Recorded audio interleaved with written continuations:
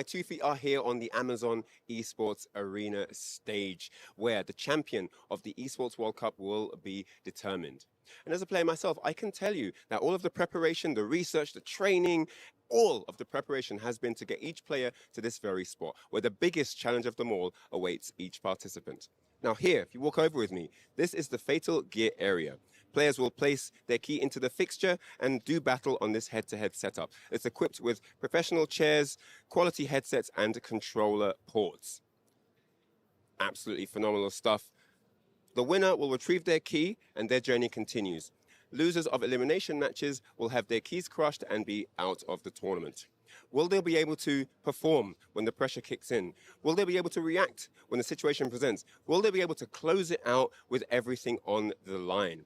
Questions that each player will be no doubt asking themselves in their own way at some point. But you guys don't have to worry about any of that. You guys get to sit back, relax, and enjoy the show. It's EWC. It's Fatal Fury City of the Wolves. It's absolutely insane. Can't wait to get it on the way. How was it? Okay. Yeah. What do you don't like? The last bit. Can't wait to get it on the way.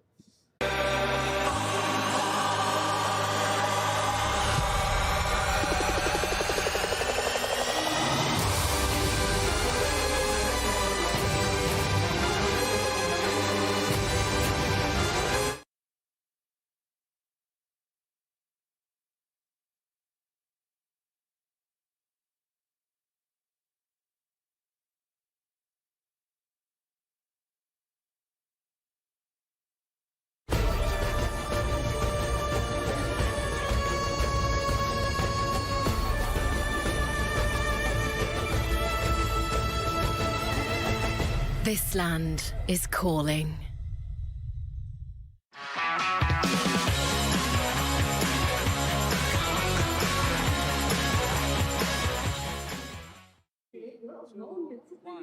Hello everyone, I am here in front of the totem. Now, when you win your qualifier and you find yourself here at EWC as a competitor, the first thing that you need to do is collect your personalized key and frame. This is what recognizes you as a player in the tournament and legitimizes your status as a competitor. So you absolutely have to do that. You can't like rock up on the day talking about where do I sign up, you know, is there an LCQ, can I just be a part of the bracket?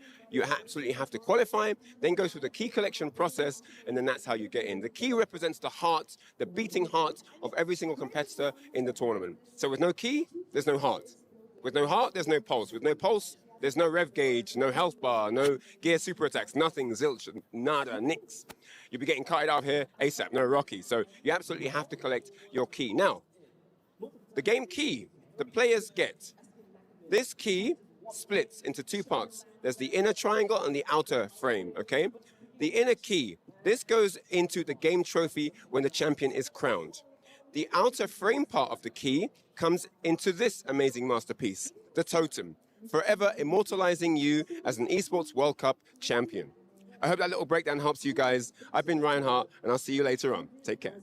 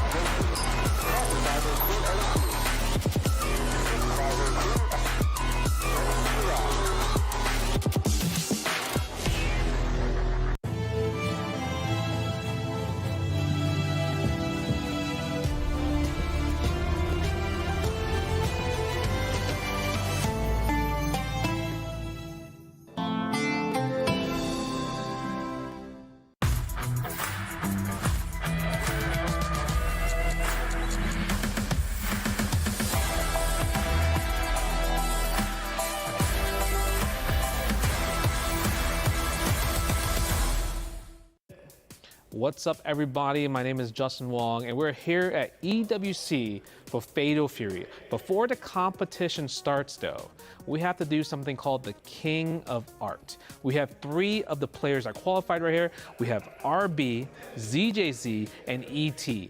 These guys are world-class players, but do they have the potential to be world class in art as well? This is what we're here to find out. And we have created some stipulations of characters doing some interesting stuff, and they will be the ones to draw these masterpieces. Let's see who does the best.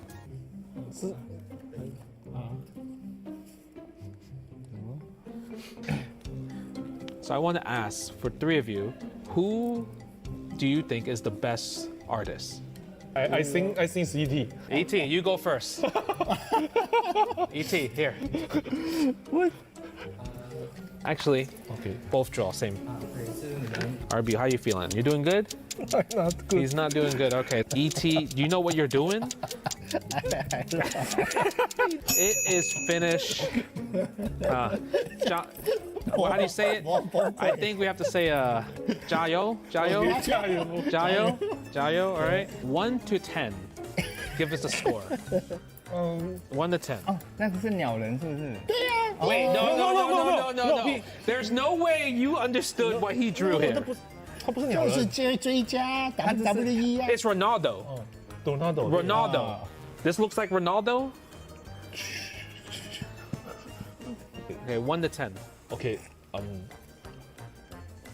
3. Oh, that's all right. 3. 4. Good friend. Good friend. All right. So a total of, out of 10 points, he has 7 points out of 30 on Cristiano Ronaldo as a wrestler. Okay, ET, good job. All right. ZJZ. I feel like ZJZ had an easy one. Tizak baking eggs. ET. 5. 5. Oh, good friend. Good friend. Okay, RB. 3. Okay. ZJZ in the lead. 8 points out of 30. Okay, that's not bad. That's not bad. Now let's talk about my personal favorite. Is RB's My on a Hippo. Okay, ET, score. 7. 7. Okay. 5. Wow, 5. Okay. 12 points right there for RB. My on a Hippo. RB is going to be your winner for King of Arts. So, I mean, this is an amazing thing. I hope you guys enjoyed it. This is only like the pre-show for Fatal Fury EWC. These guys are going to be playing for lots of money. You guys enjoy this. Tune in, follow all the social channels to see how well they do in Fatal Fury at EWC.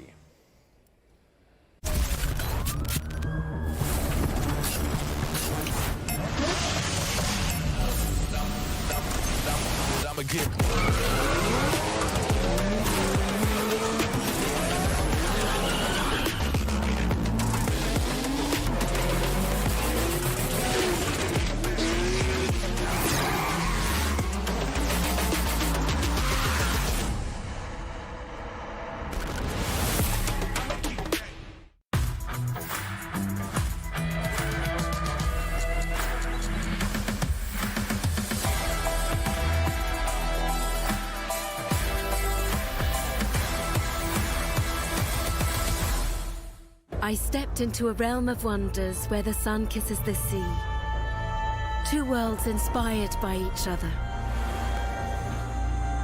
Two worlds making one. This land is calling, Saudi Red Sea. It was 1991 when the world was first introduced to the legends of Southtown, to the story of the Bogart brothers facing off against the terrifying Geese Howard. Round 1.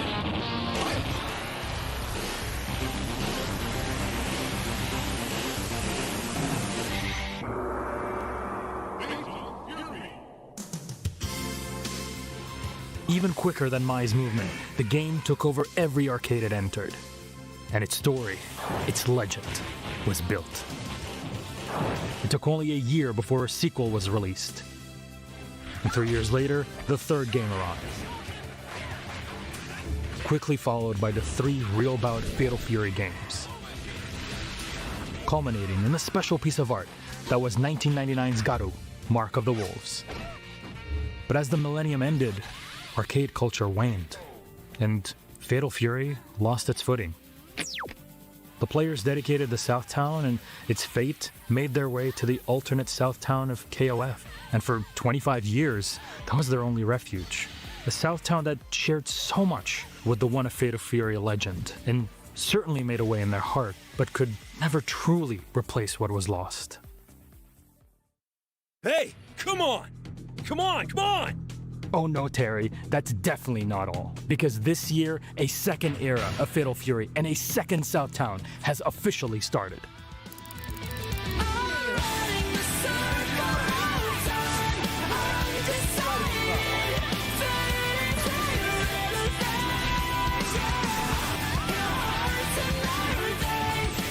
Fatal Fury is back, and it's bigger and bolder than ever before. And right here in Riyadh, its players will face their biggest challenge yet to prove they are the true champions of South Town.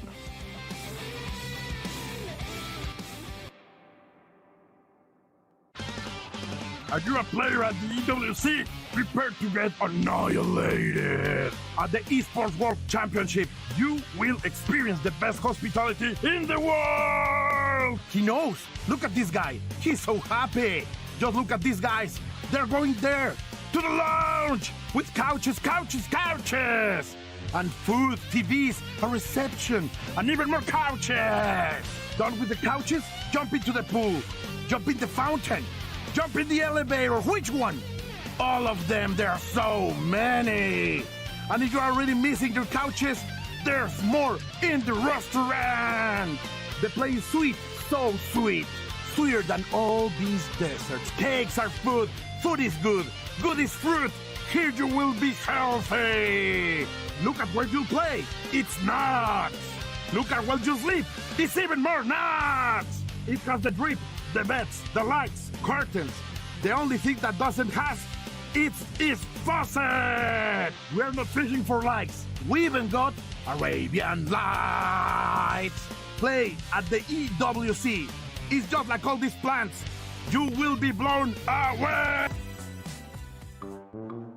Yo, Punko, you good? Yo, we got media day, man. What are you doing? Oh, bro.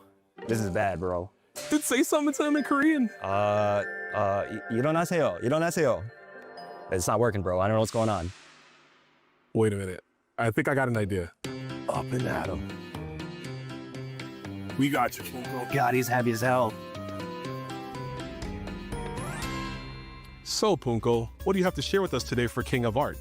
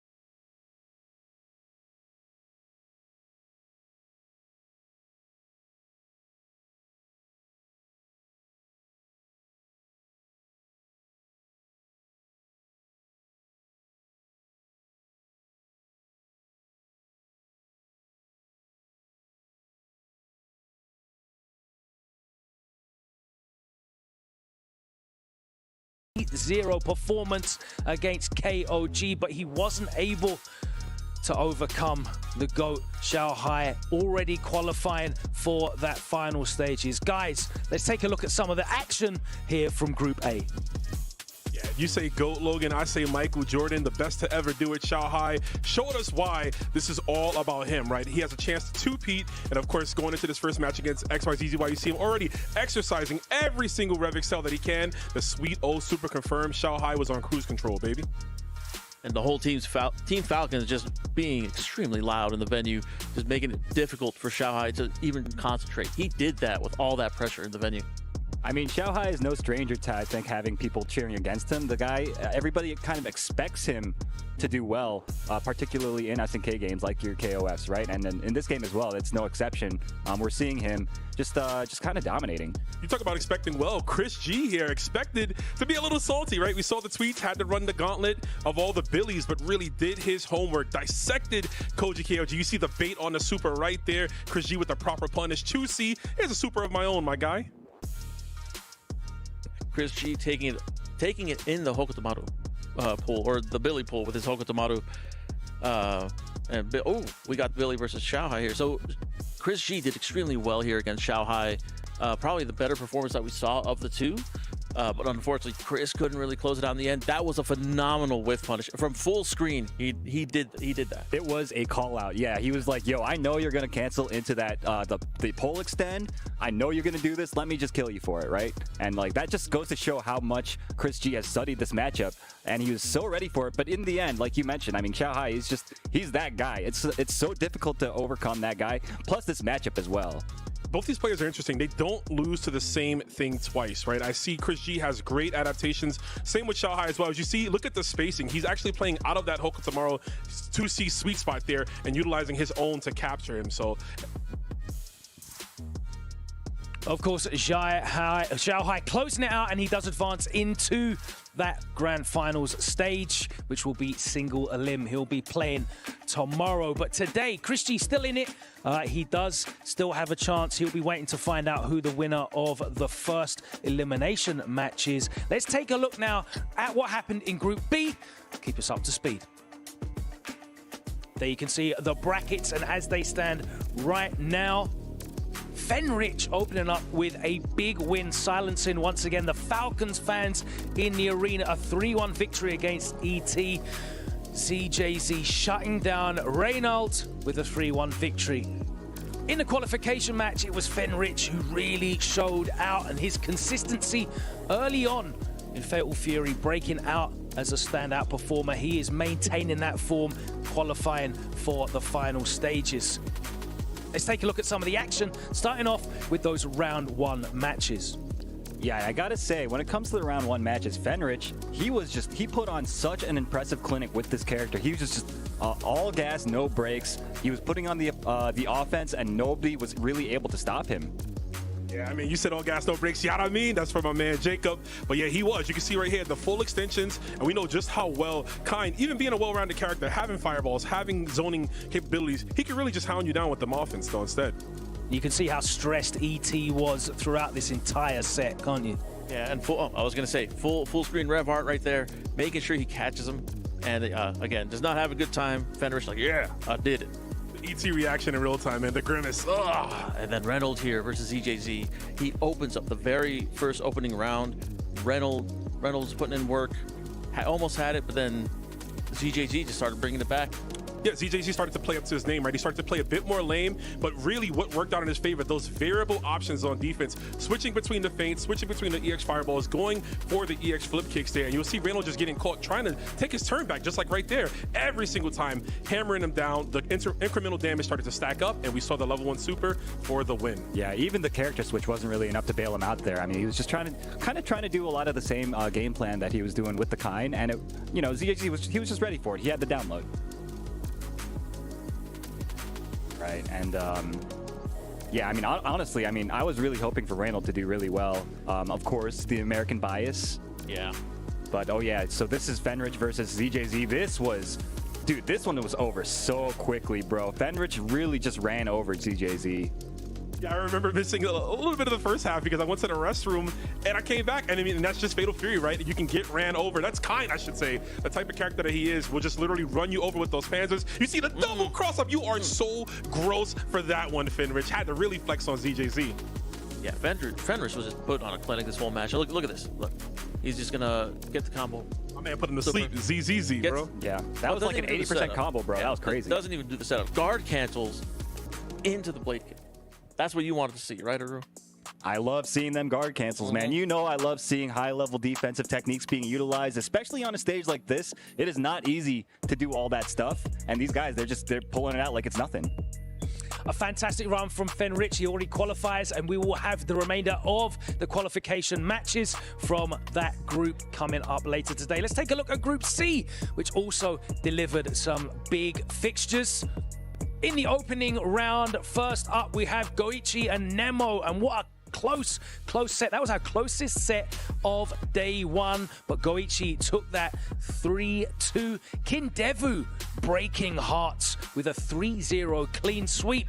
He wasn't breaking the hearts, though, of the Falcons faithful in the arena who were loving that performance. They didn't love it in the qualification match, though, as Goichi pushes through for his team Detonation and qualifies for the finals. Kendevu waiting in the qualification match for the winner of lower bracket round one. Guys, let's take a look at the action here. Goichi versus Nemo was exactly what I expected to be. Two players with concrete, cemented defense, right? A strong foundation from games where you have to block a lot of crazy stuff, and we got to see which player was able to make the other conform to their style in the fastest way possible. That's right. I like how you bring up the fact that you have to block a lot of crazy stuff in the games that they're from, because you also, that means that the offense is just that crazy, and we were seeing that on display, particularly from Goichi. I mean, look at these setups that he's doing, and look at the defense as well from Nemo. Great counter poke there, and that's how he closed it out. And both players are very strong in the scramble, which happens quite consistently in this game. And see, you can see here, closing it out. Nemo looks so sad. I wonder if he's trying to go for a JD there. It looks like he was, because there was a bit of a gap in between the super connect, and he tried to flex for a bit, but the reactions weren't there. The Falcon flags are flying. Oh, they're flowing, and like Logan said, me caught our zone. This was a tough one here. Dark Angel started out really hot, though. You saw he baited out the confirm, but there is the crowd. They were just so strong. Dark Angel was unable to really mount his pressure again after that just raucous crowd there. Yeah, Dark Angel, it's a mix of the crowd, a mix of playing such a seasoned player like Kendevu. And you got to bring up also the fact that he's playing Terry into Kine. I mean, that is not an easy matchup, right? I mean, Dark Angel, kudos to you for trying it, but that was an uphill battle, to be sure. Uphill battle. We got two Kines going at it here, though. We saw Kendevu and Goichi. Yeah, Kendevu, I mean, we got to talk more about his performance in general. I feel like he was someone who came into this bracket that wasn't as talked about as much as the Xiaohais and even the Goichis, but really here doing the best he could. Goichi, though, with the success rate there.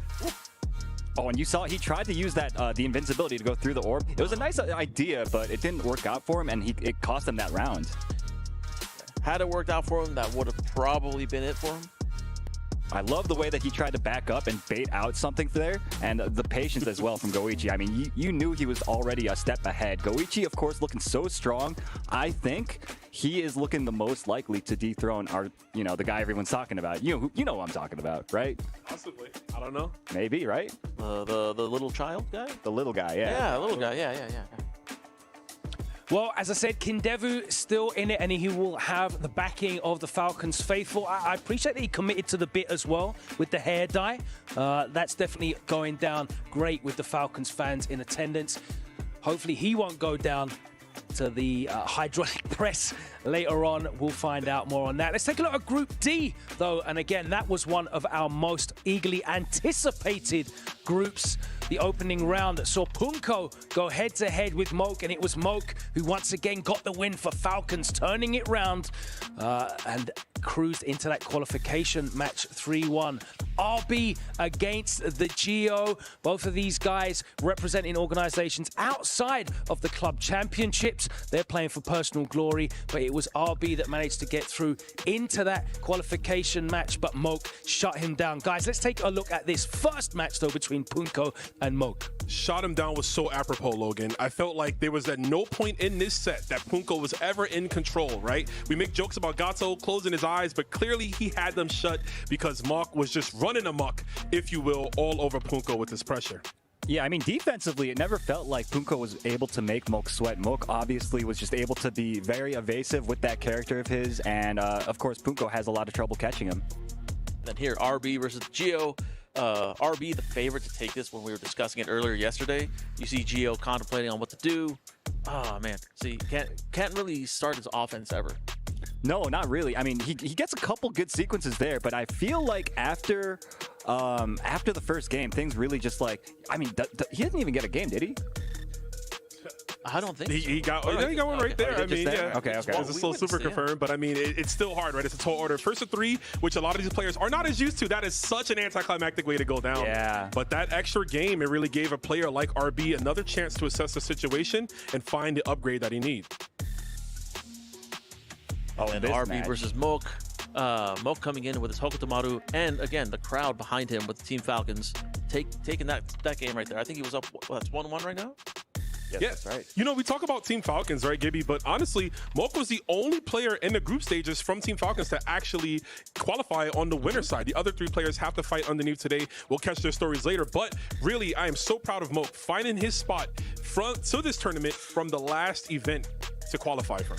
Nice. I like the usage of the reversals there from Moke. Undeterred, making the big calls. Yo, RB's movement throughout that set was also incredible. Using the movement expertly to avoid the teleports, right? That's the floor panels in there. He was able to smooth like that and get under that teleport. Sliding around. Sliding around, Michael Jackson style. But there's the block on the DP, and that's going to work out there. But yeah, still, I mean, not deterred. Moke was able to come through on top. Oh, and look at that's how it ended right there. Caught him trying to press a button with the close B, and Moke off of that qualifying into Saturday tomorrow. Fantastic performances from all players. 4 making it through already into the final stage. 4 more to join them by the end of today. Unfortunately, 8 players will be eliminated, but we'll talk more about that in a minute. We've just been highlighting some of the moments from those matches in our 4 groups from day 1. But let's take a look at our Kadia plays of the day. The absolute pinnacle of play here in Fatal Fury City of the Wolves. Guys, let's take a look at some of the picks.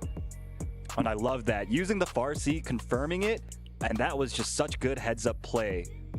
Gap in between. That's what we talked about in the previous match, and we're seeing right here, Xiaohai gonna drop every bit of rev juice to get the full super confirm, the patented Billy super all the way from Fatal Fury special. And then here we see a Billy comeback happening. Oh, and Chris G's getting taken out. Oh no, he drops it. Oh, the crouch C whip. Oh wow. Yeah, that was a very unfortunate drop. Yeah, but this one is gonna hit clean. We got all the meter we need, and I like that. Expressing himself there. Goes for the super confirm. Nicely done from Moke. Using the juggle, I like it. Very nice little combo. Gets the knockdown. What we seeing from here? I forget. Oh, nice. Uses the frame trap, the close B frame trap down C. Beautiful, beautiful stuff from ZJZ. Not only was that a frame trap there, we did the feint to move her just a little bit out of the way to get that extra spacing with the life kick to get the 2C and really just flexing the knowledge that ZJZ do right there. It's great to see these players delivering on the big stage, and the action will continue. I know there's going to be more incredible plays to look through by the end of today's action. But thank you very much to our partners over at SNK. They just announced some brand new content for you for Fatal Fury City of the Wolves. So let's take a look at this.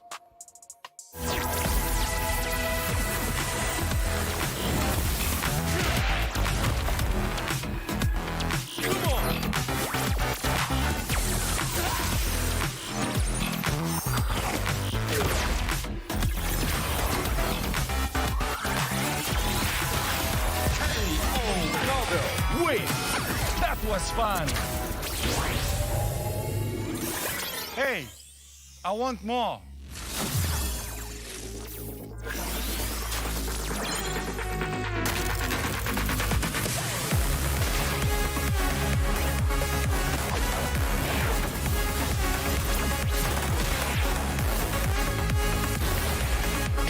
Got this.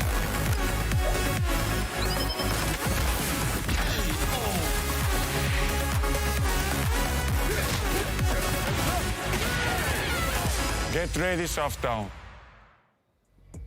That brand new mode announced today. Looking forward to that. Gibby, can you tell us a little bit more about that new content release? So everyone in the game has a story mode and an arcade mode. One in episode of Southtown, the other in the arcade mode. Reynald, unfortunately, didn't come out the gate with story or arcade mode, but now he's been updated. You could see him interacting with Terry Bogard. You see he's got a unique story just like everyone else in the game. Let's see what he's gonna do when he comes to Southtown. I'm going to Pow Pow Cafe. If I'm Ronaldo, first thing I'm doing, I'm going to get some good food with Duck King. We're hanging out. We're going to watch football. Yeah, I'm hyped to see all the interactions, man. You know me, so it's gonna be sick. Going you through love the single story player. mode. Oh, Yeah. I love it. It's my favorite. Biggest lore nerd right here. I love the fact that they already introduced the color palettes as well. As a big, football, I refuse to say soccer, big football fan, I love all the nods to, the clubs that Ronaldo's been part of throughout his storied career in football. And I'm looking forward to checking out Ronaldo's arcade mode and episode of Southtown. That is going to be coming for you very soon. Let's take a look now, though, at some of the emotions on display, because for the players, some of these, this is the biggest event they have ever been part of. Sony reactions, and look at that. You can already see the stress, the elation. It's all on display, guys. The highest of highs and the lowest of lows all on display. That was only day one. It's only going to get crazier from here on out, you know? Just wait till their totems start getting crushed. Oh, yeah. Oh, man. I want to see it get crushed. I want to see the dust fall in the palm of their hands. I want to see the dreams end. I mean, it sounds kind of messed up, but we need this. We need this That's kind of the drama we're here for, man. You know it, exactly. That's the drama you guys at home are here for. We want to see people succeed, but at the same time, we love watching people fail. Oh, yeah. If it can't be us, then it can't be anybody. That's what I'm saying. I'm a big hater right now. I mean, these guys, regardless, they are here. They made it here. They're very strong, and they're going to do the best they can. But, yeah, we can only have one winner. That's right. And the winner is, all eyes are on one guy, but I'm really hoping to see, a challenge for that guy. And I think there's a few people that I have in mind that I think it's certainly possible. Well, there are a lot of players still looking to hunt down that man. Let's just name him Xiao Hai. All eyes are on him. But right now, we're going to check in with our roving reporter, Ryan Hart, to speak to one of the players that will potentially be looking to take Xiao Hai down. With Kendevu here ahead of day 2. Yesterday was a crazy game. Man, first match against Goichi. I mean, I know he wasn't too happy about the result, but I'm going to talk to him a little bit about it anyway. 昨日、試合目のGoichiさんの対決はいかがでしたでしょうか？ちょっと内容がミスもあって、ちょっと勝てそうなところもあったんだけど、ミスしちゃって負けたのがちょっと、悔しいなって。試合を自分で終わった後に見返してみたら、こうしたらよかったなっていうのがあったんで、もし次やったら、ミスらないようにしようとは思いました。でも悔しいです。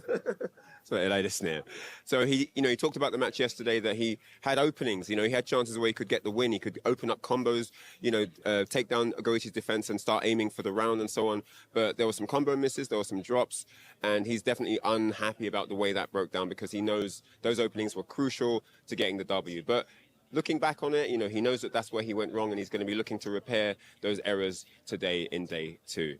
そしてちょっとだけ格闘ゲームからちょっと離れて戻ってきてからの環境とかなんかどんな感じなんですか？違うのかどうかとか。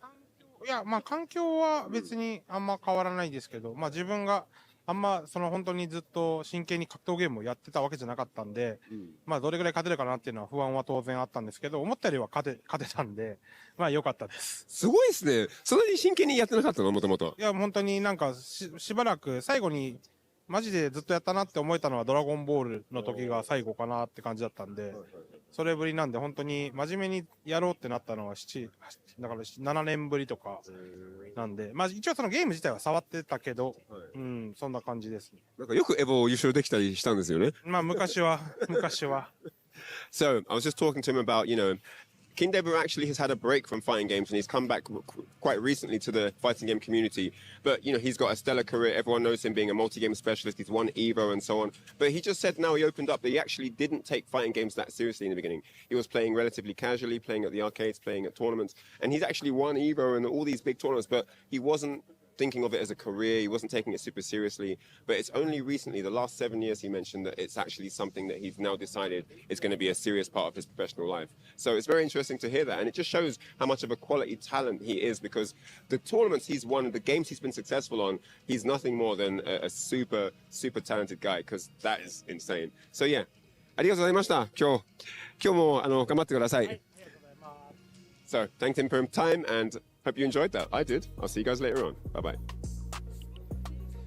Thanks very much, Ryan. Kendevu, of course, a legend in fighting games and becoming quickly a fan favorite here at the Esports World Cup with the Falcons faithful. Can he get the job done and qualify for finals? We'll find out later on today. Let's take a look at today's schedule and what matches we have coming up. The fixtures already locked in, and it's XYZZY versus KOG, the Billy Kane mirror. Once again, these guys looking to fight through. ET will go up against Reynald, both looking to make amends for yesterday's performance. Nemo and Dark Angel. And then there you go, you can see the matches that will be awaiting. They got qualification matches, Chris G, ZJZ, Kendevu and RB all waiting for the winners of their elimination matches. That is all to come right here from day 2 at the Esports World Cup.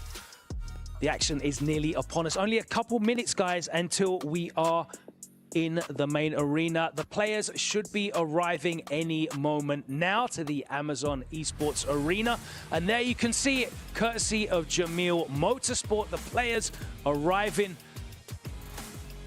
For some, it will be their last venture inside the arena. Yeah, they're looking serious as hell, man. Like, these guys, a lot of them know. I mean, all of them know it's on the line here. I mean, you have to be. This is literally it, right? Yesterday was almost like you could test the waters, right? Fill out the matches. Of course, you want to stay on the winner's side, but this is it. You lose today, you're done. That's right. Your dream is, your medallion is figuratively and literally crushed. That's what I was going to say. You see them grabbing their medallion, so proud, so happy. What's going to happen when they see them crushed? Hey, Chris. Come on, Chris. Give us a smile, Chris. There it is, yeah. Kendevu, as I said, he's a fan favorite, man. Yeah, you know, I was honestly like really surprised to see like the level of like, look at this, like, this is not like a rare occurrence. These Falcons guys are like celebrities here, bro. Like the Falcons fans are legitimately like a little crazy. They are, and I will, you know, our rule, there could be a future where all 4 Falcons players don't get into tomorrow's bracket. Oh, no, 3. Sorry, because we have 1. We have Moke. We do have 1. Moke, but I mean, he wants to definitely have another person there. We need 2 to qualify to get those extra points. So. There's KOG, yo, the Geo. Bro, I keep thinking that's a New York hat, but it's not. Yeah, it looks like a Knicks hat, right? It looks like a Knicks hat. I'm like, my boy, what's up? But it's never a Knicks hat. Word. Dark Angel looking subdued, but that gameplay is nothing but, or it's anything but subdued. Oh, yeah. And hopefully he can turn things up here. This Reynald as well. This is one final chance. The players entering the arena ready. A lot of matches to come, but this is our SMB match of the day. ET and Reynald. Guys, what can this promise for us? Well, two past EVO champions in previous games. They've had a fun rivalry going on, and as you mentioned earlier, Rome, Reynald losing to ET is what allowed ET to qualify to come to this event. Yeah, ET's here because of that.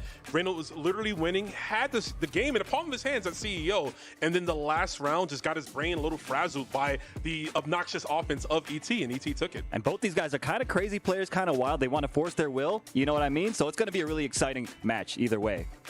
That is it. It's time to go over to the arena. The matches are lined up. It's Fatal Fury City of the Wolves coming up next.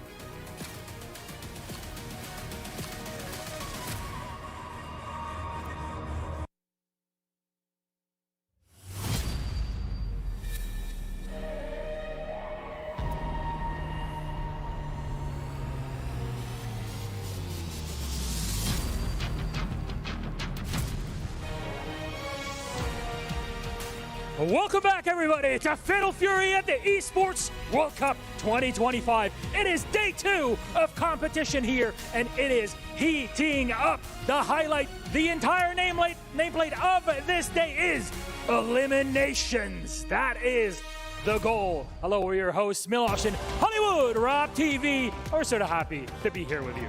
I'm telling you right now, Milosh, the energy is absolutely electric. You can feel all the nerves backstage right now, but of course, it's only to be expected because we are having the highest stakes possible. First and foremost, I want everybody to know, today is all about this right here. Let me set this down for 1 second. Come on. Make sure we get that right there on the camera. Quite literally, this is the key.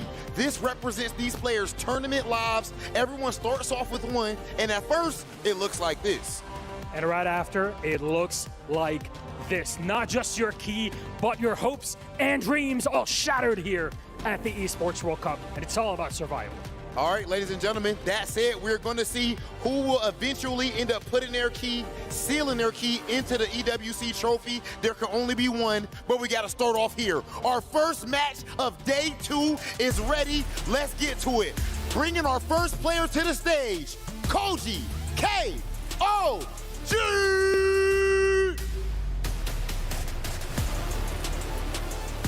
Koji K-O-G, of course, fighting out of Japan, known historically for his grappling play, and now, of course, that switched it up in the world of Fatal Fury. He's known also for his chaotic energy. It's terrifying facing off against someone like that in such an important match, but his opponent is gonna have to do exactly that. Oh, let's welcome his opponent, XYZZY! Representing Team Falcons. Despite the hometown Falcons crowd, he was unable to break Xiaohai yesterday in a Billy mirror match. But we are about to find out what happens when his back is against the wall. This is about to be a crazy one. Oh, the crowd hyped up too. Look at him over there. Look at XYZZY. He hyping up the crowd and everything. Okay, he like that. But the hometown power-up is one thing. Not hometown, but of course home team. But they cannot play for you at the end of the day. It's gonna come all down to the skills. Koji. Gentlemen, please. XYZZY, please join me right here for the face-off. We know what's going on. These fellas are trying to, oh, look at him. Oh, he's got the eyes. Oh, he's got the crazy eyes on. Oh, my. Oh, that's absolute insanity. Okay, calm down, Koji. We've seen enough. Go ahead to your setups. It's time to get our first match started. Ladies and gentlemen, day 2 of Fatal Fury City of the Wolves is underway. Let's get to it and send things over to our commentators. It is a beautiful day here at EWC to kick off day number 2, qualification day, but as others know it as, the fatal part of Fatal Fury, the elimination phase. Oh man, that's the scary part. Being in a chance where you're like, okay, I can qualify, or am I gonna get eliminated? That is the scary part. And obviously, you know the players, KOG and XYZZY, and us talking to you. My name is Justin Wong, and co-caster Jeremy Vicious Lopez. You know, we had a lot to think about from the first day. How do you feel about these players? Some of them are going to achieve their dreams, get in the top 8, and some of them are just going to drown and get their key crushed. Right. You know, that's easily one of the more exciting parts to see who progresses, but it's always going to be the heartbreaker to see who gets their dreams and hopes crushed along with their key.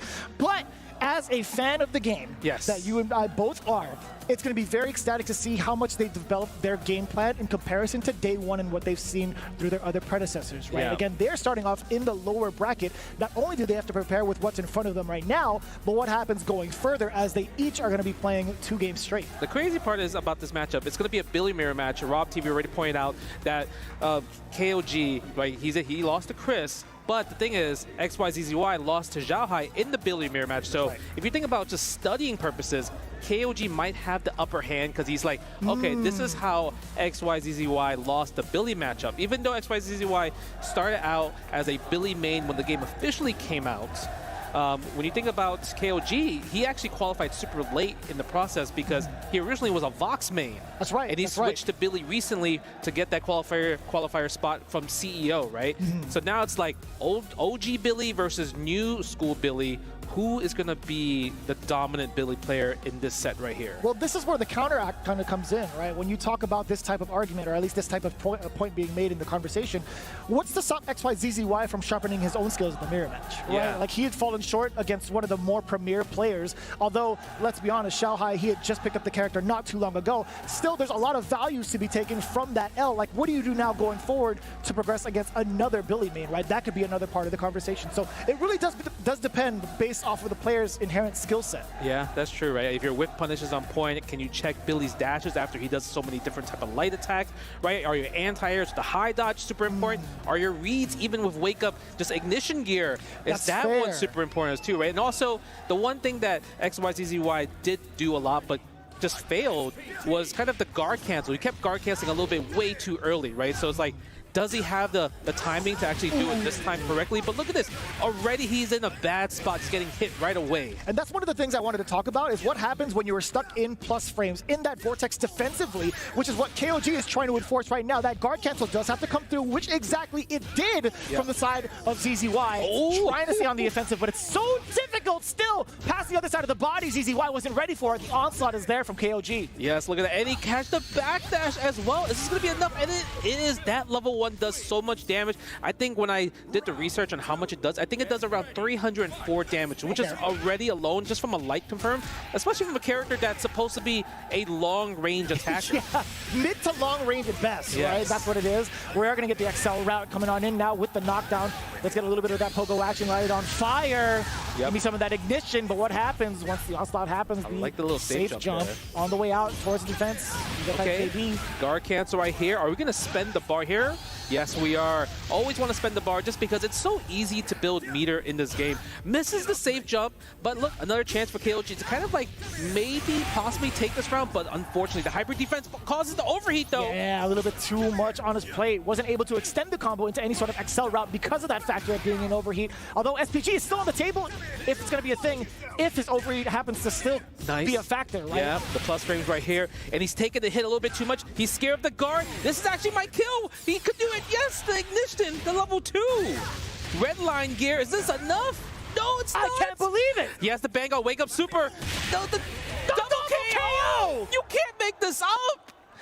Did he get the round? He does. Because he was already up one round, the game will give him the victory. KOG with the steal.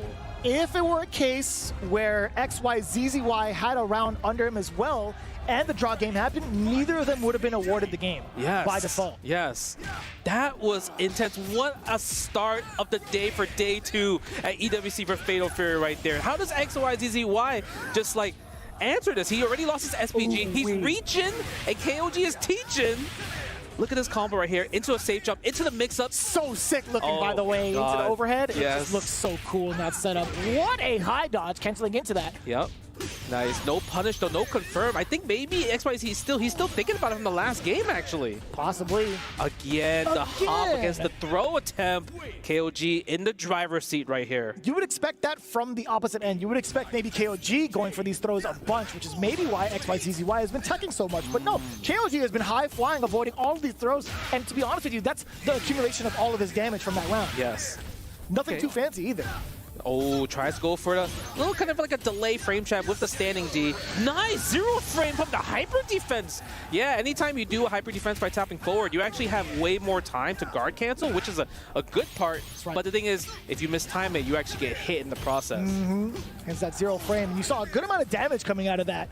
Yes. Okay. Something you need to keep in mind as well. If you're putting yourself into these block situations where it's negative for you, you can't even act, you have to get those defensive mechanics down. But again, another XL route just coming in, another round tied up actually from both ends. It actually really feels like, because of that 0 frame super, like XYZZY kind of put himself back into this game number 2 right here, right? Yeah. Look, now he's getting hit. He's in a position where he still has full SPG, just took out KOG's SPG, goes for a throw right here. This is a guess for game scenario. It's either throw or get hit by the strike for the next combo for the kill.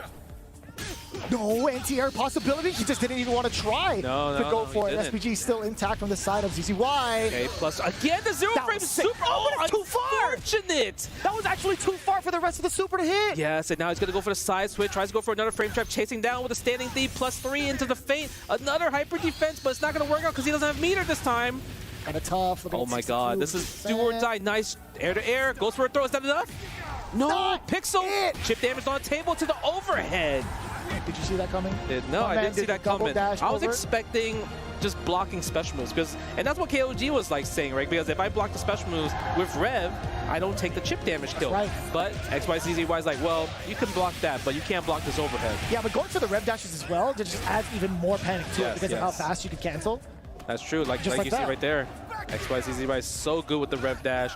They're already taking out the SPG. And the one thing I'm surprised that they're like, both Billies are not really abusing too much when one is in SPG versus the other. They're not using a lot of Rev Blow in particular, especially against these guard cancels. It's like, once you guard cancel the last hit, it's kind of a guarantee Rev Blow in there. Right, it makes sense. That's something you have to have in the arsenal. The counter hit is there, actually opting to go for the very close A. No anti-airs intact, but still waiting upon the landing of KOG. That's so much smarter. That is a counter hit from the side of ZZY, now taking control of the set, if I'm not mistaken. It's actually a big brain move, right? Because you see KOG just kind of like jumping, but not pressing a button. Because the thing is, if XYZZY did a high dodge attack and cancel into a special move, it won't combo because it's not a counter hit, right? But XYZZY is pressing the landing frames with the standing A to kind of like trip guard it, and you can't really block in that last frame when you land there. Yeah, so I think the timing overall is always going to prevent like KOG acting upon landing. So he has to come in hot, right? He has to come in hot. He has to sometimes think about swing. That's the thing, to kind of like keep him respectful and keep him like where you can't just do standing A every single time as your answer. Did you see the rebuttal from the side of ZZY, by the way? Or at least from like KOG. So KOG came in swinging and immediately got bodied with like a super. Yeah, that's true. The way sometimes you have to do, like, this is a character that doesn't have a reversal besides using Ignition gear. Yes. So it's like you kind of have to really spend it. Ooh.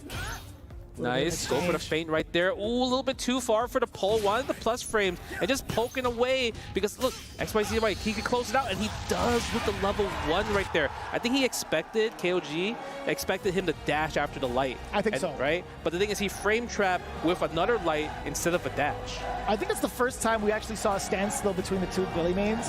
Where we actually saw them play to the potential of what we thought initially of them being like a zoner, right? That was actually kind of fun to see. Oh, okay. God, jumping so seat again. Tries to just defend all of them. Again with the shimmy, though. Onto the corner. Look at the damage right here. We're going to go for the hard knockdown, or we're going to just like finish the combo, give him a chance to roll. And he does go for the roll. To be fair, KOG has been doing an excellent job of chasing the tech roll majority of the time, right? And look at this onslaught, too. He was forcing that overheat. And the big opener, despite that, ZZY at least taking a good chunk of that SPG with him. The plus frames after that with the forward B. I like the little frame kill. Yeah, right. It's really, really cool. But now it's up to XYZZY to defend from the overheat, right? And he now, look, he's close to it. 21%, 14, 13, 12, 10. If he gets that cooldown, he survives here, and he's going to be able to survive with the cooldown. But is it to anything worse of it? I mean, is there going to be a way for him to actually get a lot of damage and the kill? Not quite yet. Watch this overhead. Oh, the slowdown. Look at that. It's like we knew. It's like we knew. Like he was backing up and trying to telegraph it a little bit. Yes. But it's like, sometimes when it's too obvious, you still don't believe it. Sometimes you just have to let it rip with the super. Because I get it's hard. Because the thing is, I could go for chip damage. But the thing is, if he read that you did wake up super. Nice! Both at the same time? Oh, they both clash. That's crazy. First we get a double KO, and now we're getting double clash with the Rev Blow at the same time. You don't see this happen all the time. But look at this, 98% on XYZZY. He has to be careful. Damn, he went from 98% to 98 degrees. He was heating up. Ooh, okay.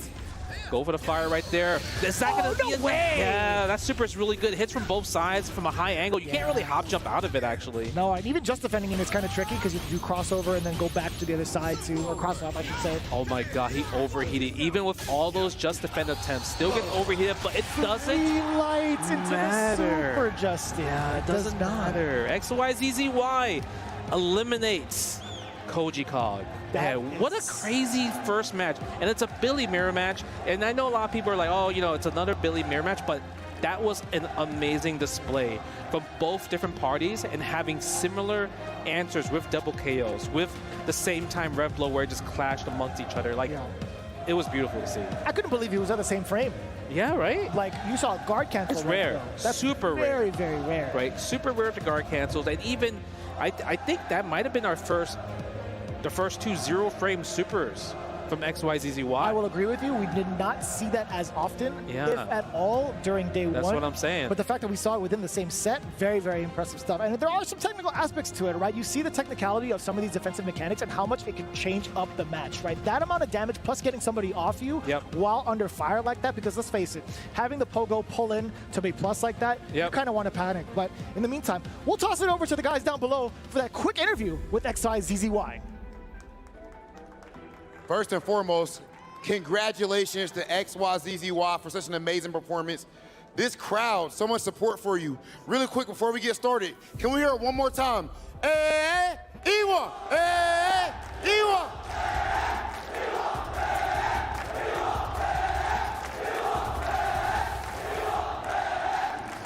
You absolutely love to see it.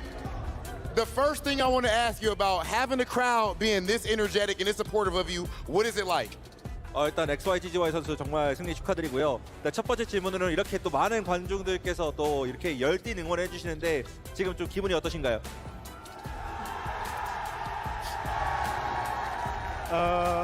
여러 사람들이 이렇게 응원해 주는 거는 좀 힘이 되긴 하는데 또 한편으로는 또 부담이 좀 많이 되는 그런 느낌도 있습니다.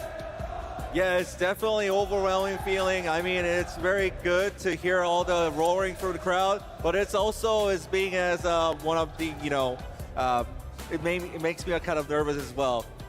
Okay, well, clearly you're able to play with those nerves and still dominate. That said, you are, a lot of people say, like the original Billy. You innovated with the character. Now a lot of players have switched to the character. Do you take pride in the fact that you actually started off with the character and are one of the main innovators?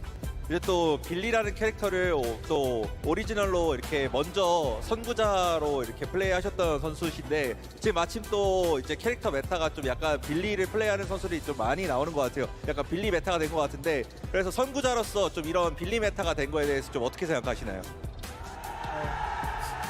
원래 다른 게임에서도 약간 빌리 같은 스타일의 캐릭터를 사람들이 별로 안 했는데 이번 게임에 와가지고 사람들이 많이 해가지고 좀 불쾌하긴 합니다. Well, I don't think that's a good thing because, in other games, like the characters like Billy, that kind of characters were not popular at all. And now in this game, well, everybody plays like a character like Billy. So I'm a little, that's not good for me. Okay, well, that's it. XYZZY, the crowd's excited. Go ahead and crush your opponent's key. You can go ahead and walk down there and crush your key. You can take him down there. 이쪽으로 가셔서 이제 키를 Big victory for XYZZY. on how it actually operates, because that's probably the most crushing part. Oh, yo, the snap! You saw that? Yes, I did, Justin. Man, yes, I did. That's what happens. That's what happens when you win a Billy mirror match. You just break the cane for reals. Oh, that would have been. You're onto something. You're onto something, right? He is the OG Billy. He doesn't need more people to play Billy because that's his character. We gotta break that cane, and I mean, just like that. That was really cool. But look at this next match that we're possibly getting right here. ET versus Reynald. Like, a lot of people are saying this is the match of the day. Correct. Yeah, qualifying via CEO, placing fourth there. The big Hokutomaru main with relentless aggression. However, that's going to be met exactly in that same way in Forte with Reynald coming in hot off the presses with a combo breaker W over at second place against Goichi. Not too bad for himself, but bringing in with a Billy instead. See, that's the tough part, right? Because he qualified with not Billy. He qualified with Kine. That's correct. Right. So, and then from day one, we saw him use Billy, and he was able to he fell short against ZJZ. While ET, I mean, he's been on Hokutomaru this whole entire time, right? And based off this track record, like obviously they both swing and they both are Evo champions. That's right. ET's record versus Kine is terrible. It's actually like all his losses come from this character in particular. So if I was Reynald, I would think picking Kind instead of using the counter pick that all the Hokutomaros are saying, which is Billy. It's a really tough decision because I truly still think that maybe for Reynald, Kind is his best character by far. And I would agree with you there. I think to a degree where I guess just picking a character based off of the stats of how his main opponent's going to be operating, I think just picking for the counter pick doesn't necessarily solicit the same type of results that you're expecting. But we'll find out even further on what they're thinking with the stage hosts we have standing by. We have Rob TV and Milos to introduce our players. This next match, the next match that we have for you guys, has been voted on unanimously as the match of the day. We'll see if it lives up to it. To be honest, I think there's no way that it doesn't. Are you ready to bring out our first player, Milos? Do you think it's time? I absolutely am, Rob. That said, let's go ahead and do it. Welcome into the stage, fighting out of the United States, Reynald! Reynald, the only American KOF Evo champion, KOF 13 champ, and he is here trying to add an EWC to his title. This side, Reynald. Yep. Reynald is definitely not going to be bothered by any of the jeers in the crowd. It's only going to power him up. I see how Reynald gets down. Trust. I have seen how excited he gets regardless of the matchup. It doesn't faze him, but so it does not faze his opponent. Let's welcome to the stage, ET! Fenrich proved a tough opponent with his Cayenne despite the swap yesterday in Group B. Will the SNK legend reboot before it's too late? We are about to find out. In this crowd, no matter what, you give them a Team Falcons player, they are gonna cheer for him from dusk till dawn. Well, we're about to see if they're going to be leaving right here happy or in pain. That is the drama. That is what makes all of this special when it comes to competition. Only the players can play for themselves. Reynald, ET, please meet us right here in the front. We need to see the face-off. Right in the eyes. Look him dead right in the eyes. Oh, yeah. Oh, yeah. That energy looking a little different. It's like Cayenne is on stage. Okay, listen. I do know Reynald is one for the trash talk. Do either of you guys got any last words for your opponent? Either way. Good luck. Good luck. Just good luck too. Okay, enough said then. Go ahead to your setups. Somebody has to go home. Someone's key is about to be crushed. And we are about to have a boatload of fun, Rob. That is it. We are ready. We'll send it to our commentators and kick off our match of the day.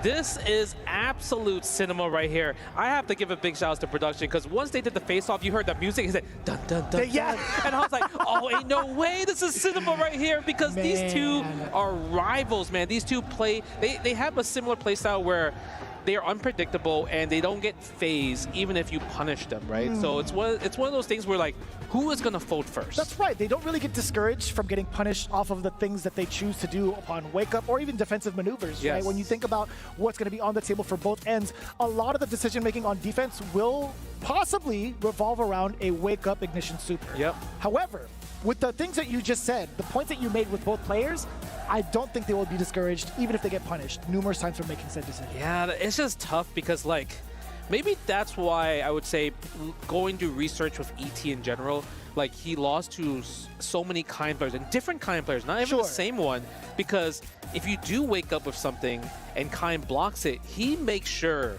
that it's going to pay, right? He can combo in 2 Ignition Gear supers in 1 combo. If he needs most, to, yeah. Right? Most of his combos do naturally minimum 50-60% corner carry with the rev blow, sets up a rondo. So it's like, it's really, really scary. But we might even not see Kind because of Reynald using Billy lately, right? And that's so wild. Yeah, do you go for the character counter pick or the player counter pick? That's the most important part you got to think about. Do you think, so here's my follow-up question to that. Do you think Reynald is an inherent player counterpick towards ET? In order to really answer that question. Yeah, it's really tough because I feel like because he won EVO for King of Fighters, he naturally will just play characters in general. Like I think in his head, he feels like he will naturally just win based off the character feel that he wants to play, the progression on how he wants to learn, or maybe even the character of the day. Who knows? But, you know, knowing him, he's very unpredictable, right? Reynald, he knows how to play multiple characters. ET, throughout this whole entire series of just trying to qualify for EWC and all the tournaments he played, he has stuck with one character throughout this whole entire season. And it's been Tomorrow, right? That's right. And this is a character that has good runaway, just kind of like able to kind of dictate the neutral from the air and to the ground. Yeah, he also has a really slow projectile to either follow up with or just kind of keep the other person away in preparation for their movement against it, right? Yes. So it's just one of those things on like, what are you going to think about? It is a best of 5. So we might even see Billy and Kind, right? That's true. At the same time, depending on like how do you approach the matchup, because ET, like when you look at this matchup where, let's say for example, like Chris G, who's way more defensive, he understands how to fight the Billy Kane matchup because he's not going to engage and be put in scenarios. But ET, like I said, it's kind of like he's an on and off switch where sometimes he wants to go super offensive heavy, sometimes he wants to go super defensive heavy. You just can't tell when it's going to be turned on and off. That's the real thing. That's a pretty significant thing to state, right? Like he hasn't really had that challenge just yet. He had to face off against Fenrich in the startup of Group B, and that was just one of the other kinds that you had mentioned. Now he's going to be forced in a position where he has to kind of halt his momentum, or at least halt the way he wants to play significantly just based off of the character he's facing, which is going to be the Billy pick coming out from Reynald. It is a tough draw when you think about like Group B is like, I know a lot of people are talking about Group A and everything, but it feels like Group B is the real like the group of death, in my personal opinion, especially for everybody. And I would agree with that. I think Rome had said it pretty well during the analysis segment. He said a lot of these players have something to prove, and that is exactly this pool. And they're definitely going to be playing just like it. ET already off to an amazing start as we had prefaced the matchup with that one slight avoidance with that short hop. Allowed Reynald to get the big opener and the side switch now. Hopping in there. Yeah, we get the overhead. I love the use of the overhead because the overhead didn't really do much, but the thing is, the overhead took out the SPG. That was the reason why the overhead was there. But the thing, like I said, ET is willing to let it rip, right? It doesn't have to be just like wake up reversal. It could just be just like challenging reversal. What a high dodge! Look at the Zanakin. That was really good right here. It's time for Reynald. He caught him flinching. Didn't confirm with standing C after the D feint. Went for a much easier light confirm there. And expected maybe an escape out? Yeah, possibly. Maybe a jump out. Hence why he aimed that pogo to the sky, but now that level 1, the ignition. That was a hard read, actually. Super hard read going up in the sky. He doesn't really need to do that in particular. I agree. Nice little punish right there with the 2B. Okay, I love the chase down. It's not going to be enough. He doesn't have ignition gear to close us out. But this is a guess for game or throw or overhead or anything like that, really. Oh, nice! And ET now. Look at that. ET is like, all right, cool. I could definitely take the Billy. But do we switch to Kaindo? Oh, he doesn't. I would love to see it. We don't see that much type of, oh my god, the rev blow immediately out the gate in rebuttal. But we haven't seen the Reynald gameplay that we're so used to just yet, right? ET is the one putting him upon defense more often than not and dealing the most damage. But now this is the lockdown we were expecting from Reynald, trying to jump out perhaps from the side of ET. Man, the close A is just such a menace because it really puts you in a position where you have to take so many lights. And because you're thinking about all these lights, you're like, let me hold up, let me backdash. But the thing is, you're just jailed. You're locked into this position right here. And this is the first time throughout this game in particular, ET's has a chance to attack. Okay. Oh, with the bullseye. Nice little wild punish right there. Because I think at that point, Reynald's just willing to kind of like, I just need one hit. I just want some chip damage, or maybe this randomly long-range move will hit to close out the round, right? Yeah, they were definitely read-based. You saw 2 of his actions prior when he had ET in the corner, trying to go for like a random rev blow or trying to go for an upper pogo in general, right? Reynald holding up, it seems like, right there. Nice, using the rev guard to push away. What a dash under against for the side switch. Yeah, so good there. Uh-oh. What is Reynolds going to do? Nice tech from ET, though. Good challenge. Good break on the Zanakin to kind of like get a cheeky mix-up right here. Steal his turn. That was very delayed as well. Up to one more blow against Reynald at a sliver, a pixel of health. ET, he's going to be throwing a lot of the Nice. You know, every time when I see like Okudomaru's use the ninja stars like this, I think of that as like, that's free life. Because of just defend. You only need one just defend, and you just defend all 3 hits, right? I agree with It's like free life, right? So that's the thing you have to worry about. Okay, nice challenge right there. High dodge, didn't get a counter hit. We get the light confirm. Still both an SPG here. Super important here. Think about. Sonic-Hen with the fakes. Yeah, hence we saw the read, right, on the empty jump throw for the side of Reynald to get past the armor potentially. But ET, he was cognizant of it. Snipes him out airborne with the shuriken. Now thinking the throw is coming. Reynald was the one to reach first. ET with a full XL route, level 1 coming. That's the hard part. Like, if anything, if Reynald had, if we had to say what was one thing that's standing out where like ET's taking advantage of Reynald's defense, it's the shimmies. Literally just dash up into hop jump. It always forces Reynald to kind of like reach, right? Because he's always thinking about, oh, he's gonna grab me, right? And it's hard to stop that because of just human habits in general. That's right. Because you're so used to doing that. And we're going for Billy again. I'm just really surprised if this is a lock-in situation where Reynald has to win 3 straight. We're not gonna see Kind at all. So this is literally do or die for Reynald right here. Yeah, which is really, really tough to imagine because you were talking about the stats earlier, right? ET, the reason why he's in the loser side to begin with is the fact that he fell short to Fenrich. Yes. But look at ET with the guard cancel, right? Throwing more of the kunais. Nice. I like that crouching B. And there are a lot of people were talking about that crouching B this whole weekend from Billy. It just hits from a mile away. But Kokudamaru is another character that crouching B hits from really, really far. Yeah. They both have similar, like in terms of light normals, in terms of crouching Bs and how do you confirm it from it, they're both very similar in many ways. Yeah, we've definitely seen light confirms a bunch. But again, the shimmy with the short hop. ET, just nice and simple into the ignition. Looking at match point against Reynald. Is this going to be our match of the day 3-0? It's tough, you know, because everyone was expecting kind of like this huge back and forth, but ET has found what works is the shimmy, right? The shimmy, I feel like even after this, after the sequence, if ET gets a chance, he's going to go for the shimmy to try out to close out the game. Okay, spend the super. Nice. Doing the optimal damage, most damage, safe jump right here.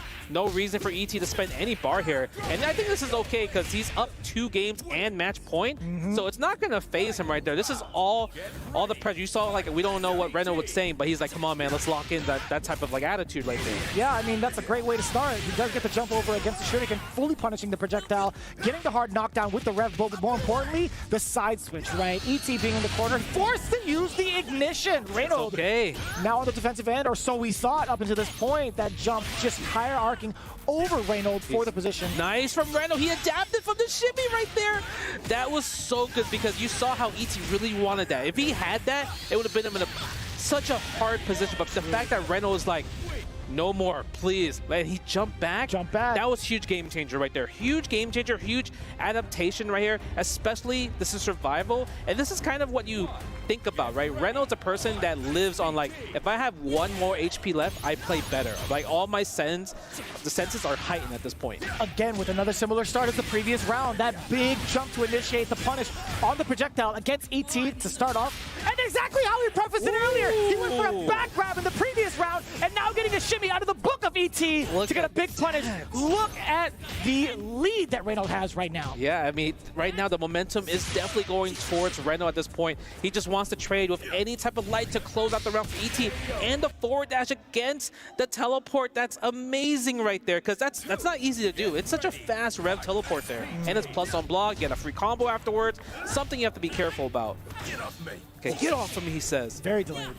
Yeah, one of those things where the tech window for throws is pretty high, and that's why kind of like the hop jump shimmy does work, because you're preemptively trying to late tech.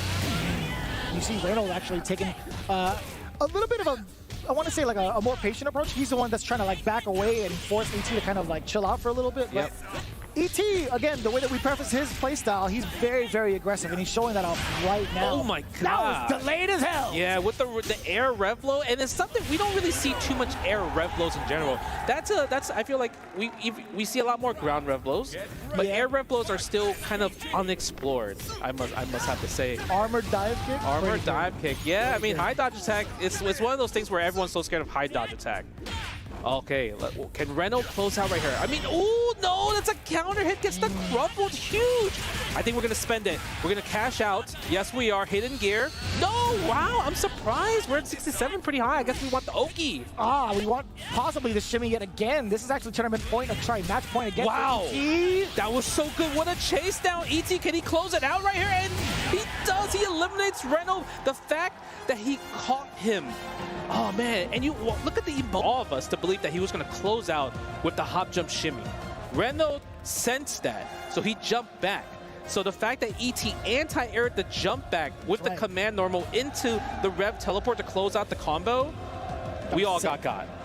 That was sick. Saving it for the last part of the match. And that's classic conditioning. Yeah. Right? You're saving that exact tactic for the moment where it counts the most. And to be fair, Reynald actually exhibited that as well. Yep. Right? In the way that he started off round 1 of that final game. So it's really, really interesting to how it all played out. But what's even more interesting is seeing how Rob's going to be able to communicate with ET as he's standing by on the stage with our winner.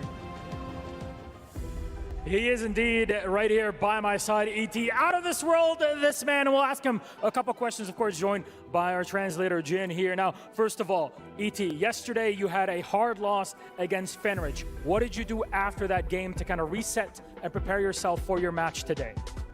昨天你惜败给了这个 Fenrich 嘛，然后你当时回去之后是怎么个调整来今天备战今天这场战斗呢？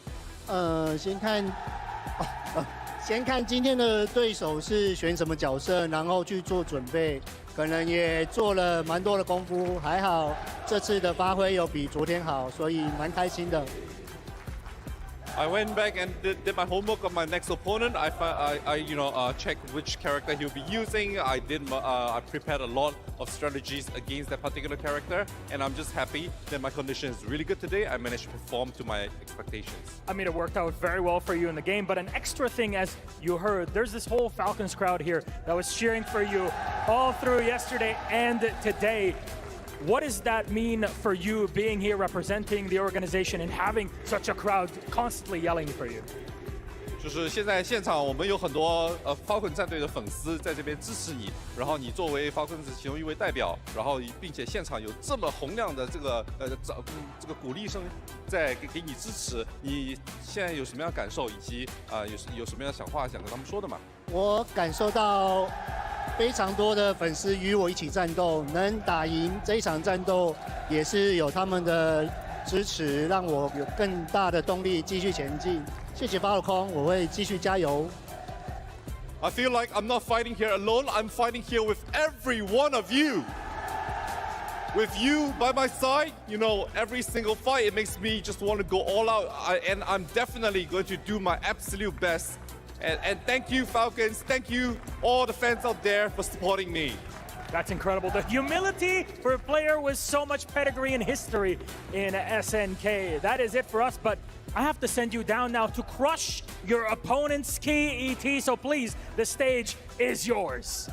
One more time for ET! Yo, that was so good from ET. That speech right there, and the fact that like he just resonated with the crowd, right? With the Falcons crowd, and it's beautiful. And this is the hard part. He's like, man, do I really have to crush my rival's key, man? It's like so heartbreaking. Every time you see his expression after he wins a match, it looks like he loses.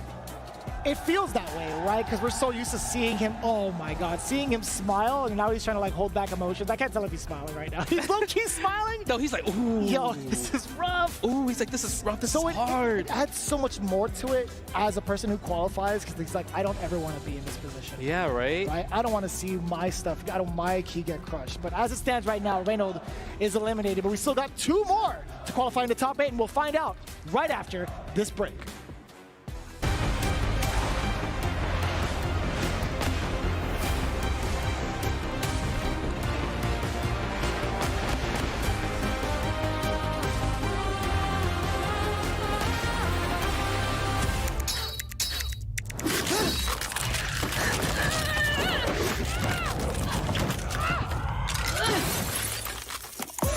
Reach your impossible, Lenovo Legion.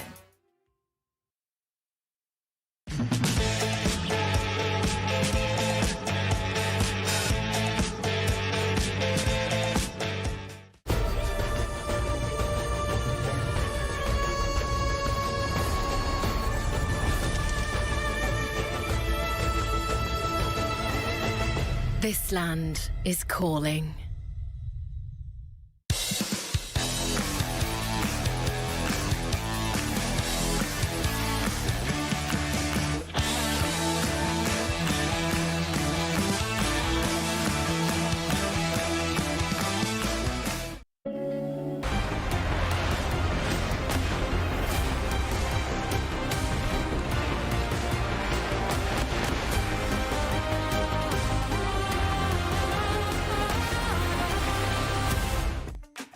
Welcome back to the Esports World Cup Fatal Fury City of the Wolves, and unfortunately we have said goodbye to our first 2 eliminated players. 2 matches down, many more still to go, but we continue. There are still dreams and hopes alive, but 2 medals and 2 players' dreams have been crushed under that pneumatic press, that hydraulic press, crushing dreams, guys. And they certainly delivered in those first 2 matches, didn't they? They sure did, yeah. I want to say that first match, okay, so I'm sure all of you guys at home, it's no secret, you guys don't like mirror matches, but that match was so good. It was electrifying. It had all of us here in the studio on our feet the entire time. Totally. I mean, the fact that we got not only a draw game, but a double rev blow interaction as well. Both players were playing on a higher plateau, and of course, only one came out on top. And with that double KO that you just mentioned right now, that set the tone for the match, I think, where Zizzy's like, oh, I just lost because of that double KO. Because again, if you get a double KO, both of you get around. And then from there, Zizzy just turned up. Yeah, man, for sure. I mean, it really, you see a lot of the just defend guard cancels, hyper defend guard cancels. I mean, XYZZY, his defensive tech, his defensive execution was clearly on another level, and he really, I think he outclassed KOG in that regard. I agree, Aru, and we started to see that towards the end of the match, right? When those set counters were getting high, what a thick overhead, the zoom in, caught in 4K, but yeah, look at that. Nothing. Both players really were starting to slow things down and look for more defensive opportunities because the reality was setting in, especially on Koji, that this could be the end of his run.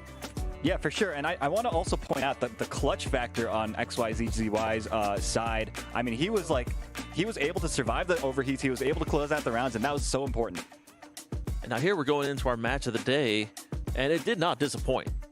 Reynald sticking with Billy in this whole set. We thought he was going to maybe pick Kine, but he ended up sticking with Billy, even though it wasn't really working out for him too well.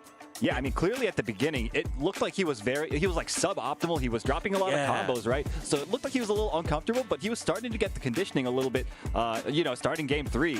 Yeah, Gibby likes to say, like, Reynolds starts off a little fast, right, and usually trickles out underneath. This was actually a reverse effect and very apropos, similar to the CEO set, where Reynolds started hot, ET had to come back, and we thought we were getting there, right? Reynolds taking 2 games, quickly running things like you see him getting a confidence boost for himself, but ET just found the answers.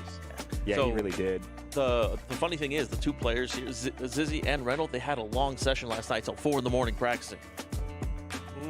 And one came out on top in the practice session. It came out on top here, and this was probably the sickest thing we've seen today. Yeah, saving it for nationals, right? The anti-air heavy kick, command normal. You don't see that get used often, usually for safe jumps. But right there, ET with the greatest of mind, out of this world, you can call him, right? ET extraterrestrial, finding the read to bait out Reynald, punishing the anti-air, and that was it. Reynald, our boy, one of the American players, is going home. But it was certainly a great pair of matches for the Falcons organization as they continue to assert their dominance on this bracket. Both of them will be advancing into their qualification matches. Perhaps one of them will be able to join Mok in the finals. Let's now take a look at one of those players that was eliminated. He is a man that is brimming with charisma. One of the most entertaining players out there, but unfortunately we have to say goodbye to Koji Kong. Let's hear from him with Ryan Hart. Commiserations there, KOG falling along the wayside versus Zaizi in an amazing Billy versus Billy affair. I'm going to ask him how he feels about how the matchup went. まずはお疲れ様でした。試合ちょっと終わった後の感想を聞かせていただけますか？いいですよ。はい。全然何でも聞いてください。はい。ビリ対決になったんですが、自分の自分を出した感じがしますか？そうですね。もうこれやろうかっていうのを結構出し切れて、ただ想定より相手がジャストディフェンスだとかハイパーだとか、めちゃくちゃ難しいテクニックをかなり高い成功率で決められたのが敗因だったかなっていうのが、はい、あります。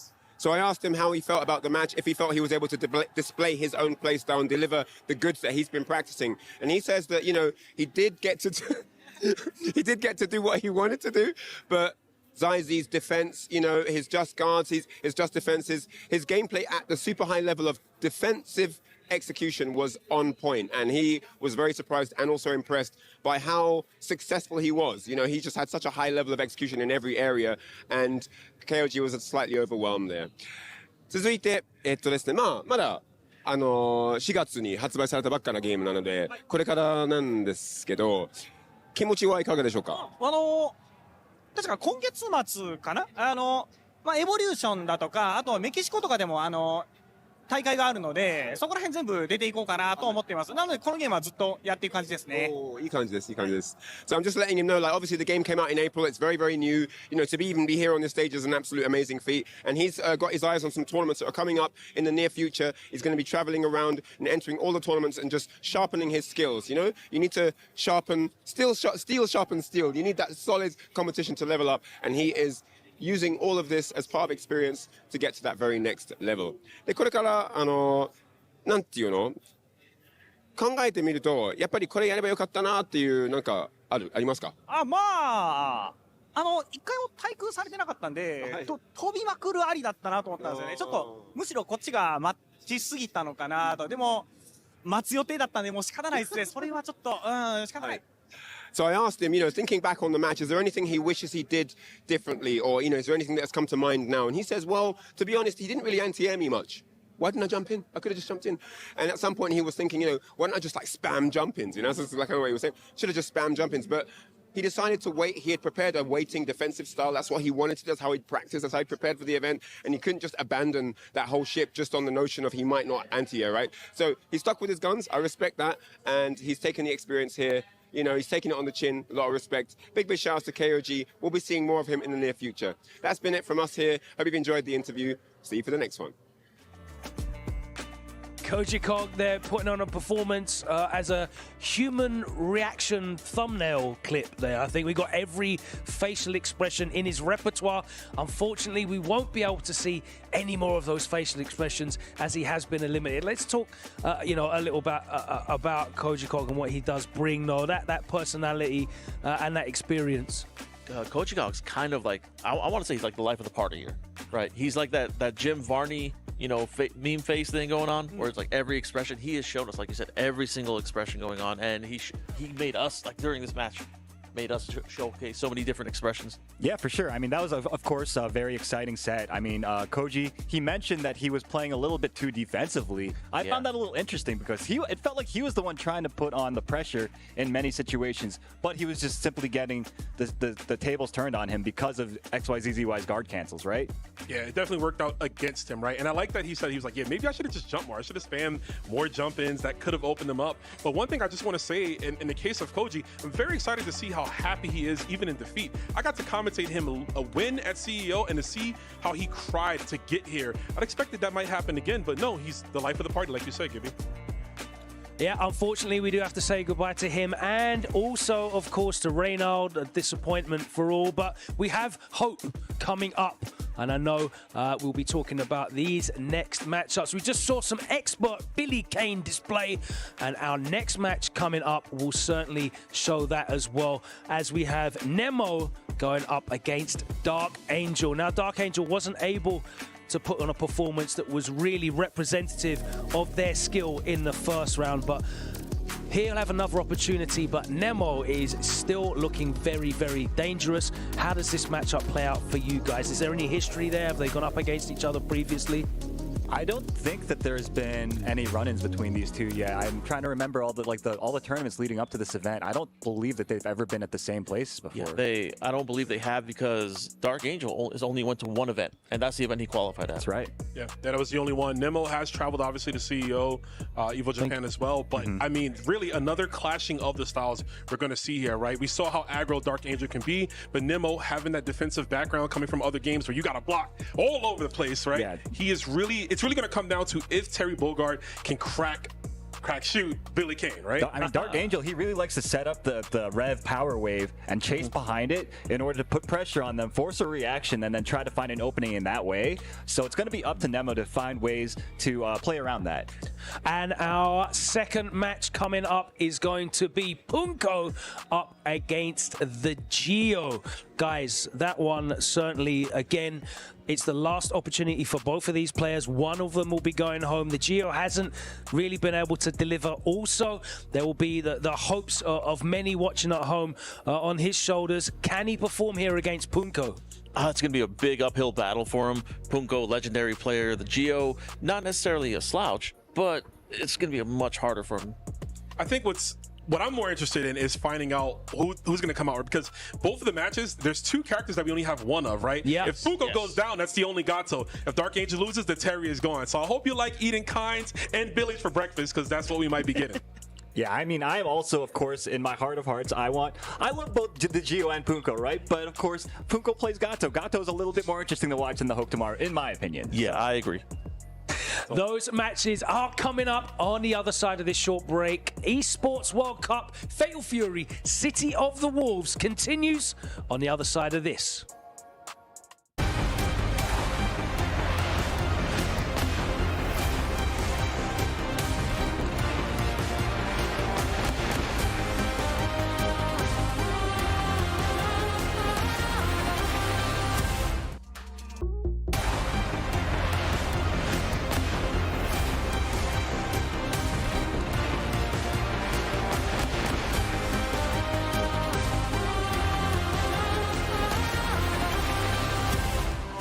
Welcome back, everybody, to Fatal Fury at the Esports World Cup 2025. We're close to closing out our group stage here as first two matches went deeper in the lower bracket of groups A and B, and now we'll move on to both C and D. We're your hosts, Milos and Hollywood Rob TV.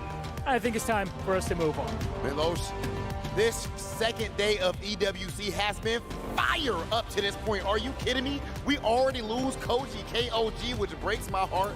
Reynald as well. You cannot make it up. But at the end of the day, only one player will survive this tournament and seal this trophy.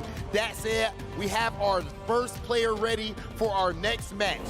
Let's bring to the stage, fighting out of Japan, Nemo! Now, of course, Nemo, Japanese fighting game god. One of the best that we have ever seen do it. He qualified through EVO Japan, and I want to make sure people understand, this player right here is an innovator in every game that he plays. It is extremely tough to stop his style or to emulate his style. He is a force to be reckoned with. That is experience, but on the other side, his opponent, the one, the only, the youthful Dark Angel! Representing Na'Vi, there is a lot of hope on this man's shoulders. Now, the young blood fell to Kendevu's experience yesterday. Today, it does not get any easier. He's one of the rare Terry players in this current meta. Can he bring it in a do or die matchup? Oh man, I'm hyped up. It's do or die. You did not exaggerate whatsoever. I mean, these moments, this is what people compete for, and it is time to have our face-off. Dark Angel, Nemo, please meet right here, center stage, and face the man that is trying to send you home. Don't be scared. Come a little closer. Come a little closer. Okay. Put the keys up. He said you ain't taking his key. He said you ain't taking his. Nemo always cold-blooded. You can go ahead back and get ready for your match. Ladies and gentlemen, it is time. Nemo versus Dark Angel. Let's send things over to our commentators. This is so hype. Welcome back, everybody. EWC Fatal Fury, City of the Wolf. This is Justin Wong. I am here with Jeremy Vicious Lopez, the commentator. Bro, did you see that face-off right there? Wild. When Robert said y'all can get a little bit closer, Nemo took the full initiative. He took his key, placed it towards Dark Angel's heart. He's like, I'm here to crush you. Dude, you saw it in his eyes. It's so good. Yeah, it's so intense because a lot of people probably have Nemo as like one of their favorites to make it really, really far. While the Dark Angel, that's like the heart pick, where you're like, oh, he's playing Terry. He's the only one playing Terry Bogard. I want him to go far. Right. So it comes down to the let me put like a smart pick versus my heart pick. Right. And you know, to be honest, with it, at the end of the day, I think there's a lot of people that would be kind of saying either choice is still technically an intelligent pick, no matter what, because of how they performed and how they even got here in the first place. I did misspeak a couple of times over prior, by the way, just letting you guys know that this isn't necessarily like a qualification match, but it's just to move on into the next step of it, because we did have somebody further on, like pretty much like the losers finals, so to speak, to get yourself into top 8. So I did misspeak on that. However, this one is just one of the steps going forward, coming in from Group C. All right, so Nemo coming in with the Billy.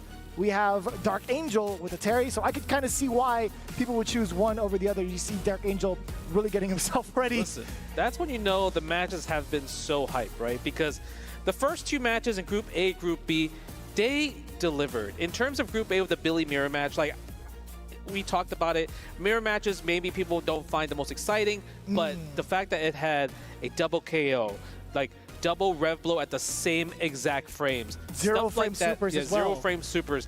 It's exciting alone. And even with ET putting layer 1, layer 2 in terms of the shimmy game, catching the jump back with the command normal for the end, it's like once he saw Reynald adapt to it, he added layer 2 into the mix, right? And now we're getting to see the interesting matchups, right? Where obviously we have Nemo, fighting game god. He's been playing fighting games just as long as myself, playing with the Billy Kane, and he's also another person that's like played Billy from the beginning. Also another original Billy player versus the Terry player, the best Terry player in the world. And I would say that in terms of his like the conditionings and the stuff that he does, it's so unique. Like the way he approaches, the way he challenges with supers, the way he uses Rev Power Wave.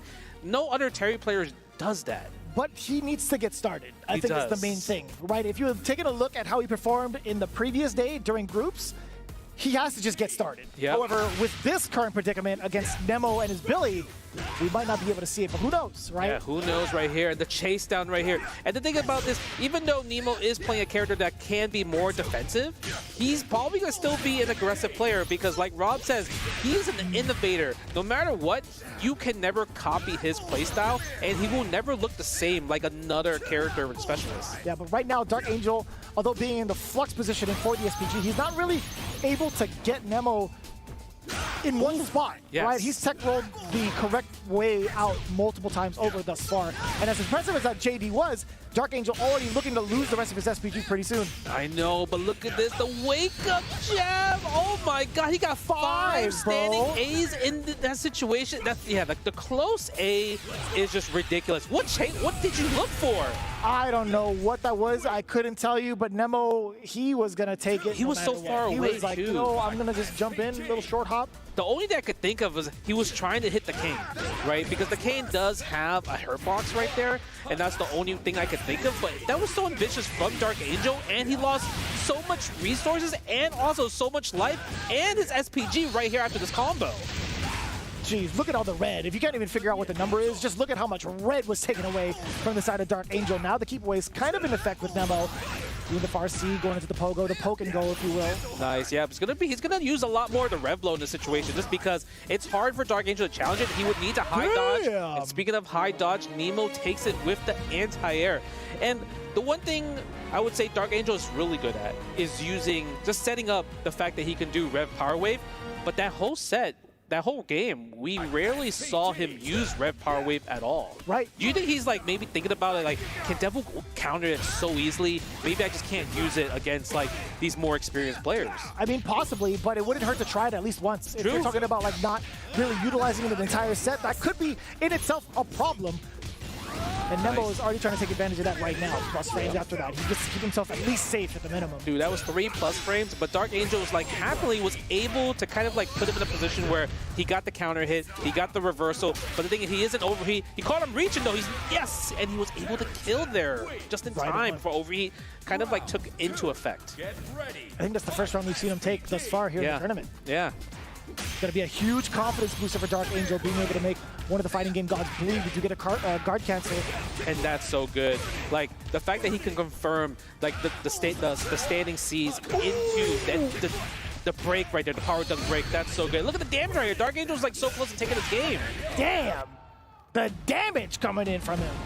From multiple Axel routes. Yes. And all coming in from the startup of that guard cancel initially. Guard cancel, burn knuckle, getting that big opener. That was a huge play for him to get all of the momentum, in that game. Yeah, I would say now Nemo might have to think about okay, if I do the Rev version of the pole, maybe I don't end it, right? Because usually you're going to guard cancel the last hit. And so if you kind of just let it just chill and not go for the fourth hit and just stay for the third hit, the guard cancel won't come out because you're guessing at that point, right? Possibly. You saw the utilization of the air Rev blow coming in from Dark Angel, intercepting Nemo midway through, but the high dodge coming in, that was a punish, actually. That was a punish right there. There is the Rev power wave, and Nemo's just willing to block it out. He's like, you know what? I'm going to block it out because in this situation, even if you throw me, I'm down to just take the throw. And the power dunk was huge gamble there. I don't know if it was a gamble or a slight hold to the input as he was moving forward, genuinely, because I don't know what he could have gotten. Maybe like a far stand C, perhaps, maybe a poke. It's just tough because, like, a lot of people have been calling out his power dunks. Kendevu did call out a lot of that, so it's kind of like when the players here at this caliber are going to do research, they are going to do research like crazy. That's fair. Nice. It's like, Oh, the side switch. And this is okay. Even though you get hit by the super right here, like Dark Angel has SPG right now. That's right. But the problem is he's going to lose it right here as well, too. Yeah, as soon as the hit happens, I feel like that conversation goes out the window. Still sitting on level 1. Gonna go for the knockdown instead and the damage as well. And I like that he backs away initially. Oh, he tried to press a button here. Do we go for the power geyser? Yes, we do. Dark Angel, nice. Using the low dodge attack, going for the Rekka right there for the power charge. Block stab plus frames after the Rev power wave. There's a lot more emotion from Dark Angel's face, I feel like, right? A little bit more, right? We saw a huge sigh of relief there. A little bit of emotions also from the side of Nemo. A little frustration coming in from his side. Yeah, ooh, caught him pressing a button right there, using the C version right there of the round wave. Oh, but drops the combo. But not a great punish from Nemo, so it's not too bad on Dark Angel. It could have been worse. Yeah, and he's just about to get himself into SPG so long as he keeps blocking some of these barrages, which he will just a bit. The overheat, though, is such a problem now. You have no access to any of your defensive mechanics. Nice wild punish. Okay, go for the power dunk. Huge gamble right there. I love using the Rev guard to get pushed back. Minus. Try the challenge after the power charge. Can Nemo break his guard? And we do have the hidden gear. The challenge from Dark Angel. That's going to be enough. Puts him in the lead. Cosmic Power Geyser. I like that they evolve the names like over time. Like it's not going to be like the same ones over and over again, especially for something as important as a hidden gear. Yeah. I'm glad they add more names to it. Dude, the fact that he was just so ready to hidden gear, like he could. That's right. You know, he blocked a lot, right? There was a lot of block on Dark Angel's part, and he never just challenged reversal with the hidden gear until he saw the pole vault extend. I don't think we've seen that from a lot of our players today. I think this is the very first time Dark Angel has shown that example of it's like, hey, you don't necessarily have to fear the repercussions of a guard break if you have super on hand. Yep. Right? The challenge right there, using the plus frames. Oh, it was a good attempt with the guard cancel, but maybe Burn Knuckle might have been the better option instead of power dunk. I understand the power dunk just because if there was an extra hit of the pole vault, the power dunk would have won there, right? Because of the invo frames.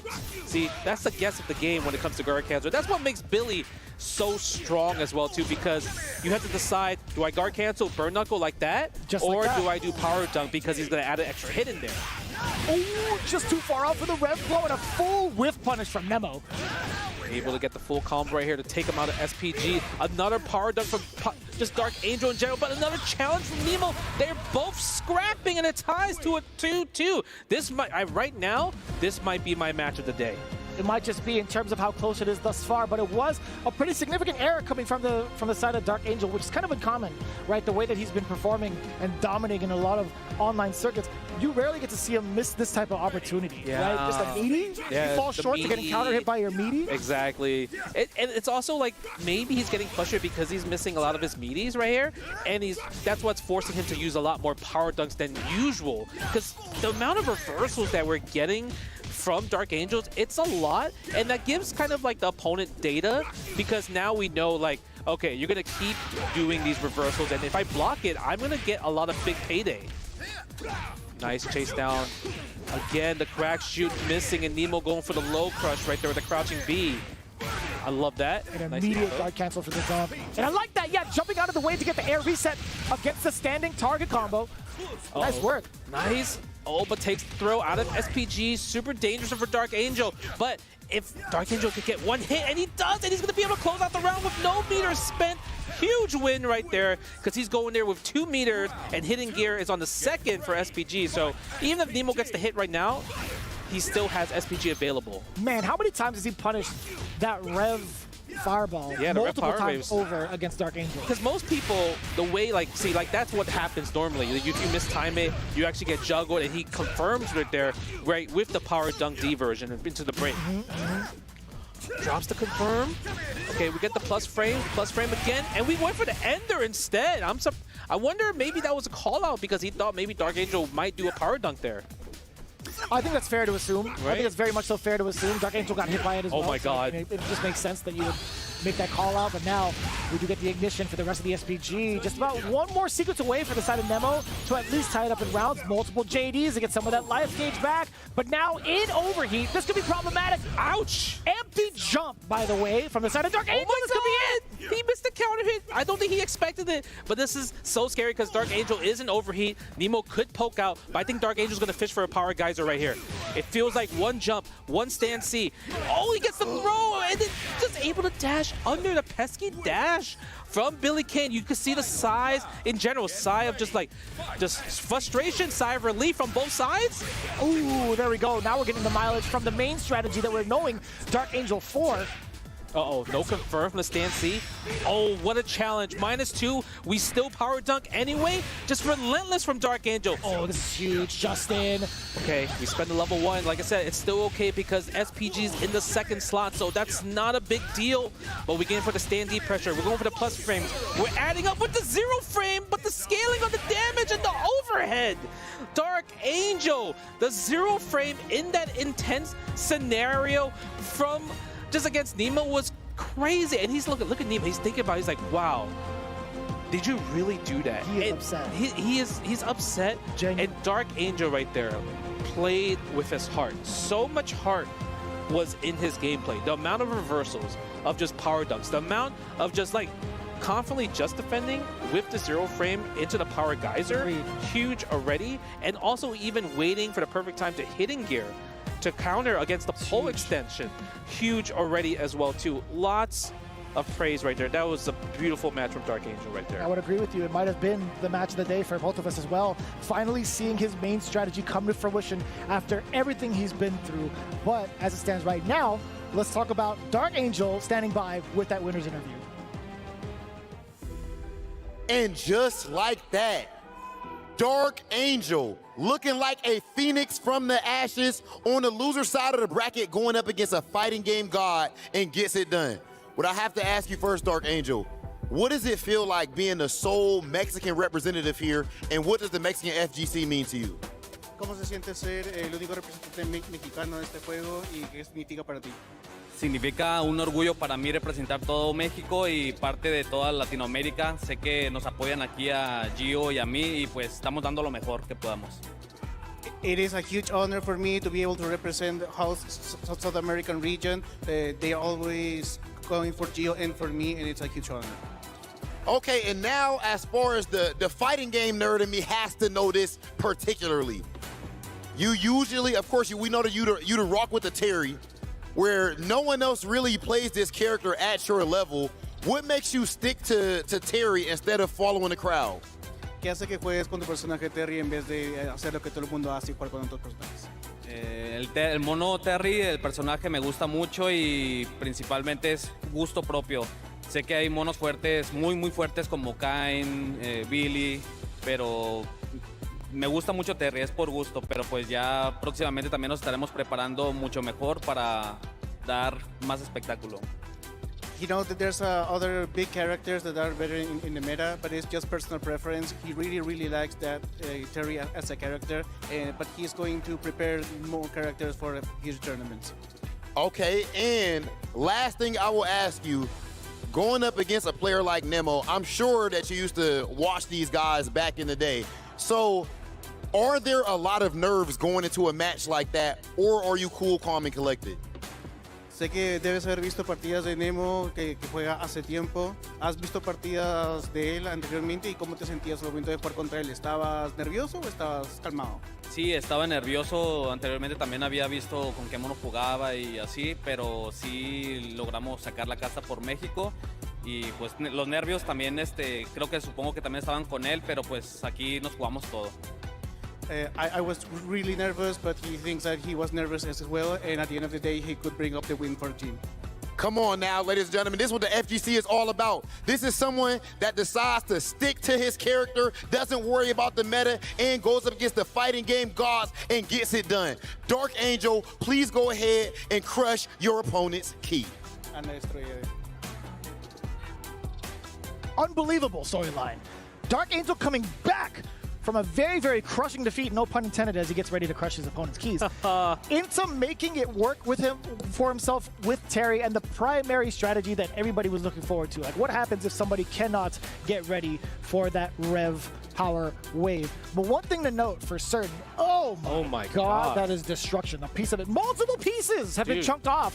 But one thing to note for certain, he has to face off against Kendevu again. Oh, the run back. You know, I don't think Kendevu is like worried about it just because you're going in there like, oh, I already beat you like 3-0. Yeah. So it's up to Dark Angel to be like, all right, this is what I have to do, right? Because like a lot of the things that Dark Angel likes to do with just setting up Rev Power Wave, it didn't work against Kendevu. And you mentioned earlier that it worked against Nemo just 2 times out of the 6.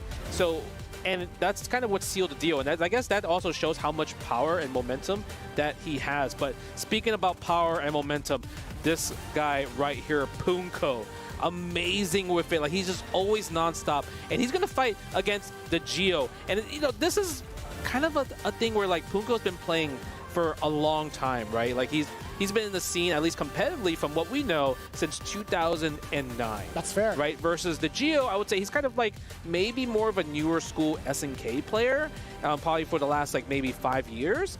But Punko, look at him. He looks like he's full of experience. He's got the salt and pepper on the dome. I'll tell you what, man. He's looking well seasoned, if I do say so myself. But the Geo, I mean, he's here via the qualifications that he's been going through. And honestly, I think there's going to be a lot of promise with this matchup.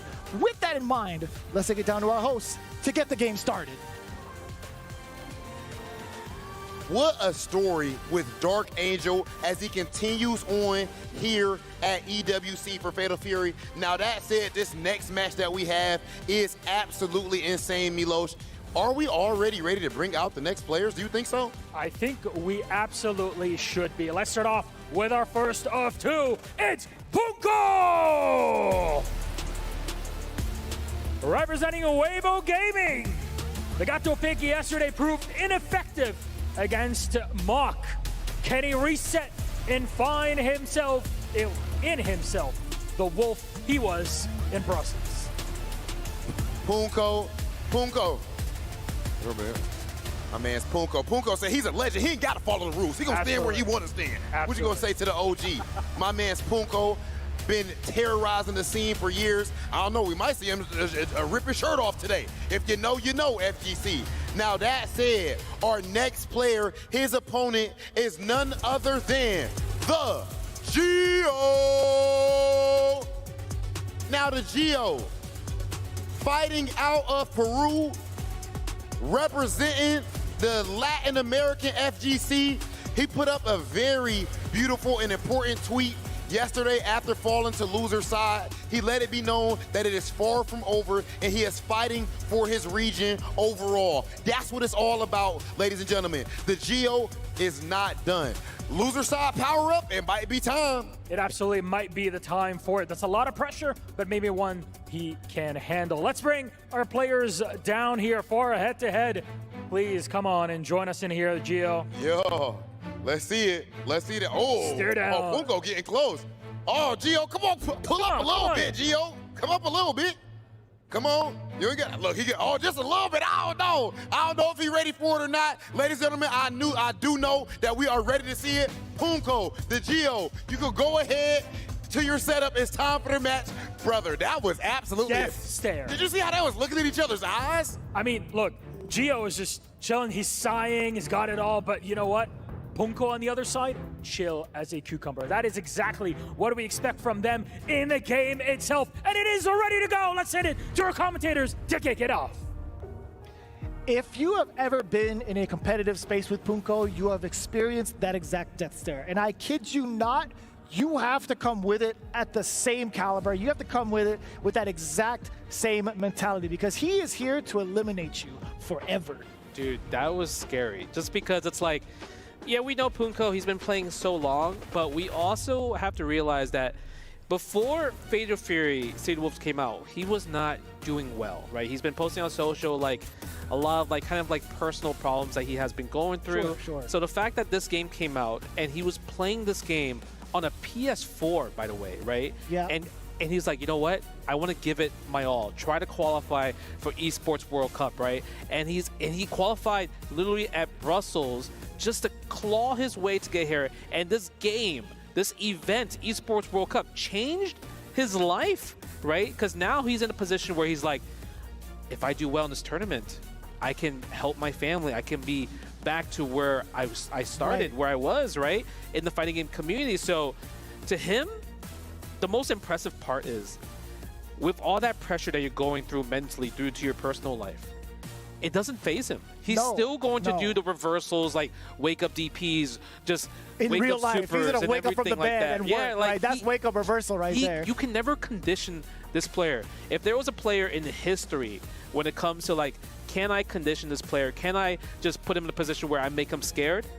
This is a person that has never been, no one has ever succeeded in putting Punko in his place. Because even if he loses, guess what? He's still going to do the reversal even if you block it the 10th time. The 11th time might hit. We've witnessed that very much so firsthand in a multitude of different games that we were involved in, right? There's no really changing the mentality of Punko. If he thinks he's better than you, he will go out there and prove it. And he will humiliate you, right? He will do stuff like that, wake up DPs multiple times over just to prove that point. But once that point hits to the opposition and once that mental cracks, he knows how to make the most of it, right? It feels like a landslide, a mental landslide once you let Punko in like that. It's tough because then you feel like if you want to play like that, then let's brawl. But for Punko, he believes that you're going to do something like that. So he's actually going to block your reversals and then punish you really hard for it. It's so frustrating sometimes when you're fighting against a player like Punko that does that type of strategy because it really tests your patience as a fighting game player. And, you know, we have to talk about the character choice. Punko is also representing a character that's not really known to be in the meta. He also qualified super early. Even the other Gato player, RB, is not playing Gato. So technically, he might be the only Gato player in this event. That's correct. Let's talk about the other side, though, right? The Geo qualifying almost at the last second with City of the Cream getting first place in that with a very dominant Hulk tomorrow. He's been going through his own trials and tribulations as well. Yes, I mean, the stage host already was talking about it. Like, he's a fighter. He will never give up because when he qualified for City of the Cream, he started from loser side's top 8. That's right. So he had to go through everybody to get this ticket to come to EWC, right? So the fact that he made it here so far, I feel like, let's say Punko goes up 2-0, that might be the time where the Geo's gameplay might just become Ultra Instinct at that point, right? That might be a pretty significant point to make out, but we'll see what happens, right? I feel like there's going to be a lot of practice, more so against the Hulk tomorrows than there are against the Gatos right now. But the Geo, we can't sleep on it, right? He's had a full, I want to say like a full night to kind of think about it. What he needs to do against this Gato, specifically Punko. Yeah, it's going to be really hard because Punko is all about the offense. He's going to use a lot of skip neutral tools. He's going to try to steal turns as well, too. Look at that right away, just busting out with the DP, going for the low dodge attack because he keeps trying to press buttons. And look at that, we're stealing turns. Nice! Not just trying to jump out the frame one, and I think that's layer 1 from Punko to see like if he's going to react to this. Maybe can I sneak for a command throw later on in the future, right? Yeah, he did try that against Muck a couple of times, and Muck actually jumped out of each and every one of them. But now, already an overheat. The Geo had to take a full barrage of the XL because there were multiple frame traps laid out by Gato, but this knockdown is going to prove to be a very, very pivotal point for Geo to recover from this overheat state. Oh, the chase down with the forward B. And look at this. And this is a guaranteed. And I felt like Punko could have definitely do a guaranteed just guard break in general because Gato is one of those characters that has those scenarios. That's right. Yep. Nice forward B again into a combo, and that's going to be enough for Punko. Maybe no meter spent right there. one of the fangs, right? Actually, all of the fangs coming together in succession. It's always hard to kind of call out the special moves, but I will tell you what, Punko is getting a lot of mileage from a lot of these, uppercuts, and now into the Rev command grab. Yep, spending the level 1 right here. Ignition gear. Now what's the guess? Goes for the overhead. And I love the fact that he's using the overhead because he wants to take out the SPG as soon as possible, because Okudomaru is one of those characters that has probably the best rev blow in the game. And look at that, Punko with the offense. All started from one block from Punko, reversal DP, right, against the Geo. And he got locked down ever since that game. And I like that too. I mean, if you really thought about it, the big opener was the command grab, right? That is something he has not been able to land since he started here at EWC. But now, a multitude of different hits coming in just off of that Rev XL. Yet again, we get the uppercut knockdown, killing a couple of frames, but still trying to chase down the Geo. A counter hit, the Geo trying to press something on the way down, but there were so many resets and gave Geo the opportunity to bust out with his own Rev blow. But still, the uppercut comes out clean from Punko. Because, you know, okay, I feel like when you play fighting games, you kind of could smell the blood, right? And Punko's a person that can kind of like smell the, I would say, maybe the nerves a bit, because it feels like the Geo is like completely on defensive the whole entire time. The one that has to do the reversals, the one that's giving the data of kind of like these defensive things, right? And Punko is just like, I'm gonna keep taking my turn back. I need you to block my DP so I can see where I have to think about not DPing. Look at that. That was mad. The amount of DPs that Punko is doing is like every time you think it's your turn, it's not, because you have to worry about my just reversal option. Can we also highlight the fact that he's been doing such a great job of playing chase down with not only just the movement, but also forward B. Forward B is getting him a lot of mileage against the Geo's Okudomaru, because now he's even more scared to even try to go for a double jump. Yeah, it's huge as well, like you mentioned, because the forward B has, I would say, a better just a hitbox just going upwards. Because anytime you try to go for like maybe a stand C, stand A, the hop jump actually beats those stand C, stand A normals, right? But the forward B is able to chase down. And the thing is, the Geo is doing such a great job taking control. It feels like maybe he's getting more comfortable of just Punko's playstyle, right? It does take a while. Punko is definitely one of a wild nature. But again, the Rev blow coming in full effect. Just one more for the chip. Instant air shuriken, just in case with the speed of it. Yeah, that was huge right there. Huge win for the Geo. And now I feel like with the data that Punko's getting from the Geo, he knows that it's really the Rev blow that's giving him the opportunity to be in these positions, right? So now we're going to get the hard knockdown. What's going to be the guess? Is it going to be another overhead? Oh, forward B instead, though. Tries to go for the command throw. Doesn't work. The Geo messed up, actually. He actually went for the second ender of the Red Bull instead of getting the crumple combo. That's actually big. No punish, though. -5. Kind of hard. Too slow. Again, a lot of the Red Blow uses. But the thing is, every time you use Red Blow, that's 70% added to the Red Blow. And you have to be careful. And because of that, he's in overheat. And that was a counter hit. He could have gone with a 2A super. Not going to be enough, though. Punko actually trying to jump his way through to break Geo's defenses, but the slide walk back allowed him to get opened up instead. Still an overheat. The Geo, he's trying to back away. The target combo on the way in. Punko nice and easy with the jump in. No contest. No contest. No anti-air from the Geo side. And just like that, Punko's up 2-0. And it's really up to the Geo to turn this around, because there's no reason for Punko to stop this gameplay, right? I agree. In general, he's going to wake up DP, he's going to reversal DP, he's going to keep his offense going, he's going to use all the different type of specials, right? With the fangs, with the lulls, to just put him in a position where he has to keep guessing 50-50. Right, and it's kind of tough too. Like he's not really shy of going in with the Rev Art. Yes. Right, so it makes it that much harder to even try to contest. He's just going in so fast. He could get a big counter hit that leads into more plus frames. Oh my And even God, the did he anti-air catch just like that? that. Are you kidding me? What a read there. He went for the stance up kicks. Yeah, still got up kick. that angle. Okay, goes for the 5A right there, the close one. Nice, using the dive kick plus frames. And look, he's putting himself in overheat just because at this situation, there's no threat. Usually when you're in overheat, you're scared and everything. But forward B, forward A, everything is getting caught. Geo, this is your tournament life on the line. You need to lock it right now because Punko is just stealing it away. Look at this. -2, it's just a number. Yeah, man. Negativity is just a state of mind. He's surpassed that. He's gone through the ringer. Damn, the far standing C has the counter hit, still able to get the juggle up. Yeah, go for the knockdown into the red blow. Hard knockdown, overhead. That's going to call him on a super. Not yet. Guess for Gamebo, because he wanted to get him out of SPG so he doesn't have rev blow in this situation. Loses the Oki, which is completely fine. Try to chase that with the upstance up kick again. I like that. Just keep doing it. Why not, right? You're taking away the air mobility away from the Geo. He's been so scared of it. Now the Wild Punish comes in against the forward B. Let me see what you can do with it. Let me see that hard knockdown, at least at level 1. That's hard, man. You have to guess so many times. Because the thing is, even if you get this, do you think it's going to stop Punko from waking up reversal? Like, you know he might just do it right here after this in the situation. Block, whatever. Hi. Uh-oh. He gets the hit. Didn't believe in himself. Into the empty jump low on the Demon Flip. Yeah, the Demon Flip ender towards the end of that, you have to be blocking that low. I can't believe it. He actually went for that instead of all the other options available to him that he's been utilizing. And even so, you're still under pressure. Hit or block, right? Because he's going to cancel rev again. Exactly. Right, into the low, into guess for strike, guess for command throw. So it's one of those things where it's like, because you don't have rev blow, because he just sensed your fear of just like unable to play how you normally play because there's so much on the line. And I think at this point, that becomes experience. It really does. Yeah, him being able to finesse his way through with a lot of the ways that he wants to play, knowing full well that the Geo was not prepared for it, it felt like you didn't have to worry about what the character matchup was like. This was inherently just player on player. Oh, man. I mean, that's what we know. If you guys have been watching Punko, this is how he always plays. Just like super aggressive. You can't condition him. He will always believe that his offense will just guide him to victory.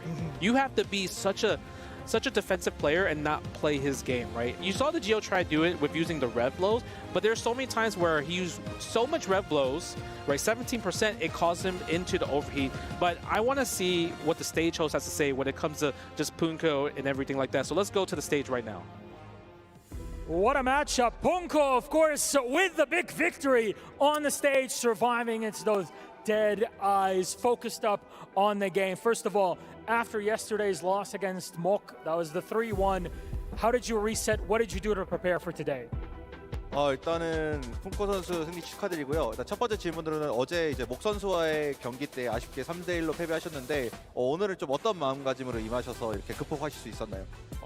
어제 진짜 긴장을 많이 했거든요. 이런 무대가 아마 제 인생에서 처음이라 그래서 모코 선수가 지금까지는 제가 전부 이겼는데 상대방이 준비를 잘해온 것도 있고 제가 어제 좀 여러 가지 미스가 좀 많았어요. 그래서 오늘도 솔직히 긴장 많이 했어요. 저 걱정을 많이 하고 솔직히 아직도 지금 막 떨리고 그러는데 뭐 어떻게 잘 이겨낸 것 같습니다. Yeah, definitely this was my first stage, so this big stage experience is actually the first time for me, so it was very nerve-wracking, so I didn't bring my best here, and also Mok did prepare against me as well, because I was ahead of him in prior matches, but I think he prepared a lot and countered for me, so I think that was combined effort. So I think I'm still nervous right now, but I tried to overcome it, and I think that worked. Now, nervousness on top of the fact that you play Gato, a character that is not super popular currently in the metagame. Where do you feel that places you in between all the players where you have to constantly counter them with the Gato?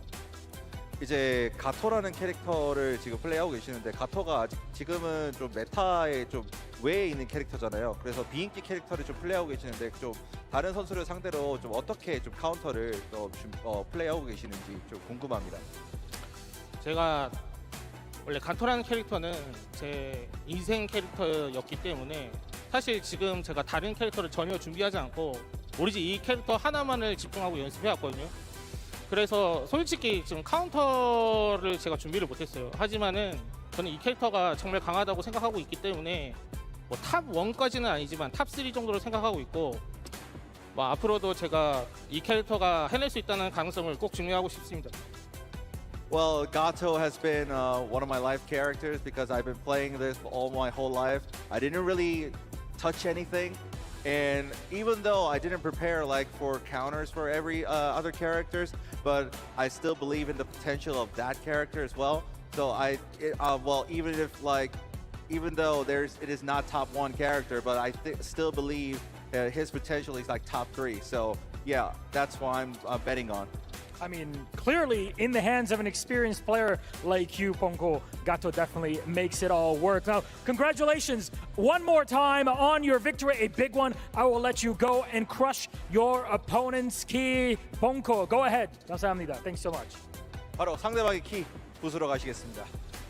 After that interview, that Punko was nervous. There was no way he was nervous because that gameplay was full of confidence. Even the stare down. Yes. Screamed confidence. The stare down. And, you know, I love the fact that he touched up that he feels like Gato could be top 3 in just in general. But when you think about the history of the characters that Punko plays in general, he believes in his meta. He believes in himself. And I love the fact that he just wants to play the characters that kind of, I would say, gravitate towards him. Aggressive offense. Man, it's rough to see. That was quite the screenshot, I'll tell you what. But the Geo now eliminated, but still big ups to his performance overall. Would love to see him in the future in Fatal Fury. In the meantime, we'll get back to the rest of our standings and also who's going to be qualifying in day 2 right after this break. Don't go anywhere. We'll be back with more EWC.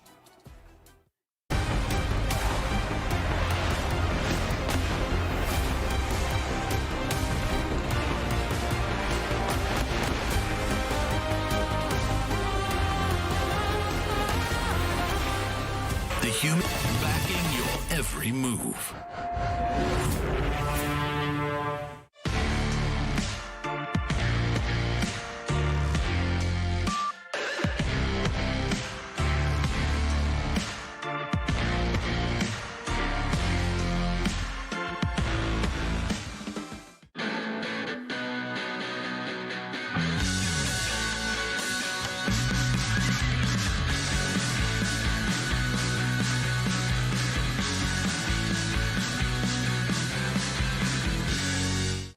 Hello everyone, another elimination match has gone down in ET versus Reynald. Of course, Reynald unfortunate on this occasion.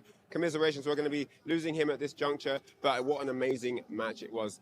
Talk me through your thoughts just initially. Obviously, you've only had a few moments post-game, but what are your thoughts right now about how the match went?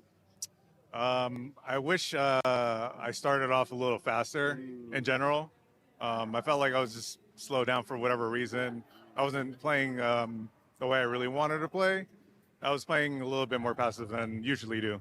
You're normally, you know, obviously you're well known for being a very aggressive player. You like to set the pace, you like to dictate and control the opponent. What is it, why did you think you didn't deliver that today?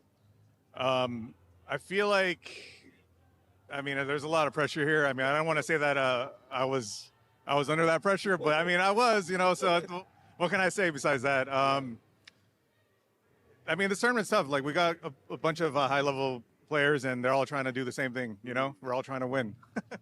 No doubt, indeed. So yesterday, of course, that first round match versus EJZ, also a tough one, right? Now, you know, that was day 1. Did you feel the same coming into day 2? Was everything a bit more loose, like because you've had experience on the setup, or did you feel like you had a similar experience where you didn't quite assert yourself yesterday as well? No, I mean, it was kind of similar, but today I was a little bit more loose compared to yesterday for sure. Like, I was able to start a little bit faster today, but yesterday it was, I mean, you guys saw it, so it wasn't that good for me. All right, well, everyone's here on a learning experience. You know, this is all part of it. A new game, Fatal Fury City of the Wolves. It's fresh out the box. We're all learning. Part of the training, you know, getting that experience, getting that XP. And it's been great having you along for the journey, Reynald. Thank you so much. Anyone you want to give a big shout out to? Shout out to my wife. I'll be home soon, hopefully. I love that. Thank you, guys. And we'll see you.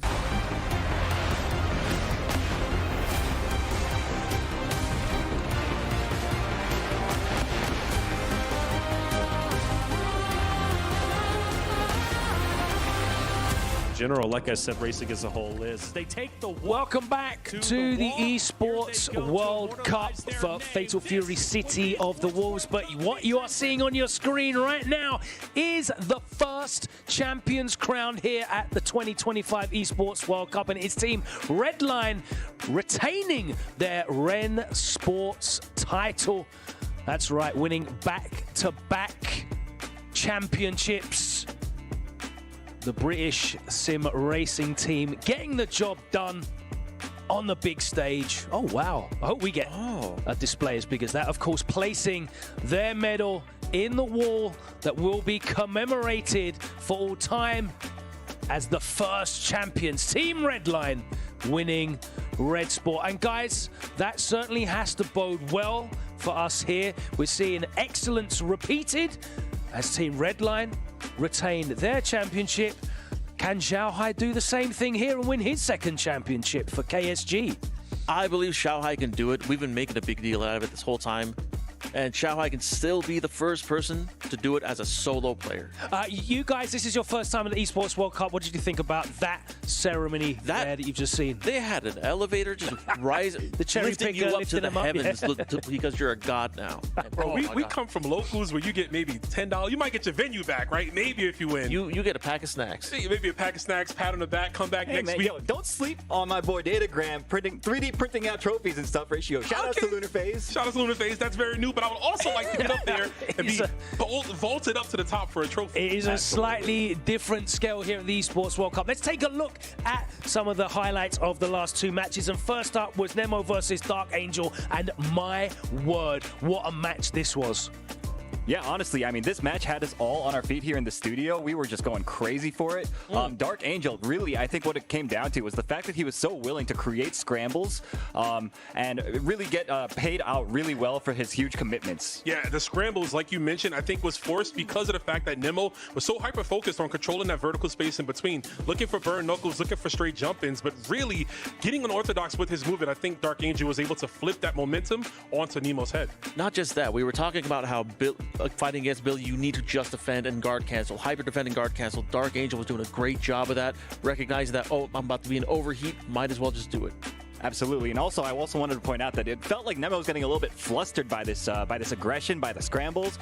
He was, you know, anytime he was presented with like a huge punish opportunity, he wasn't really taking them. That was a beautiful zero frame, by the way. Yeah. And wow, what a clutch play from Dark Angel. Really, I mean, what a set. I'll state it for sure. Yeah, very happy to see Dark Angel get his second fit in, but that's it. Nemo's going down.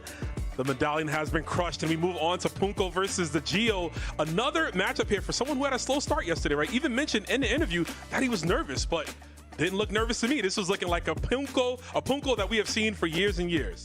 Yeah, I mean, it was really interesting hearing the interview. He was talking about Gato, how he called him insane character. That's like a character for his life. You know what I mean? It's like that's his boy. So it was pretty sick to see the loyalty paying off here for this guy. He believes that this guy's top 3, and the way that he's been playing him, I believe it. Yeah, and Punko just recognizing his spots, where to go in, when to do his combos and everything. Geo just not looking pleased there. What Geo looked like he was showing good signs of life at one point, and then Punko just shut him down. Punko figured things out. Yeah, very happy for both Punko and Dark Angel. Sad to see both of those players go, but you can see how much it means to Punko reacting like one of my favorite things about the Esports World Cup, that hydraulic press. We will be seeing more players eliminated, but more players will be advancing to glory in the qualification matches coming up. Shout out to Ryan Hart. He has been doing a great job speaking to some of these eliminated players, getting their insight. We've got the great insight of the analysts here in the studio, but really it's all about the insight of the players, getting inside their minds and finding out how they felt these matches went down. Let's go over to Ryan to speak to Nemo. I'm here with Nemo after a crazy match versus Dark Angel. Terry and Billy, absolutely exciting all the way through. The game is super fast-paced as it is, but Nemo didn't quite get it job done here, but I want to talk to him a little bit about how he feels about how the match went. Nemo 選手、お疲れ様でした。ダークエンジェル選手、そこまで攻めに来ると思ったんですか？まあガーキャンの精度がやっぱうまかったなっていう感じはちょっとしちゃいましたね。結構ここまで精度が高いとは思ってなかったんで、まあそこが面食らっちゃったなっていう感じはしましたね。So Nemo, didn't quite expect Dark Angel to take that approach. I asked him, did he expect him to be super aggressive like that? Because, you saw Dark Angel trying to not let Nemo play the game that he had prepared, and he was all over him the whole time. Basically because of guard cancel implications as well, it made it hard for him to play the game he wanted to. And, yeah, he struggled based on that, 続いて、そうですね、試合終わった後の感想、ちょっと、聞いていただいてもいいですか？まあ負けちゃったなっていう感じしかないんで。そうですよね。あんまり投げ狙ってこなかったのに結構逃げたりしようとしましたね。そうですね。まあただまあその垂直ジャンプとかやっぱ多いなと思っていたんで、まあでも動画を見た感じだと結構投げも多かったんで、まあそこはちょっとはい。So I asked him, looking at the match, Dark Angel didn't really try any throws at all. He was kind of playing on the ground attacks. But despite that, Nemo was really playing an anti-throw game, trying to get out of dodge, trying to be out of space and stuff. But based on what Nemo watched from Dark Angel's matches yesterday and before, he did like to, Dark Angel had a tendency to go for a lot of throws. So it was a change-up strategically that worked very well in Dark Angel's favor. I'm not sure if it was deliberate, but it seems to have paid off really well today. Dark Angel, the victor, and Nemo, sadly, goes home on this occasion. But thank you for this interview, and we'll see you later. Thank you very much, Ryan, giving us that insight there with the players directly. Of course, the analysts here all have their opinions. What a fantastic performance it was from Dark Angel. And he just seemed like he was sticking to Nemo, like glue, swarming him. Yeah, he was making sure that he couldn't mount his offense properly a lot of the times and shutting down almost every attempt Nemo had. Yeah, I was just going to say that, when Nemo, whenever he was able to get a big opening, he didn't really take full advantage. And I think Dark Angel, he was committing so hard to the choices that he was making, and he was really making every single one of his guesses count whenever they came up right. I like that. Yeah, really taking advantage of the scramble, making sure everything stuck whenever it looked unorthodox, throwing Nemo off. Nemo's balance, literally not using the stick, if you will, right, to keep himself focused. But Dark Angel kind of molded by that play style, right? That's how a lot of players from his region really forces you to be aggro like that, and he really took that to full force. Yeah, and Terry as a character also just excels in that type of gameplay where he's just forcing you to make guesses, and he's just blowing you up for any mistakes that you make. 4 players eliminated now. We have 4 more spots to be earned in finals. It's time for qualification matches. And coming up next, we have some huge fixtures. Of course, Team Falcons are represented heavy, but in our first match coming up, it's NY Chris G representing Team Onic going up against Falcons' own XY ZZY. And once again, that Kane is going to be trying to keep Chris G away from glory. Guys, can he repeat his performance against KOG earlier? I wholeheartedly believe that Chris G has what it takes to move on in this matchup. I think that he is prepared so thoroughly for this Billy matchup. I think that he can make it happen.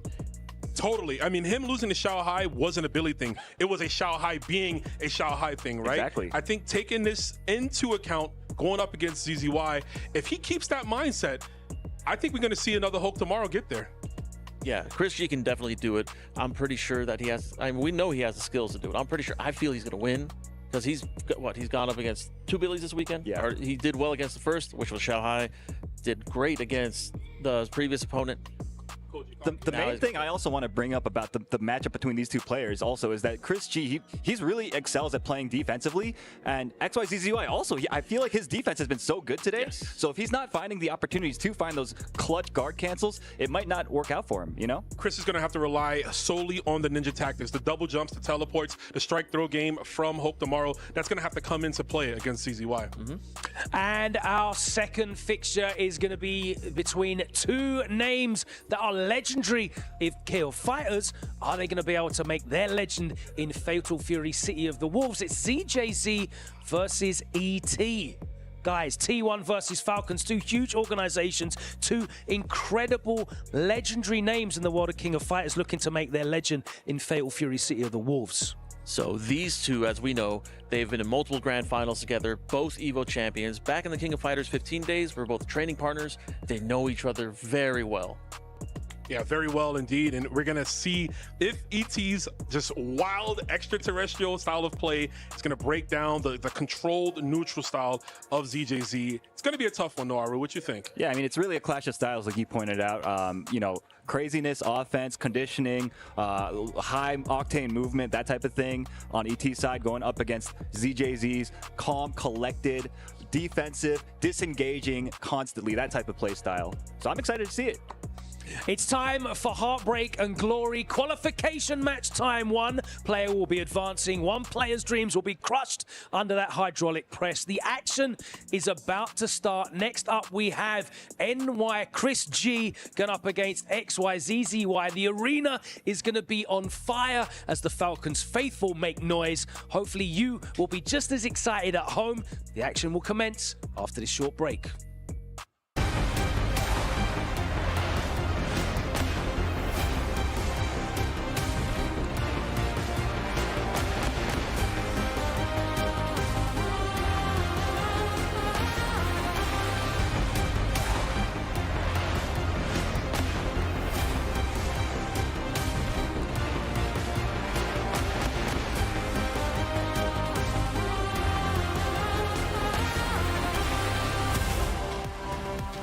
Welcome back, everybody, to Fatal Fury at the Esports World Cup 2025. The action continues, and we've so far trimmed 4 players. Our challengers are out of the race. 4 players already eliminated. You cannot make it up. Look at their crushed keys right in front of us right now. These players started off with their hopes and dreams on the line, but at this point, they're all gone. Koji, KOG, ET, Dark Angel, and the Geo all eliminated. You said ET is out of this world. Now, unfortunately, he is also out of this tournament. Yes, indeed. And this is where things really do get tough, because down from the 8 we started with, we go down to these 4. There's still a shot because there's 4 waiting for the games tomorrow. They were setting up, they were watching the matches and getting ready for what is to come, and there are still 4 more players that can join them, Rob.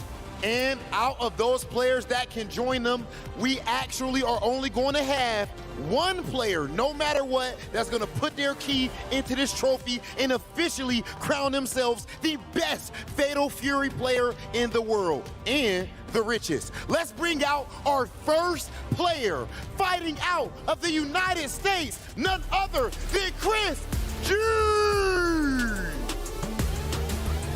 Chris G. representing Team Onyx. This is a man who is a multi-fighting game legend. I mean every word I say with that. He is every definition of the world when it comes to the fighting game community. Multi-game excellence, and of course he plays at his own pace. It is going to be a tall task for his opponent.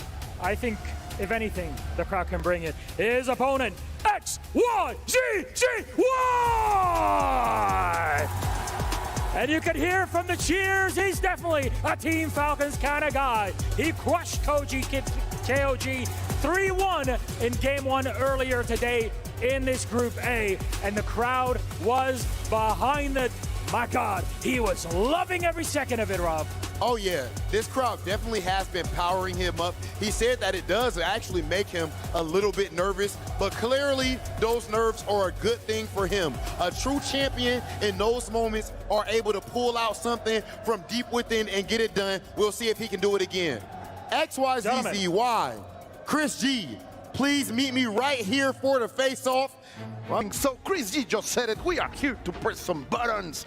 We are here to have some fun because we have Onyx against the Falcons, and this crowd has been insane supporting the boys in green.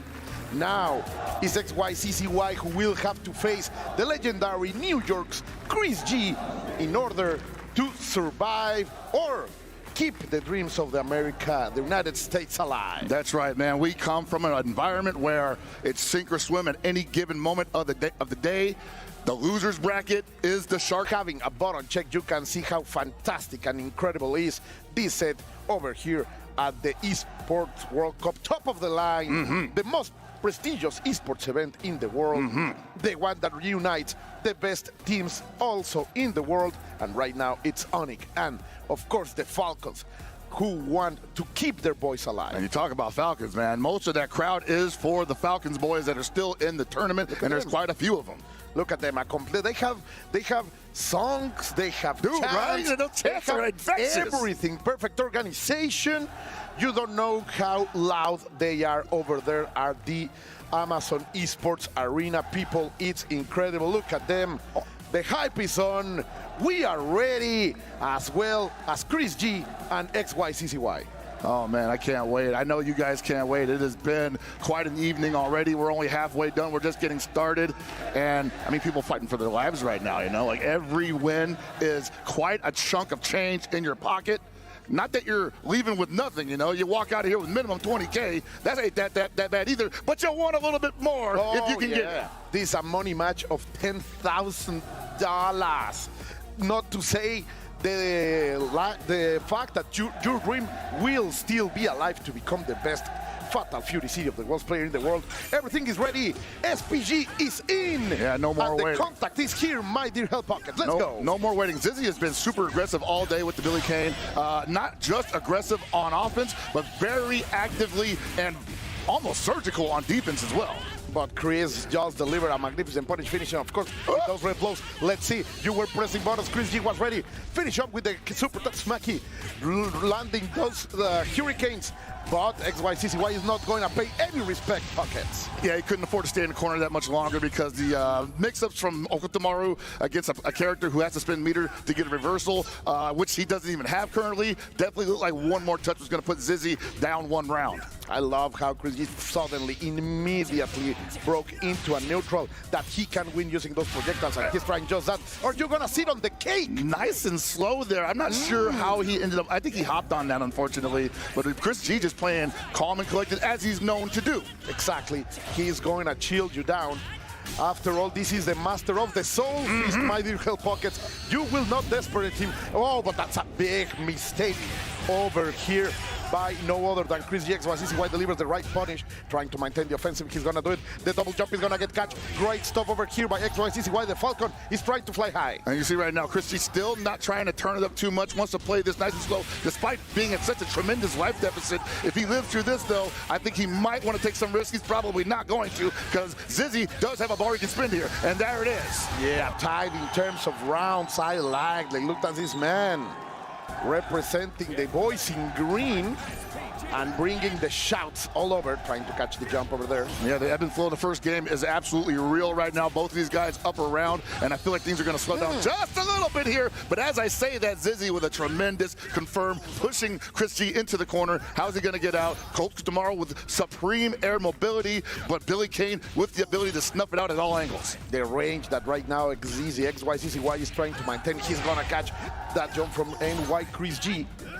The Onyx has to get out. The beast has to be unleashed from that corner, but he's playing a good space. Oh, Darius just saying that he is gonna get punished twice in the same range. And there's the weakness of Okutomaru. You may be fast, you may have great air mobility and a projectile and quite a other few things in your repertoire, but can you box with the pole? Can you fight the broomstick? I don't think so from that range, young man. That was shown, and that's that perfect spacing from XZ, playing long-range footsies, polesies. Now we are going to have to call them from no other than... Well, you and I are used to calling it that because we've been commentating Billy Kane matches since, what, I want to say 2010? Yeah, maybe. KOF 13 Billy Kane matches? You have to control that middle range you want to face him. But that's, as you were saying, one of the weaknesses of Okutomaru in this exact matchup. Yes, great normals on the ground for certain, but against a person like Billy Kane who can just harass from almost 5 character spaces away and be relatively safe for it, yeah, very difficult to deal with it. The pole does have a hurt box on. Oh, he switched to Ganachi. Oh, we're gonna bring the love. That's all what you need, Pockets. And he also brings the reactions. This is fascinating. I don't think we've seen Chris G play Ganachi competitively since, I want to say, April? Oh, man. What a change of pace right here. And no, he is not ready. Right now, the mix-up is not only in the screen, but also in the character select. Finally, XYCCY is able to establish something I love, those dashes to cross up Chris G as he was breaking up the level 1, the ignition. And I want to say, this is almost entirely like a knowledge check on Chris G's part. Does Zizzy play a lot of Ganachis to be prepared for somewhat simplistic but very effective offense on Ganachi's part? Of course. There's the big, it looks like he's ready for that. He's known, he definitely knows that Chris G wants the jump C to land on either side, so he's not going to give him the cross-up opportunity. We're going to play mid-range all day, son.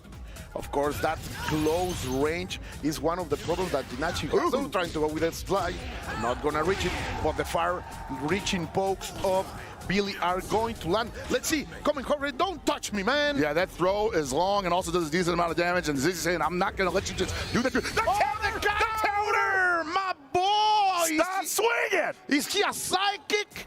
He knows, he's in your mind, Pocket. Got the DJ 1-inch punch over here. Oh, I just love to see it. Let's see, going up with the Remo line, going to land it. He thought it was his turn. You are just dancing to this rhythm, XYCCY. That's right, Chris G with that very textbook Gennady feint sequence, and Zizzy just reaching there, throwing himself back into the middle screen there. Nicely done from Zizzy, but still, man, I think the knowledge check might be a factor here on Chris G's part. He has to be very careful because you are able to punish those far Cs. Of course, there is some plus options in the close D and the close B by 3 frames. Oh, my teacher is giving the power. Okay, on the cross-up, he's going to land something. And now this is where Chris G, finally, he is in. But what a dash under to stay out of the pressure. And Chris G playing this very aggressively, possibly taking some damage he didn't have to there, but still not looking too uncomfortable, especially being up around here. And I was thinking, like, how long had it been since Chris had played this character? Oh, I think he has been practicing Pocket. Like, this was a nice guard cancel. Magnificent. The reactions, the input speed over here by XYCCY. But Chris G has all that border. Wow. Reaction. Don't come clear to me. You're going to get punished. I need to the corner. And remember the command counter super that. Wow! The dash He's dead! Look at that, indeed, Pockets. He says it. All you need is love. Oh, man, a little bit of concern on the crowd's face there. I don't blame him, honestly, because I think Zizzy didn't expect that to be the last sequence he saw at the end of that game. Of course, you have to love Salvatore. Big damage from this. That was a lot. How much you can bring from one guard cancel. And then that jumping shimmy, that hopping shimmy is going to deliver the rhythm that he needed in order to push forward, trying to go into it. And Zizzy's still in SPG here. Red Blow still on the board if Chris wants to challenge it. He still has that super. It's going to be very yeah, any approach, checking the skill check on the long range, perfectly executed by Zizzy. Possibly a limitation here for Gennady here, not really able to thread the needle and find the way in through this very, we'll say, shmup-esque offense from Billy Kane. At the same time, he's got to do it. Chris cannot afford to play this at long range. He just doesn't have their toolkit. Completely right. And also, maybe one of the characters with the shortest range in terms of normals.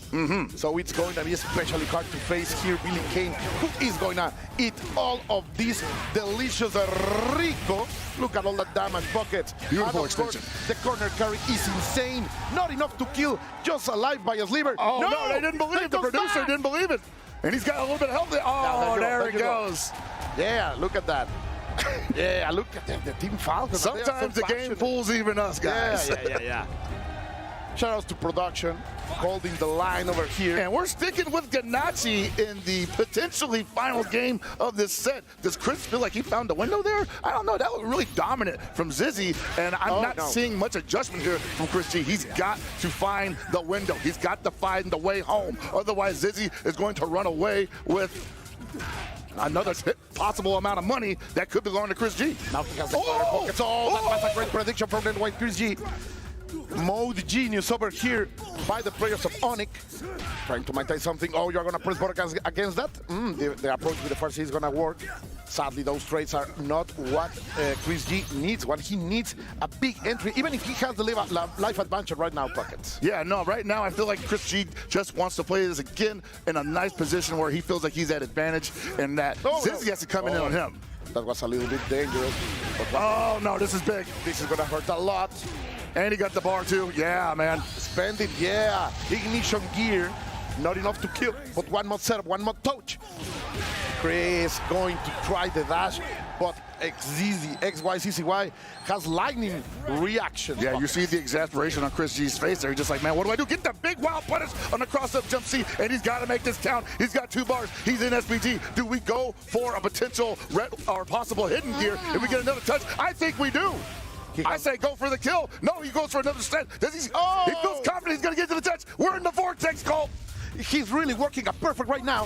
Is this the storyline? Low dodge! Is this the hero rising up to the challenge? Chris G getting those golden letters. And shut my mouth wide open. I thought he was going to go for hidden gear at any moment there just to seal the round. But he said, no, I feel like the sequence is going to carry me through to round 3. And oh, it's a big super reversal from Zizzy. Heart knocked out. Looks for the command counter super. Nothing home. That's a lot of loading. Again, looking for the command counter super. Zizzy says, why? You've shown it too many times. I'm not going to just meter you every time you have a couple reversals. That makes me scared. And barely avoids the wild punish. But that might be it anyway. Yes, he's gonna take it. XYCCY with that Gold Saint instinct. He only needs to see that technique once in order to be ready, and he is feeling it. Man, the pressure these guys are supporting in terms of how close they are to elimination is crushing.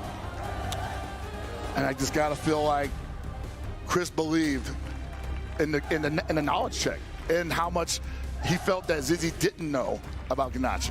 Or maybe he just did not like how he lost to the Billy using Hoku tomorrow. Like the character delivered him a victory. Of course, the weaknesses are clear when you are facing against Billy Kane, but still, I like that Chris G stuck to his guns, like really I really respect that. And show us that Ganache is a playable character in even this level of competition. And in there, and XYCCY, it's going to take it. And we are going exactly with our host, with Rob and Minoj, to talk with this winner. And just like that, XYZZY has qualified for our final day tomorrow. To start this off, can we hear it again? Let's go, ZZ!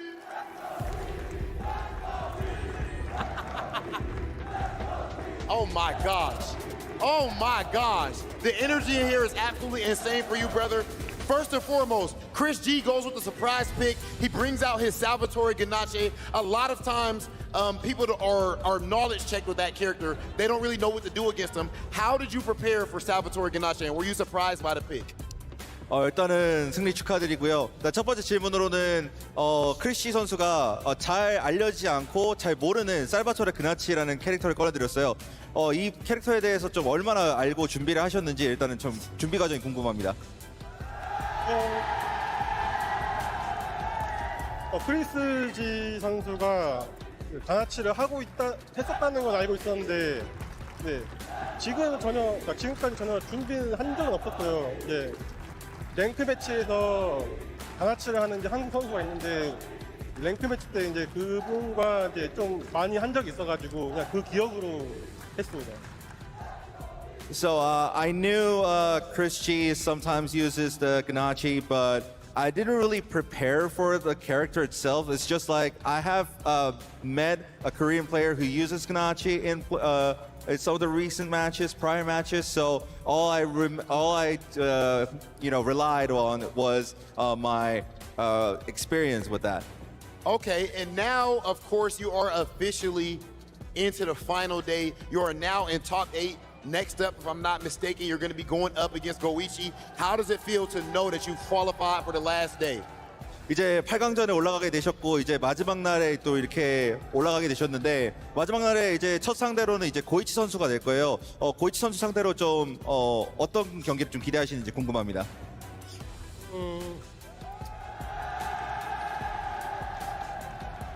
그냥 뭐 특별하게는 없고요. 근데 고이치 선수랑 여기 와서 연습 게임을 좀 했었거든요.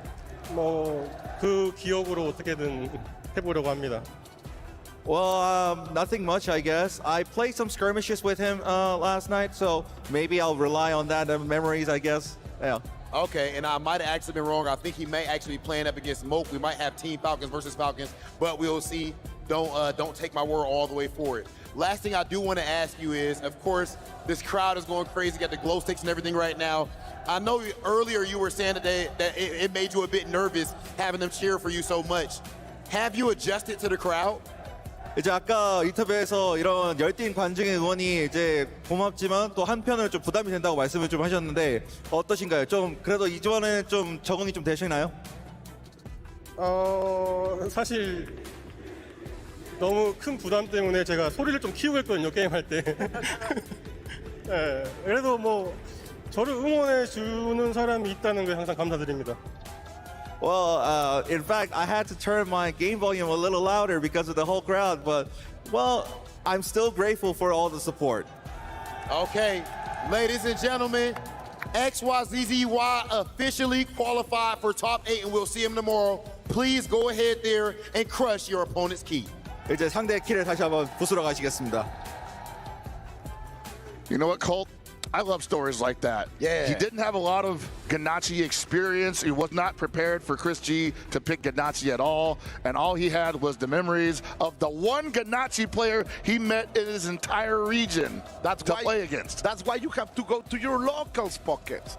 You have to support your tournaments as we say goodbye to the key from Chris G. His XYZZY is taking his right in destroying it. Sadly, the last warrior from the United States of America is out, but the warrior from the Falcons will still fly high. Tomorrow, they were saying we are going to see a match amongst the team, but here, this is our future. This is the path ahead. You know, they said that the Falcons team kill is on the way, but honestly, what's coming up next, I believe, ET versus ZJZ. A long time ago, this would also be considered the team kill of the KOF tournament that they both appeared at. Not just training partners, but traveling mates. Always going to the same tournaments together, and not just a rivalry, but a great friendship in the past. They have since been going their own separate paths, carving a name out for each other, going down separate roads, and they meet again here at Esports World Cup 2025 in the qualification round. And I don't know, man, this is cinema. As the memes say, this is the most cinema that you can get in the SNK Esports ethos. And what it means to the whole circuit, to the whole EWC, because these two teams are very much candidates to get the whole thing. Like keeping alive T1 in this tournament is key for the strategy that T1 would have along the rest of the full EWC. It's such an important match, and we are going to leave this right now together, Hellbucket. All right, man, Stagehouse, get ready. What we got for us? And just like that, we have another player qualified for top 8. Congratulations again to ZJZ for qualifying. That match is going to be absolutely insane tomorrow.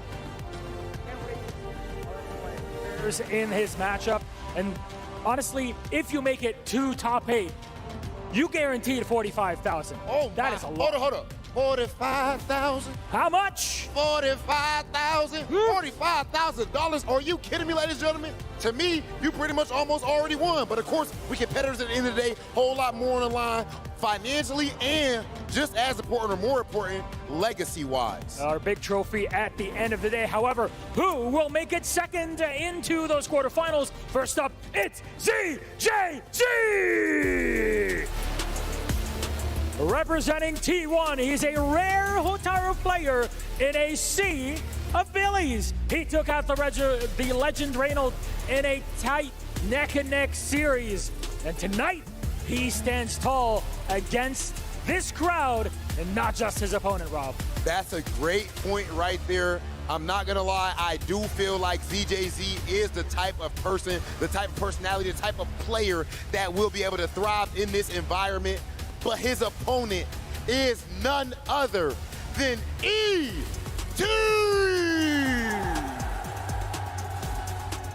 ET, a legend in the scene.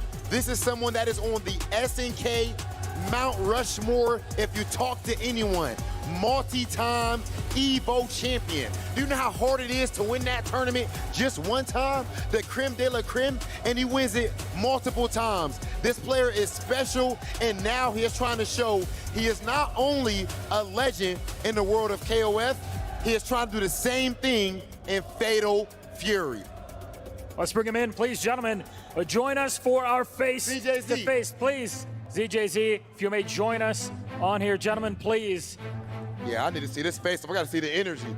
Okay, it's some the smiling. Game. Sometimes the people with the smiles, that's the ones you gotta worry about the most. It's Are you joy. ready? Are you ready? Okay, enough said then. Go ahead to your setups. I think it's time to get to our next match, Malik. I am absolutely ready for this one. Two giants. Winner of this plays Goichi tomorrow. They're not going harder than this. On to our commentators. Oh, wow, those smiles said it all. Pocket, you were telling us the story. These two know each other so well.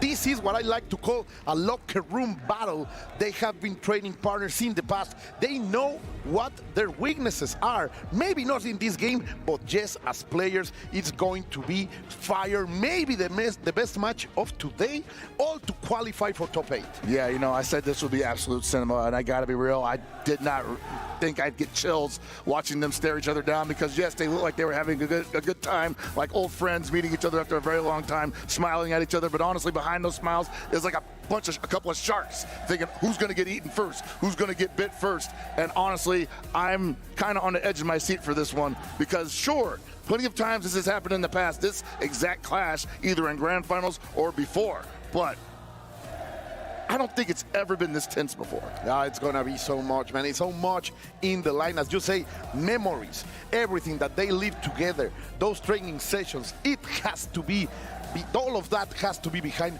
their own killer instinct, that need for survival, because the one who stays alive will go forward in this tournament into the top 8, and the other one will be crushed under hundreds of thousands of tons at that press. Oh my God, and the people is gonna love it, because these Falcon fans just keep spreading their wings, Pocket. This is gonna be a very meaningful crush when it finally happens at the end of this set.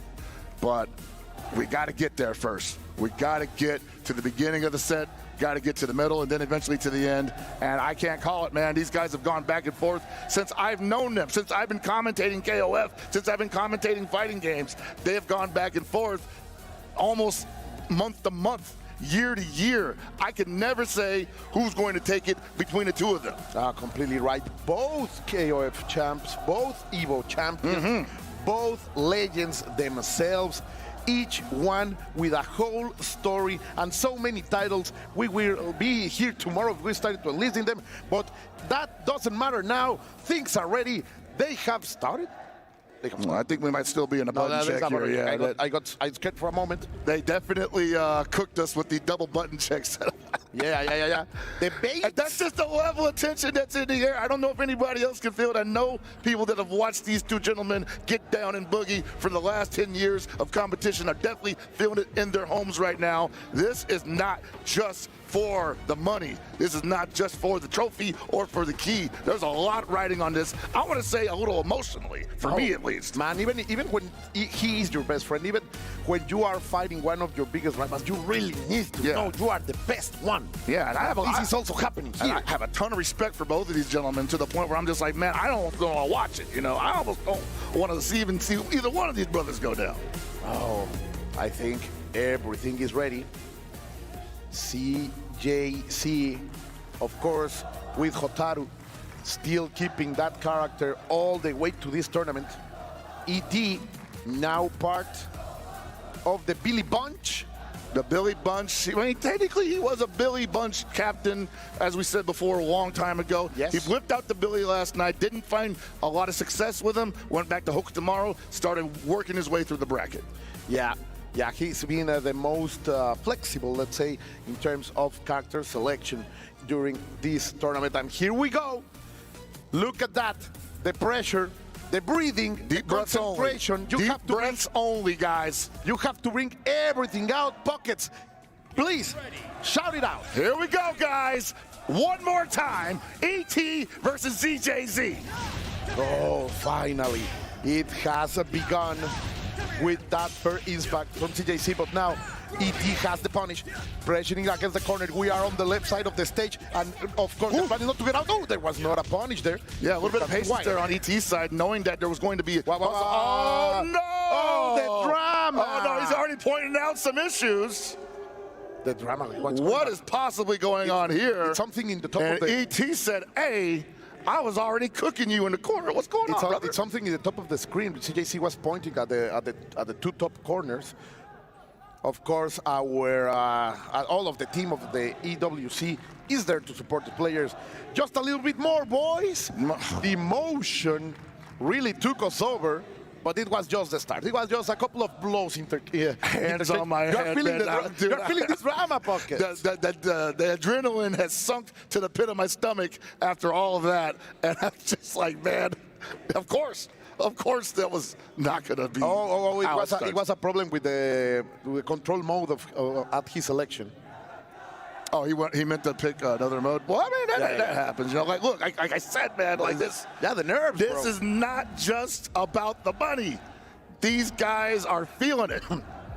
And if someone is feeling it, it's those Falcon fans. As we are here, the smile that fights. ET is here, as Rom himself called him the extraterrestrial.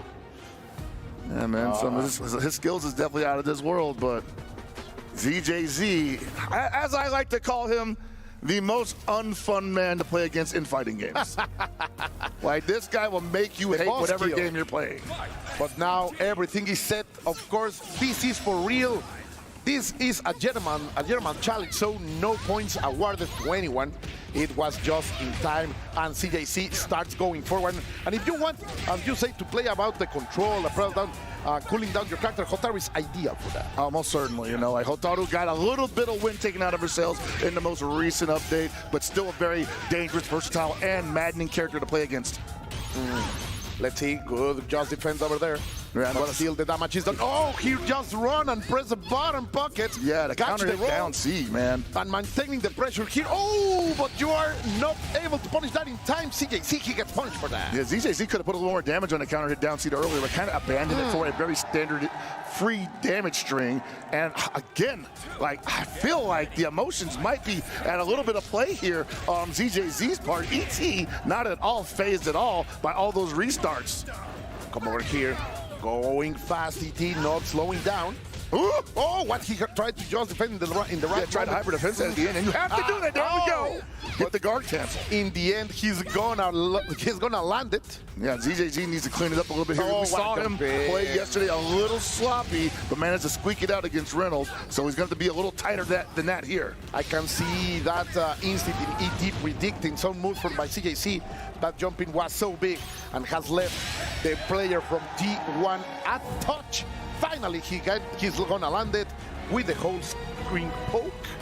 And ET is gonna take number one, making these Falcon fans extremely happy. You gotta believe it. He just wanted to throw a fireball there, and the pole just extended at the perfect range to stuff it. Ooh. And gets hit by trying to run up. It eats a low B for his trouble. Far D wild punish, make it hurt ZJZ. Let him know you still out there. Those amazing normals from Hotaru being placed into right order.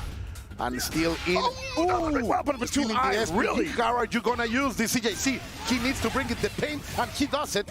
He's gonna get the bar. It's gonna be enough to kill, of course, yes. Call the ER because Billy's down. Tighten up, son. He finally got that counter hit down C that he got earlier and converted correctly in the corner. Big damage combo. Ooh, too far away from that C, and needs a whip punish for his trouble. Big mistake over there in the spacing of CJC. Oh, you're gonna get baited, son. Yeah, ET switching up the timing of his strings, forcing ZJZ to miss those guard cancel attempts from defense, and that's why he's taking all this damage here. He's paying it big in blood. Finally, he's gonna be able to take that SPG away from ET. And going for the prediction, sadly the timing was not the right one. They just defend getting a little bit of life back, but still there. Wow. Over here, are you gonna steal the CJC? Oh yeah, and he go for the guard break too, because he's only at 60% rev. He tried to empty jump. Oh my God, he thought like, hey, he's probably not gonna wake up super here, but if he does, I'll empty jump and possibly be safe enough to guard if it comes out. Ends up eating a throw instead. That knowledge in between them pockets is being shown. Both of them started with the SPG at to start the round. Ooh, what a backdash over there, not allowing the British criminal, the hooligan, to touch this innocent girl who can't really make a number on you pockets if she is this close. I know, man. She's about to have some resources on her end too. Only a 47% rep. That's gonna hurt. He's got a bar too. Rip it, dude. No. I think he felt it was not in time to get the resource. Wow, the dash close. This is gonna be enough. So much resource, so many resources on each side. Yeah, red line that. Yeah, not enough to kill yet. but it's on a touch right now. And this is totally in ET's favor. Yeah. What a comeback! Amazing. He didn't broke this. The decision is there. All that willpower from ET, not breaking him down, driving him all the way to steal that round. Yeah, man, ZJZ with a chance to put that game away and opted for the ADP that led to nothing and gave ET the opportunity to commit what he just did. Yeah, man, amazing change of momentum and strategy from CJC, who went back into the fireball game, but the jump in is gonna get punished, and now he will have to fight his way away of this corner hit, because that red blow is really going to crush the damage and gain all the positioning to ET. And right now, like ZJZ, looking like he is the one out of step with the better player, which is ET. ET has not been forced to not utilize a super on reversal at all during this game. It has been blocked, it hasn't been just defended, it has been baited. Oh, well, again, there's fireball. Wow, gets the reach.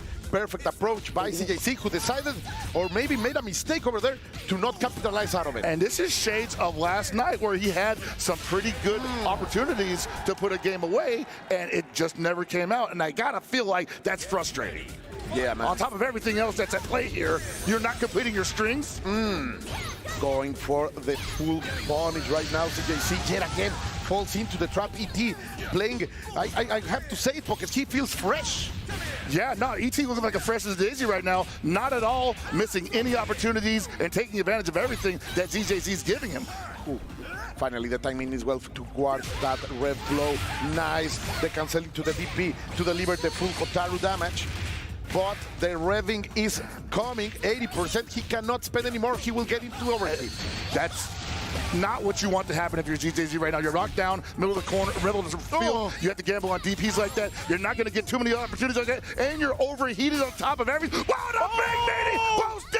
He's got him over. He drops the DP break. He gets it back. Oh my God, no! The last not like this, ZJZ! He thought he had a window. He thought that after the drop, ET was going to go for another button. And he created the opportunity. He went with that frame trap, which ET fell for, but sadly there was no end at that offense option.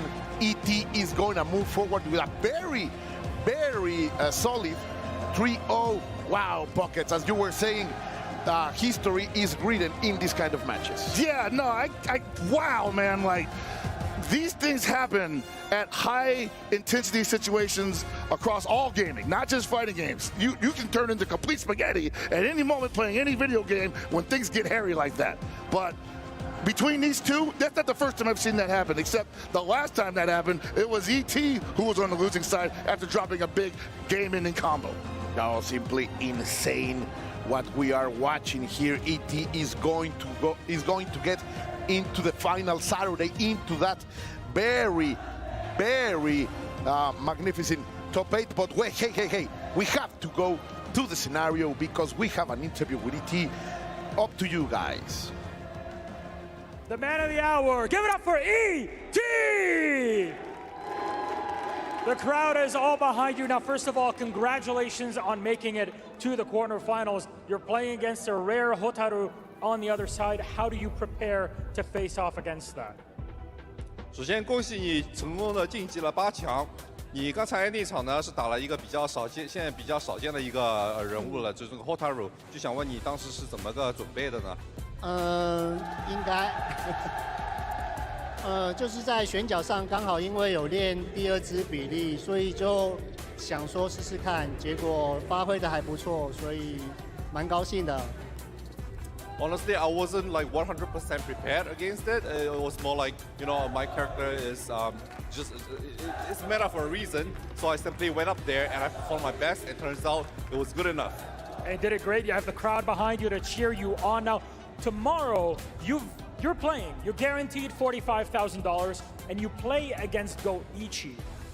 How do you feel about that match? And is there anything you'd like to say to him?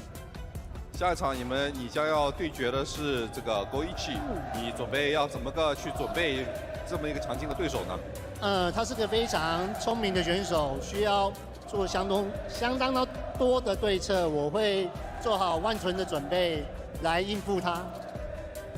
Go-Ichi is a very, very intelligent player. He's got a lot of things up his sleeve, so I have to prepare doubly hard as well. I've got to make sure to have ample time to make sure that all my homework is done, to make sure that, you know, I'll be able to I have just as many counter strategies against Go-Ichi's ideas and his smart play style.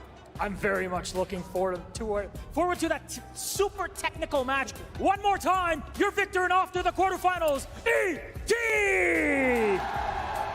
ET, please go crush your opponent's ski. It's all yours. All right, man, you heard it there first. ET feeling like, hey, sometimes it's a little bit of luck, it's a little bit skill, but it's 100% heart all the time, and he's got it, brother. What it is all the time, it's 100% is effort, my dude. Because right now, we are seeing all of that. Oh, he's feeling it, yeah. Yeah, I know he didn't want to do that to him, man. Not like this. Whoa! The bones are everywhere, man. That hurt, man. It snapped. It snapped. Does gold have bones? I don't know. Like, that's not how I want to find out. I was able to carry one some hours ago, and they are heavy. They are heavy. They are heavy and solid. And you don't get to take one home either if you lose it. So, sorry, ZJZ. But we're going to have to see you the next time at the next event.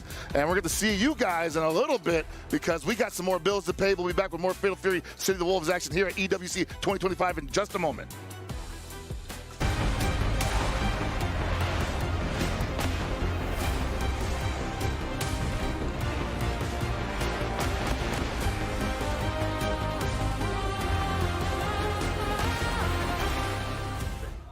I'm here with the Geo after his match versus Punko. Didn't quite go the way he expected, and I want to talk to him a little bit about. Unfortunately, that wasn't an elimination match, so he will be out of the tournament at this stage. But I just want to know, you know, difficult coming in, you know, a lot of pressure on his shoulders, you know, the only person representing his country and all of that stuff. Was he able to deliver what he prepared? Did he feel like he went in with the right confidence? And is there anything he feels he should have done differently in the match? Siendo el único representante del país y teniendo un montón de peso encima, ¿sientes que has podido jugar como tú querías jugar? ¿Sientes que hay algo que se te haya pasado que no hayas podido hacer? Yo siento que no he jugado como sé jugar, motivo de los nervios. Es una experiencia más en mi carrera. Recién tengo participando profesionalmente, por decirlo así. Es mi primera vez en un torneo tan grande. Hace 2 meses recién me pudieron dar la visa y es una experiencia que estoy aprendiendo a confrontar, pero no sentí que pude jugar como yo normalmente juego, ¿no? Los nervios me vencieron esta vez, pero tendré mi revancha. I was nodding my head just so that you could get that, but I don't actually understand what he said. Yeah, he said that he does believe that he didn't play up to his potential, mostly because of the nerves. This is his first international tournament. He just got his visa 2 months ago. This is the first time he's been under this amount of pressure, and he thinks that this is something on his career that he's going to learn from, and he's going to get his revenge. Oh, I like that. I love the fire. That is amazing. He's going to get his revenge. We're going to see him back. He's going to do some damage. It's absolutely cool. It's really lovely to see him perform. You know, the representation here, so many countries in the mix. And it's great to see the passion that's come in for this game. Fatal Fury, it's only been out a few months, but everyone's involved. And it's really cool to have him a part of this. Look forward to seeing his return. Look forward to seeing him come through with more. And is he happy with his character? Are we going to see a character change? Does he feel that he might want a secondary to back up his territory? I mean, how does he feel right now? ¿Cómo te sientes respecto a tu personaje? ¿Sientes que vas a cambiar de personaje pronto? ¿Te sientes feliz con el personaje que estás jugando ahora? No, es que, como les digo, no demostré el nivel que normalmente tengo. Esta vez los nervios me vencieron y sí, claro, depende, vaya avanzando el juego, podría tomar opciones. He said he's going to explore more options, that mostly because he couldn't perform the way he wanted to perform, he is still playing with the same character. Thank you so much, and thank you. Great to have you on board. Muchas gracias. That's it for us here. Time is up. Back to you guys.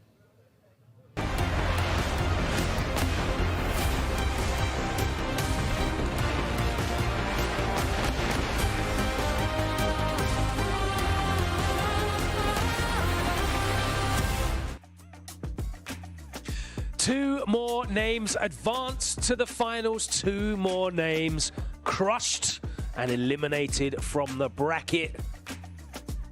and it's XYZZY and ET.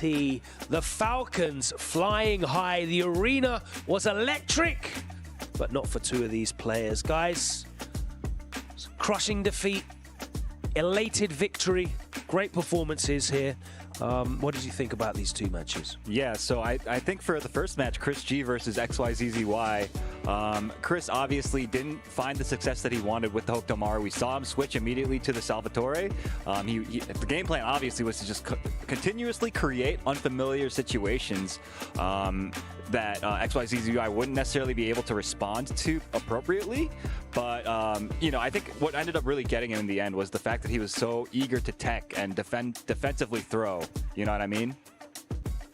So what is it exactly that wasn't working for Chris in the initial pick that forced that counter pick? It was just the standard Billy versus Hokutomaru match. We've seen Hokutomaru's get by, right, because of it just being able to move around so much, but ZZY's defense really gave him that extra eye to look for the proper jump-ins, as you were seeing, check in from full screen. Really, that approach, again, the big standing C, we saw that's what was been the big thorn in the side, the pole in the side, if you will, of Chris G.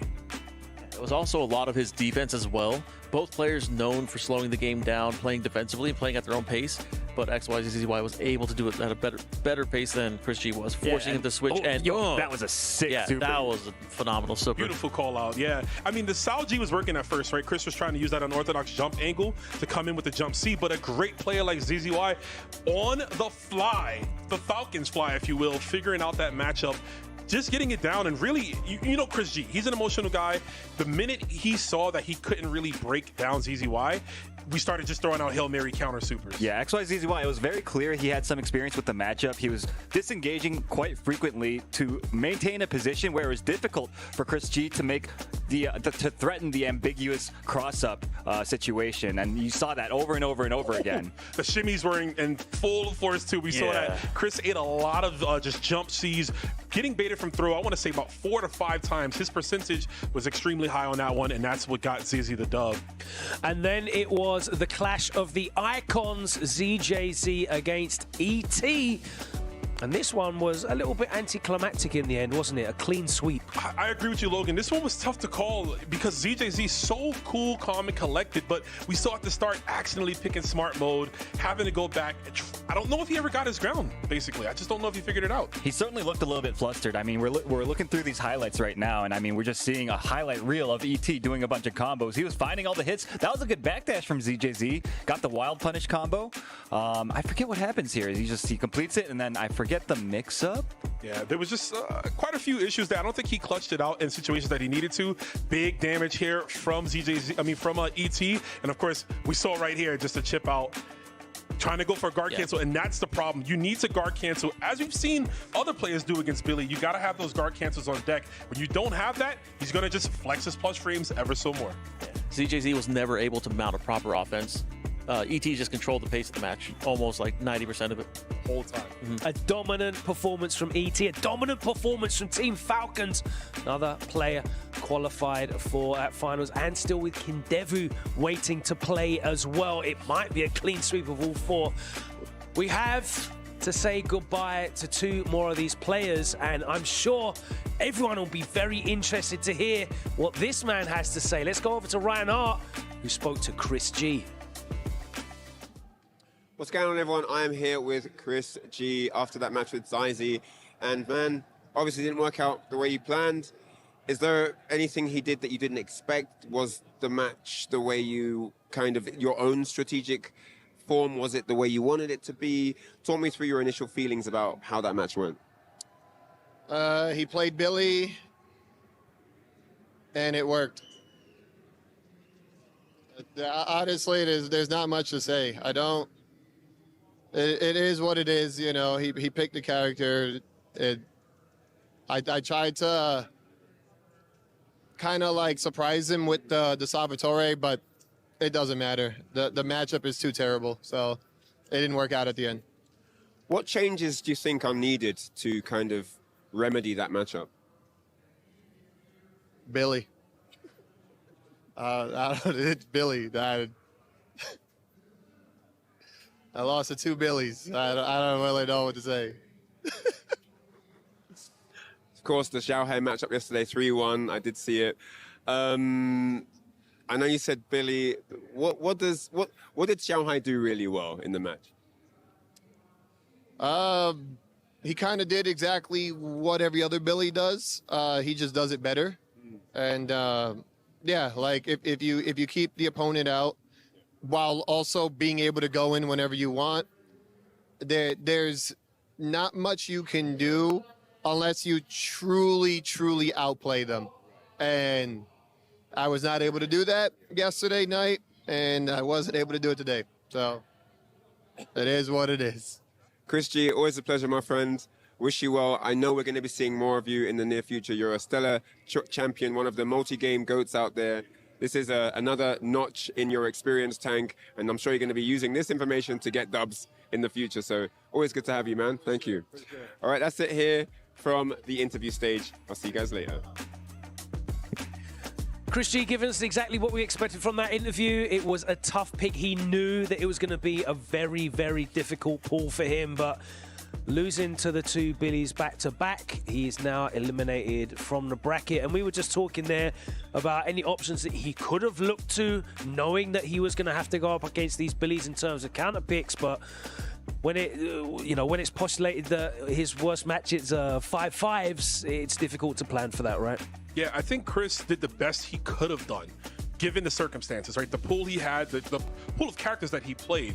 I think Chris prepared well. It was just the players were just a step above, and that's what you're going to get here at the EWC. Everyone's gunning for that top spot. It's going to be hard to break them down. Yeah, it was quite clear if you were watching the matches that this guy, Chris, he was so ready for the Hokutomaru matchup, but in the end, it really didn't matter that much because of the fact that these other players, they were performing at such a high level that the matchup on paper, those slight differences did end up making the difference.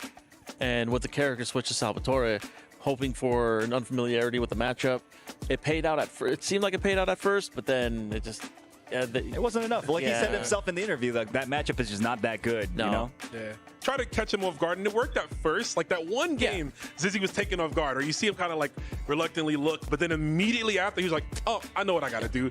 Just look for the jump-ins, dash out, using a rev dash. Billy's rev dash, the best in the game. That's really what gets him those anti-air lows, right? He's able to sneak under you, and that's a great tool to use against Salji. And then obviously looking for the counters, baiting them out with punishing from full screen. It really was just, it was academic.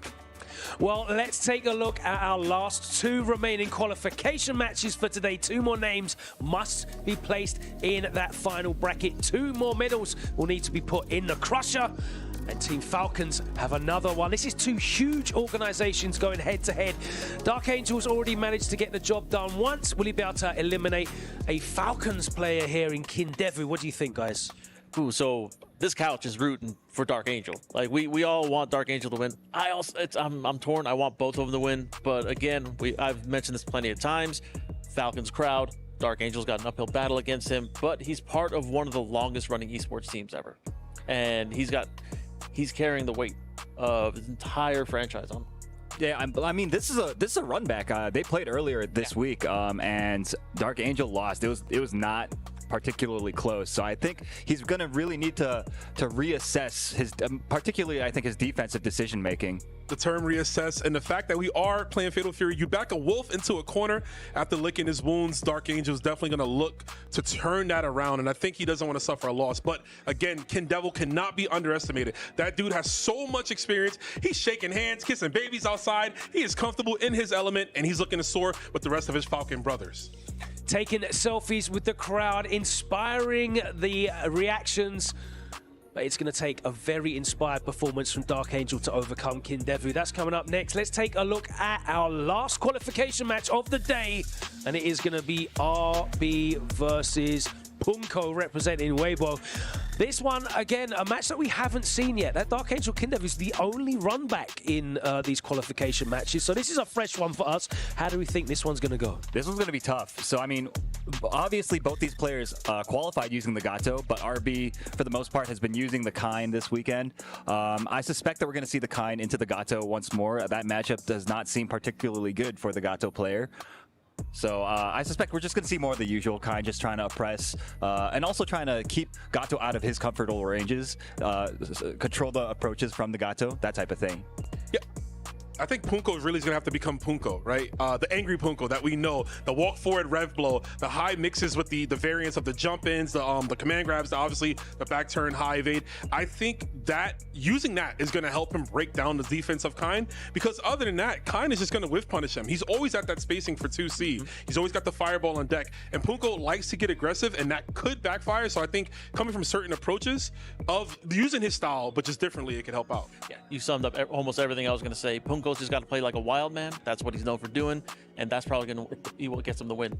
2 exciting matches to end our days of action here at the Esports World Cup. 2 more qualification matches, and we've got Falcons versus Navi up first, Kendevu and Dark Angel, then following that RB versus Punko. It's going to be a huge one. Character variety is on the menu as well. Potentially we'll be cheering on that, but we know in the arena coming up next, Kendevu is going to have the home crowd behind him. Next up, we'll be in the arena. See you there.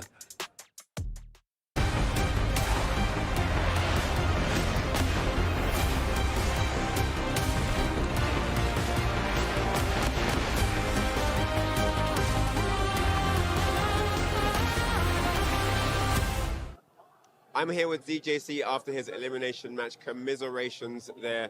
Man, there were so many close clutch moments, and I just really felt like there were some times where he could have gotten the win. You know, there were so many combos that just didn't go the way he wanted.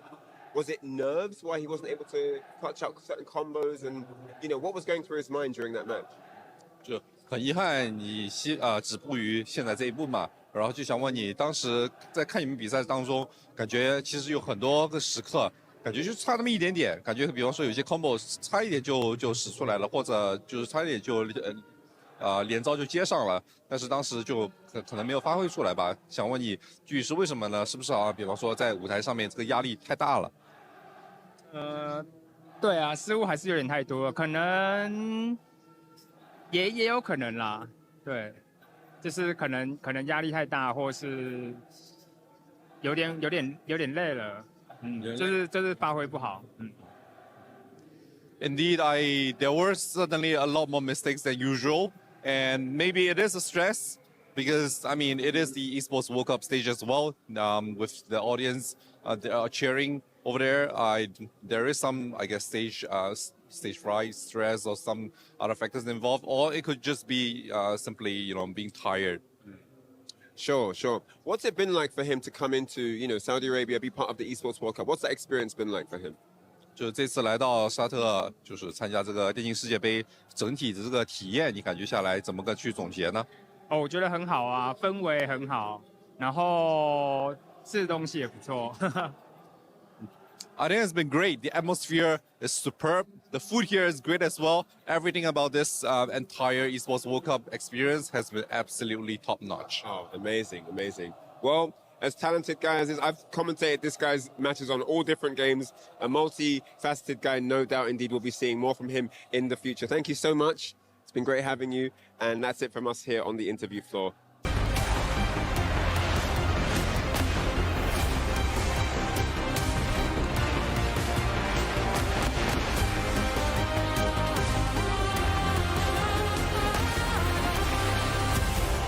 Welcome back, ladies and gentlemen, to the Esports World Cup. Fatal Fury continues. 2 more players have made it into the top 8 for tomorrow, but there's still 2 more to go. Welcome back again. I'm one of your hosts, Milos, and by my side is... I am Hollywood, Rob TV, and ladies and gentlemen, everything has been absolutely electric up to this point. These 2 players that are next up actually played each other earlier on, and there was a dominant one-sided victory, but the stakes are much higher this time around. Let's bring them up then on stage. Our first competitor, it's Dark Angel! The young Navi player faces immense odds, and not just this crowd, but remain composed versus loads of experience on the other side. Will this crowd be his bane tonight? I'll tell you what, Dark Angel has been absolutely amazing to even make it up to this point, and he is definitely a threat now to make it into top 8. But his opponent is none other than Kendevu!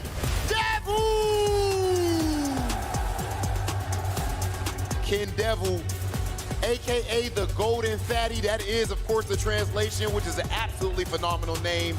Kendevu, of course, also representing Team Falcons. As we have been seeing, the crowd is going absolutely buck wild for my guy. This is a legendary fighting game player, fighting from the land of fighting game godhood, that is Japan. And right now, he is trying to score some extra points for Team Falcons in the club championship. And most importantly, he is trying to get himself into that top 8. I think we're ready for our face-off, brother. Gentlemen, please join us in the center of our stage. It's time for the stare down. Okay, let's see it. Let's see it. What type of energy are we seeing? Oh, look at me. I ain't the one trying to send you home, Kendevu. It's that young man right there. Are you ready? Are you ready? Go ahead to your stations. Ladies and gentlemen, it is time for the run back. Somebody has to go home, and somebody is going to make it into top 8. It is time for Kendevu versus Dark Angel. El hijo de la raza is here, representing Navi, playing all the way from Mexico. Dark Angel is going to try to hold into that dream as he faces Falcon's own, the man with the emerald mane. This is no other than Kendevu, my dear Hell Pockets. Hey, yeah, man, like, we are going to see a rematch, but I don't think it's going to go down the same way. We've seen that Dark Angel has what it takes to adjust the gameplay and to fix the issues that can pop up on the fly. That's very important for games like this that are going to force you to play very versatile. You have to be very versatile on offense, very versatile on defense. It is a very formless experience playing Fatal Fury the Wolves, especially against someone like Kendevu. Yeah, man, what a future, what a destiny. Life gives you chances, and here Dark Angel has the one to redeem himself against the opponent who sent him into the lower bracket yesterday. Of course, now with the emotional boost of having beat one of the Japanese gods of fighting games. That has to mean something. But of course, Kendevu, he is one player who has been into fighting game circuits for more than 25 years. He has a very big and productive career. He is used to this kind of environment. Yet again, it is the young prodigy against one of the most toughest veterans in the scene. Yeah, man, very decorated is Kendevu. Quite a history in his own right. And I just gotta feel like, probably feeling pretty confident going into this, you know? Like, he had basically, he clocked him. He has his number. He had him clocked. In the previous meeting, he had him clocked. It's on Dark Angel to show him another side of the Terry Bogard. That's what he's going to try right here as we are ready. The thumbs have been raised.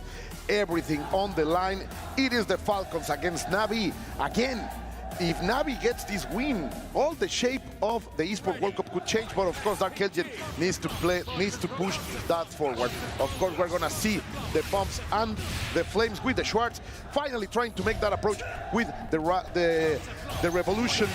We're talking about Revolutions. Kendevu lands the first high blow. Yeah, you saw him kind of start a fireball war at the beginning of the round there and caught a jumping kind with the EX power wave. But then you just saw the Panzer just stuff another attempt from Dark Angel to start a fireball fight, and now he's back at it, despite being at the life deficit. This was very interesting the last time. Against Nemo, he was using exactly this, the regular the power wave, in order to control the approaches, and so far it's working for a Dark Angel who is still with his SPG, down in health, but still with tools. Yeah, now that power wave just, now that's one thing about throwing projectiles in this. Wake up, Geyser, we'll take it. It's the champion's technique. It's gonna be the round for Dark Angel. Look at that wild punish over there. Dark Angel is gonna pick that up.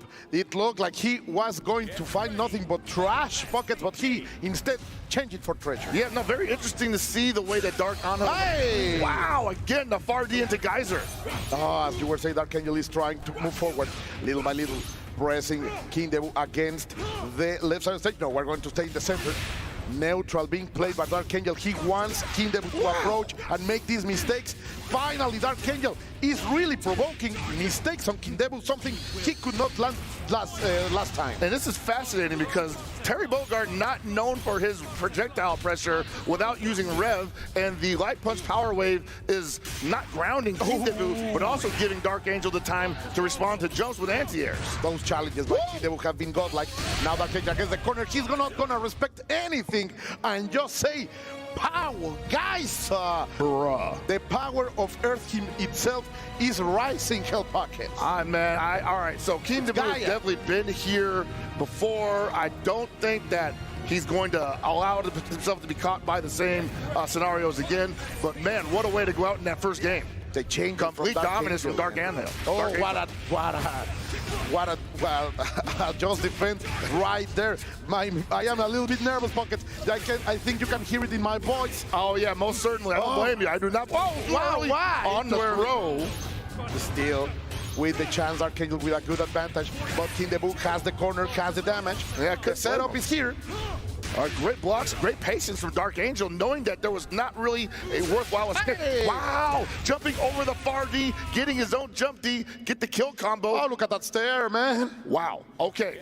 We are in a different kind of scenario here. We are playing a new game. This is not the run back we thought it was going to be. Thankfully, Dark Angel is really pushing this forward. Are we gonna feel those ambitions? Not yet. Kendevu has the turn, but yet again, he's not respecting anything, Pockets. And this because kind players love pressing the advantage after making the opponent block the looping pressure. And Dark Angel's just saying, look, I'm gonna gamble them against Nemo, and now the first one is gonna cost him around. Yeah, no, you saw him go for the B power dunk there, just thinking that Kendevu was going to possibly sneak a little dash forward in the middle of that pressure, which is the sign that the pressure is going to loop back into another version of the block string. So far, he's been very successful at calling that out, but Kendevu cleaning up the approach just at the end there. Big cross-up. A cross-up over there with the little knee. The jumping B is going to be a success over here, but again, but the just defense, Kendevu is a demon, Pocket, but he's gonna get punished for that grab. Sadly, not a confirm. And I can't say that this is looking, well, it's obviously looking good for Dark Angel, but I can't say that Kendevu is looking too bad here because he's been a touch away repeatedly, finds the jump D, holds the corner down, another big jump D. He's gonna spend the bar, of course, bringing the ambitions. All that is needed to go for day number 2. Look at the damage, Pockets. Not enough to kill.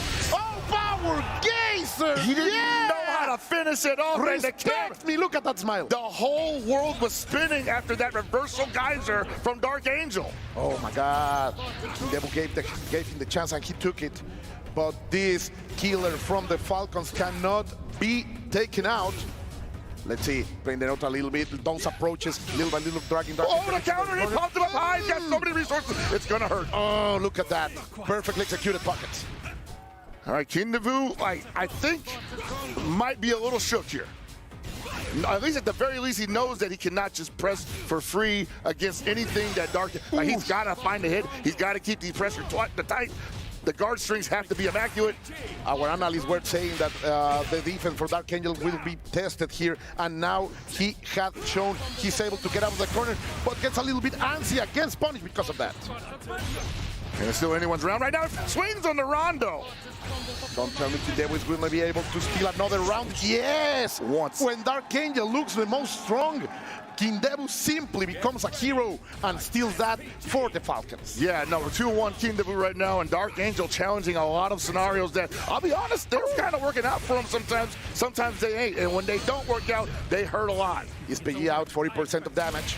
But now, Kane has the corner. No, another lack of respect. Cero miedo from Dark Angel. All right, once again, Kendevu off to a very bad start, but not how it's going to end. It's not how you start, it's about how you end it. And once again, finds a hit. Is there going to be another big shimmy? Oh, finally blocks the reversal geyser. I think that was a little bit predictable, Pockets, and Kendevu has everything right now to take game number 3. Yeah, the throw. He couldn't keep getting hit by it all day, Colt, like he had to block it eventually. Oh, the overheat, but Dark Angel still has fighting him. Let's check out those Swords of Flames. Man, he's gonna have a hard time getting in because Kendevu still with access to Rev can throw out those really reinforced flames, and that's not the war that Dark Angel wants to play right now. He's running out of time, and he finds another geyser. He finds another loser. If he get the bar with all those power waves, I finally makes the challenge with that ignition gear, my boy. He's really making me feel it, Buckets. Answers the challenge of a dash-up low B with a geyser. I mean, come on, man. When the opponent's willing to do that, when they call it out consistently like that, it's almost like you don't want to press the button. I don't care who you're playing as. Okay, he is coming close, but of course Kendevu is a complete menace. Still, that DP is gonna say something about it. Oh, great SPG. That's why Kendevu has it on the starting point, but now he's against the corner. Great throw by Dark Angel, but the flash kick over there to simply stop everything. Yeah, and I gotta believe that Kendevu did not see at any point during this weekend that this rematch, if it ever happened going this way. Ooh, great damage over there, almost taking Dark Angel out of the corner. But it doesn't matter because the kid is simply saying, I am not going to respetarte. Yeah, no, and I'm not seeing much of an adjustment on Kendevu's side. He's still getting hit between those gaps. And oh, man, no follow-up there. Didn't have the meter for it, unfortunately. Look at that. The rev gauge for Kendevu is so close to the overheat that now he has the advantage of health, but not in resources pockets. Yeah, you know, he was feeling, oh my God! Yeah! He was feeling great as long as he had the rev gauge in the previous scenario like that, but he overheated himself, lost advantage, lost access to the rev flame, and that basically allows Dark Angel to just walk in on him. Oh, like right now, Dark Angel on the match point. Can he really do it? Kendevu pressing him little by little into the corner. Finally, Dark Angel finds a hit. And another one. The wild punish. This is going to be big pockets. He has the resources. Power geyser. I don't know if Kendevu's got it in him, man. He's taking a lot of hits. No meter, though. This might be it. No. That might be it. Not yet. Of course not. Oh, my God. The scaling's a heartbreaker. Oh, look at this. Trying to play the neutral. Trying to maintain the momentum. Dark Angel will have to play the patient. Needless to say, I do not like this for Kendevu at all. Oh, wow, he's gonna do it! He's gonna do it, Pockets, se nos va Topocho! That is Navi's own Dark Angel. Oh my God, Kendevu. Ah, yeah, he knows the feelings. He was overheated. He went for the jump B, thinking that the power wave was coming. Oof. He thought he had a punish opportunity there. The Terry is gonna stay alive. Of course, this is so hard to see, but Dark Angel will be able to move forward. Kendevu feels it. This is the contrast of emotions. This is the esports World Cup pocket. That's a look of a man who got controlled the entire match. Like, a complete man. Controlled by power wave. And the game plan wasn't that much different than the previous match that they shared. Oh, I cannot believe it, Pockets. The Navi kid, the guy who will keep his life in this tournament as he moves into top 8 to play tomorrow on the finals day. What a moment to witness. And man, as intense as that was, I want to hear what's on Dark Angel's mind. Interviewers, what you got for us? I absolutely want to. If anything, make sure you're checking up on Colt during this because I know he's going crazy. In the meantime, we are here with the man of the hour, Dark Angel from Navi, victorious in this massive matchup. Now, this was a rematch from earlier on in the tournament. You're on the Terry. Did you need to change anything, and what was it to get the win today? Tuviste que cambiar algo para esta partida porque esto ha sido un rematch. Sí, tuve que ser un poco más paciente en mi juego, no arriesgarme tanto a menos de que se estaba, ¿cómo se dice?, ofendiendo demasiado. Se andaba atacando de más y me sirvió el contraataque con los DPs, el power, el poder y pues feliz por haber ganado la revancha. He had to play more patiently than in last match because he took advantage of the over-aggressiveness of his opponent. He played with a counter-attack more than anything. It was very much visible, and it was incredible the way that you countered your opponent here, Kendevu, against you. Now, look, tomorrow you play against Fenrich. That is not an easy matchup. Do you have any words for him for the top 8? Mañana juega contra Fenrich, no es una batalla fácil. ¿Tienes algunas palabras para él? Que gane el mejor y excelente nivel aquí en el evento. Nada más. Let the best player win and a great level here in the tournament. I cannot wait for that matchup in the top 8 one more time. Dark Angel victorious. You may go and crush your opponent's key. And look at that.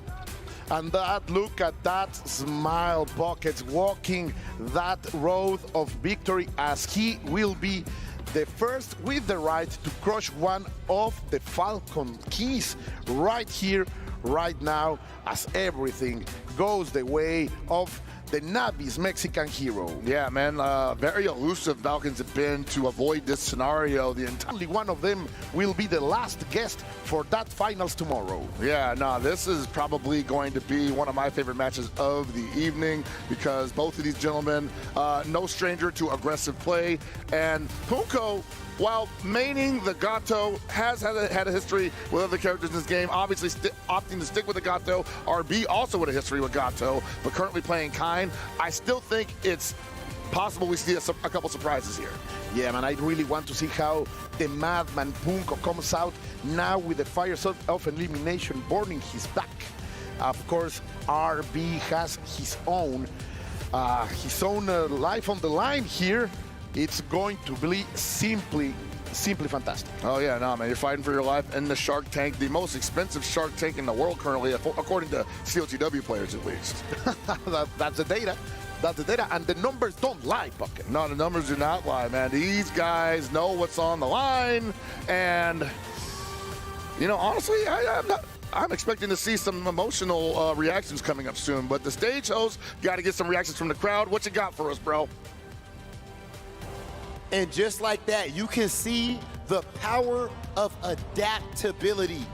My man's Dark Angel actually lost earlier on in the tournament to his opponent, to Kendevu, and then this time he comes back on the loser side with the power-up. That was absolutely phenomenal. Congratulations to Dark Angel for qualifying for top 8. Those are the stories that we live for here at EWC in Fatal Fury, and we have one more story to tell tonight. Let's introduce our final matchup, RB! Qualifying out of Combo Breaker, this man smashed the Geo before bowing to Mock earlier today. Will's famed Hoktamaro save him tonight, right here in Riyadh. We'll just have to see. We're definitely gonna have to see.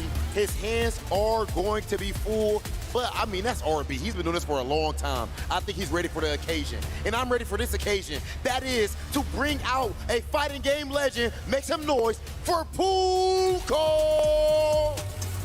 Now Punko, of course, sponsored by Weibo Gaming, trying to do his best to put some points on the board for his squad, and putting points on the board is something he's been doing throughout his entire career. Since Big Hollywood even got into the FGC, I've been watching this guy even back during in other titles, and then actually even before my time, KOF 11, he was a god, one of the best players in the world. Now fast forward all the way to Fatal Fury City of the Wolves here in 2025, and he is still phenomenal. That said, I think it's time for our face-off. Gentlemen, please join us on the stage. We saw glacial looks earlier today here from Punko, so who knows? Oh, yeah. Oh, okay. RB's bringing it. It's getting spooky. I like that energy. I like that energy. Enough said there. Y'all go ahead and back up there. Get ready for your match. Go ahead. Punko, please, please. I like that energy, Milos. Did you see that? He said, hold up, Milos. What you trying to do, We're brother? squaring up. What you trying to Hey. That's phenomenal. And that is 11 p.m. here, and we're still going wild. Our players are loving it, and our commentators are ready. Let's send it to them. Yo, call the aura, the aura. Yo, they are farming for it, that's for sure.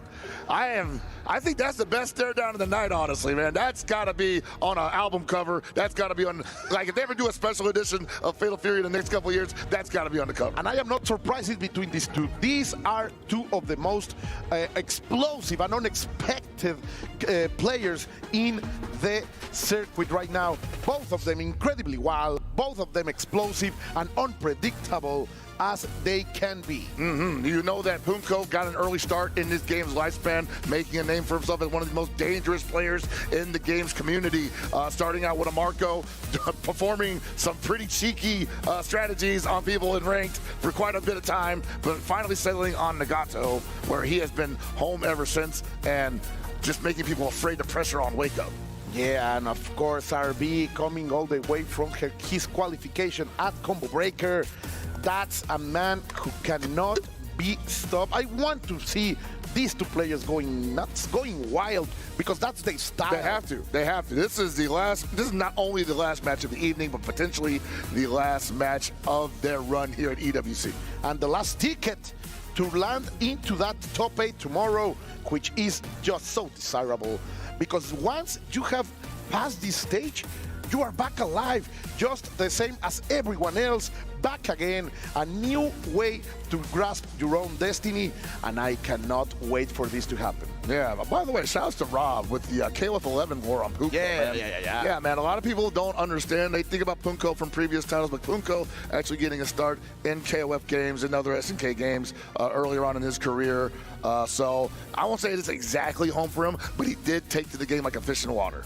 Exactly, just as he is doing here at the City of the Wolves, this Fatal Fury new version, new delivery that our friends from SNK has put together for us. Just a fantastic game. Pockets, I am so happy to be here with you, with the people at home, con la familia. I hope you are having a fantastic time as we see these two fantastic players battle for survival. Yeah, no, I am hoping that everybody's been enjoying the evening so far, been enjoying the entirety of the event. It has been an absolute blast, honestly. I hate using the boilerplate language here, but honestly, there's no real other way to explain it. These matches have been incredible. The event has been incredible. The people, the staff, the local, the talent, the players. The love from the local FGC has been also incredible. No, shout out to those folks for sure. I cannot express that. You will know later as we are able to share what has been happening all here this week. And this week at Riyadh, at this Esports World Cup, simply a moment to remember for life, Buckets. And they're taking their time making sure these buttons are right, because once again, the pressure is mounting. They have not only the responsibility to make it beyond this round, but also the responsibility to ensure that day 2 closes out with a bang. Woo! What a moment. What a moment. Look at this. These two players looking at each other. Two teams being represented proudly by these two titans. And only one will be able to walk out. The expectation cannot go higher. The fire could not be burning hotter, my dear Pockets. Outside there, it's more than 40 degrees Celsius. But right here, it's hotter than that. It's definitely 100 right now, man, and I'm surprised we're even standing upright. Yeah, boiling. It's boiling right now. The thumbs are being shown. Are we ready to go? It is time to go. I need this. It is time to roll out, everybody. And I want to say right now, this might end up being what we call a barn burner, a slobber knocker, an absolute tragedy unfolding, a car crash, a train wreck. The immovable object meets the unstoppable force. It's gonna be so hard for Punko to get inside as he will try to rush down RB with his game, but Garo will need those approaches. Of course, RB is starting, as we know it, trying to punish any kind of approach that Punko will attempt, and so far, the damage has been done. Yeah, man, RB with a very strong start out here, and an empty jump. B rather, gets the hard knockdown in the corner, and definitely Punko will wake up DP if he thinks he's good. There it is. The voice of a prophet right here by Pocket, telling us what the pro player will be thinking. Very solid start by RB. The red blow is not going to land, and we are trying to get everything revolutionary right here with the Punko bar going hotter and hotter. Yeah, you know, Punko, what we like to call a defensive sampler. You know, he likes to sample the entire rainbow of his opponent's defensive options. What do you have on menu right now? I want to taste all of it. And also a sampler in terms of rep moves, bro, because he loves to spend the bar in them as he has now. Ooh, suddenly he pressed the button, and a bait perfectly executed over here by Punko, and the punish. The damage is not gonna wait. Yeah, he's about to put it on him right now. He's gonna get that mid-screen hard knockdown. What's the setup? 50-50 overhead. No, he goes for the feint. He's a wake-up Lanze. Another that was so expensive for RB, but this madman simply wake up again with a flash kick, and little by little the overhit is here. Now we'll have to play this legit RB. What are you gonna do? That's right, and RB has started out so solid up until this point, and now he's on deck to get guard broken and possibly one touched out of here. Patience now for Punko. The Beast has become a patient hunter as RB is trying to work his way out of this overhit. What a wild punish over that read, over that jump in. Punko is gonna take it only the first round on this long set. This could go for a good time pocket. Wasn't exactly working out in his favor either, because he was looking at 60 seconds left on the clock and so much health to get down from Punko's side. So I don't think that was going to end in his favor either way. But hey, we got a new round 3 here, and it's looking great for RB already. Punko getting caught, pressing a button on wake up, and he's going to eat so much damage into the corner. Hard knockdown, eat the rondo pressure, jumps out of the rondo pressure. No! Look for the command grab, and I told you, Colt, we're swinging wild here at 11:30 p.m. at night in Saudi Arabia, Riyadh. I love that idea from Punko, but RB was so ready. Perfect backdash to get away from those filthy hands of that world glove trotter. Oh man, Punko really needed that, but RB showed that he is ready. And these are messages, little by little.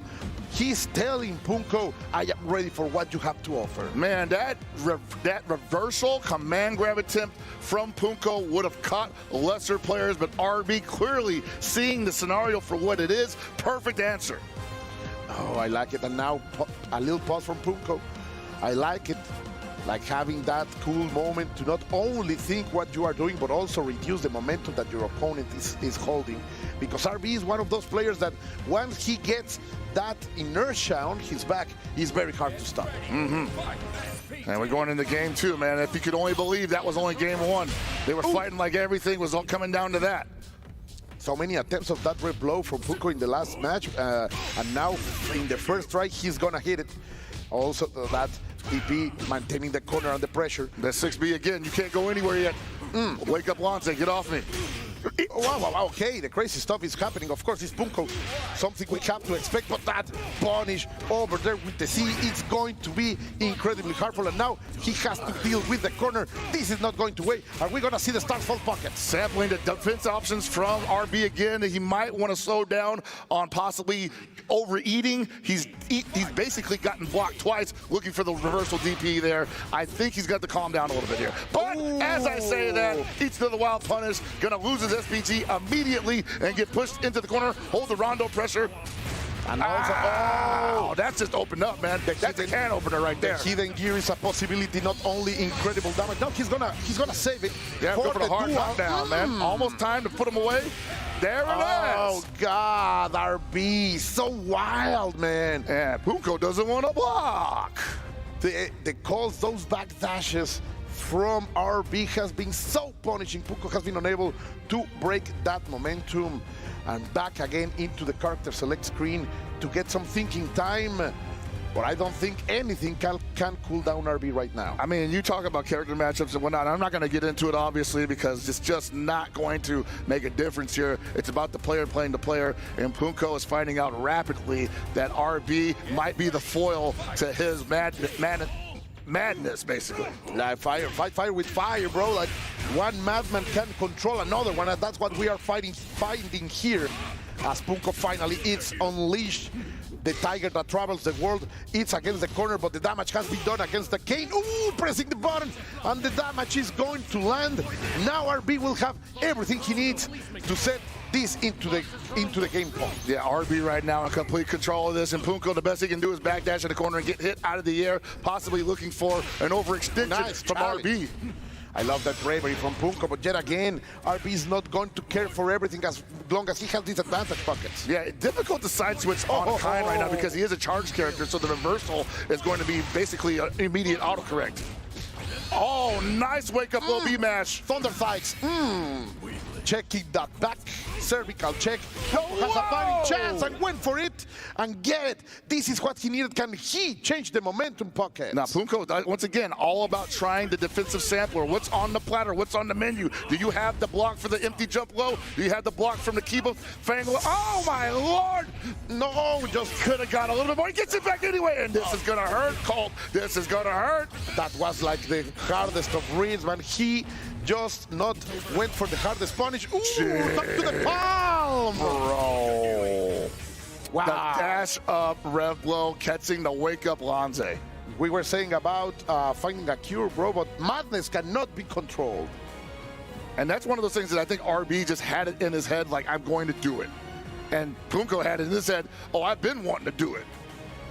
Yeah. Which one of us is going to want it the most? Of course, it was about two amazing race predictions from Punko, who landed us that point.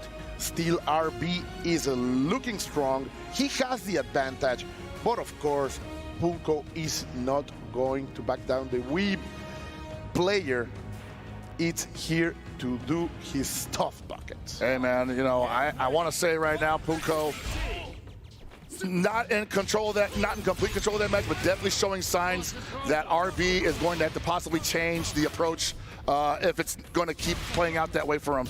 Honestly, Punko, hard to condition. That's the scariest thing right now. Oh. And if you fail at even like taking advantage of that, then you might actually be sunk. And right now, wow, the clutch guard cancel off the hyper defense from Punko. Doesn't get a lot of damage, obviously, but that momentum couldn't get it back, couldn't hold on to the momentum, unfortunately. Let's see, great grab, just different to stay alive on the 1-2 with the setup. The control of the stage. RB changed his style bucket, and now it will be so hard for Punko to bring this round back. Yeah, just nice and simple, man.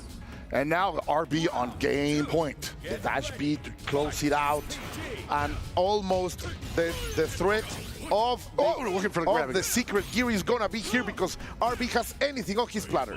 And man, this has got to be tough for Punko, man, because he plays against a Gato man who probably knows what he wants to look for. But hey, gets the meaty swipe, gonna get a decent amount of damage here. The overhead is represented. Finally working. So many other times RB has responded, but right now, even checking perfect those air to airs. I like it. Duck to the hand, man. And he was so, and you have to commit to the Panzer at that scenario. It's an unfortunate way to go out, but RB's got to recover here. Otherwise, Punko's going 2-2, and I don't think he wants that scenario at all. No, you don't want this man to get momentum, that's for sure. Those trades, of course, not in the favor of RB. Punko in control. No, not anymore. The Panzer is going to enter. And that's your opportunity. Hidden gear or two supers. Let's see.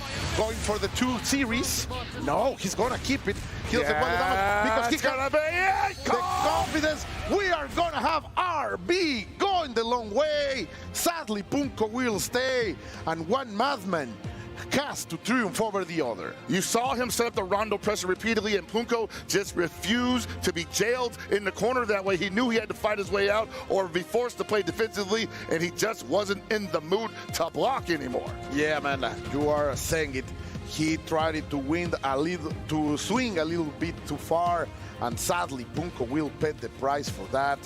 Painful, of course, because he's one of my favorite players, but RB is going to rise above indeed.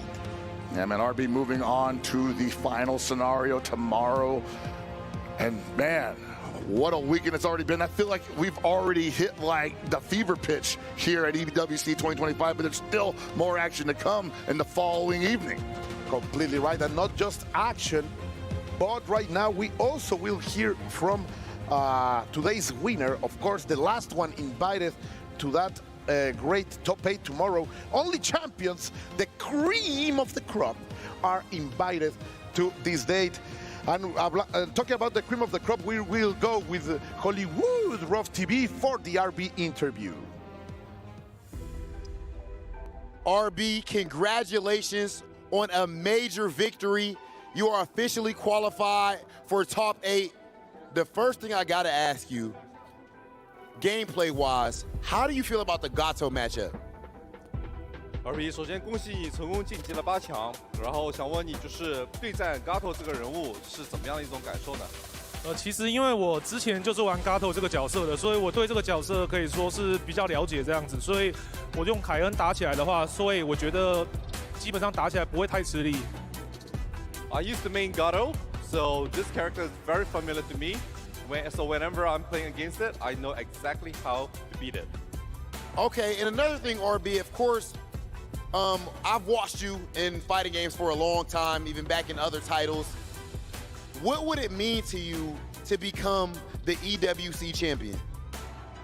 这位主持和包括你也解说，包括很多粉丝都看你跟踪你了很多年了，就想问你，如果这次能成为这个电竞世界杯的冠军的话，对你的职业生涯来说代表什么呢？我觉得如果这一次能够赢下冠军的话，对我来说是人生一个新的里程碑。我希望我不管今年或者是之后，都会努力朝这个目标迈进。If I'm able to win the championship at the esports World Cup, it will absolutely be the highest milestone I've ever achieved in my career. And even if I don't achieve it this year, it is a goal that I will always be working towards. RB, I just want to personally say thank you for all of your years of entertaining us, and you are continuing to do so. You are officially qualified for top 8 here at EWC. Please go ahead and crush your opponent's key.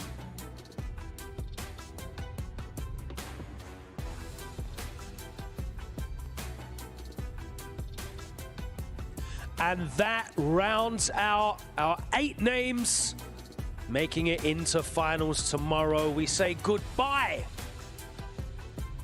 to another medal lost to the hydraulic press. A fantastic performance from RB. He had the inside track on that Gato matchup, of course, the character that he is tremendously familiar with, and he will advance to the final. Single elimination tomorrow, best of 9. Cool as a cucumber, cool as you like. Guys, how did you enjoy that final set of the day?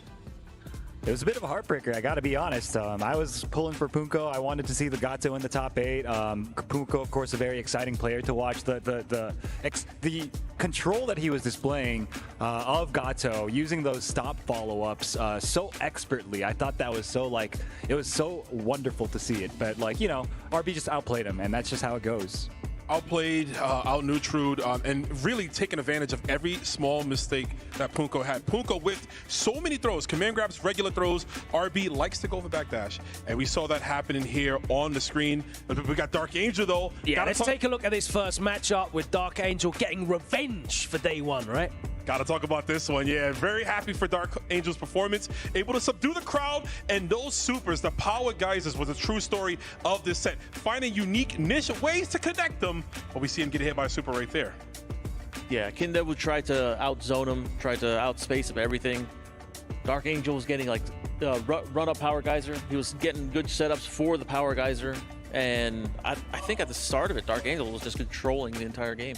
Yeah, I mean, Dark Angel, obviously, the game plan was to once more double down on all of his decisions that he makes and cash out immensely whenever he makes a read. Just like that. I mean, all those supers that connected, you've got to think, those must have been so tilting for Kendevu. I was going to say, those are definitely frustration supers. We saw them come into play. Even a little smirk on Dark Angel's face, knowing, I got you, buddy. And this one right here, baiting him out. He's biding his time, looking for it, looking for the win condition, finds it with the power geyser. The crowd couldn't even believe their eyes as their Falcons champion was getting crushed, Aru. Yeah, honestly, I mean, it was like a masterclass in patience, which is, not something you normally see displayed a lot from Terry players. But look at that, just finding his moments and taking them. Yeah, here we go. We got Terry, I'm coming in the top 8, and all the key getting crushed. And now onto the match that we wanted to talk about. So the stare down, guys. Oh, the stare down was so. RB was looking down on Punko. You play Gato? I dropped him. I moved up my weight class. And we saw that get expressed here with the super confirm, the lockdown immediately. But that was a great, look at that. That's the backdashes we were talking about. Yeah. The great movement tools from RB navigating through those command grabs. Yeah, so the story of this set, in my opinion, is that RB was playing around the throws so expertly at first. It took a little bit for Punko to start adapting to it. And even once he did, it felt like it was a little bit too little too late. Yeah, and on top of that, Punko wasn't getting proper punishes. The optimal punishes, he was getting counter hits, but he would get stand A, or he would just go into his palm attack. Right. I don't know what was going on there. seriously, I mean, he was able to find those hits, like you mentioned, a little too late. And this is actually one of the matches I wonder, had we had this in tomorrow's 1-to-5 format, could Punko have possibly found that adaptation to close it out? Because he started getting it towards the end when it was just a little too late. It's possible, but I mean, Kain is a character that has a lot more tricks up his sleeves than a character like Gato, a little bit more limited. The game plan, he's forced to go back, to close the distance and get in on the Kain, and that, I think, limits your options quite a bit, you know?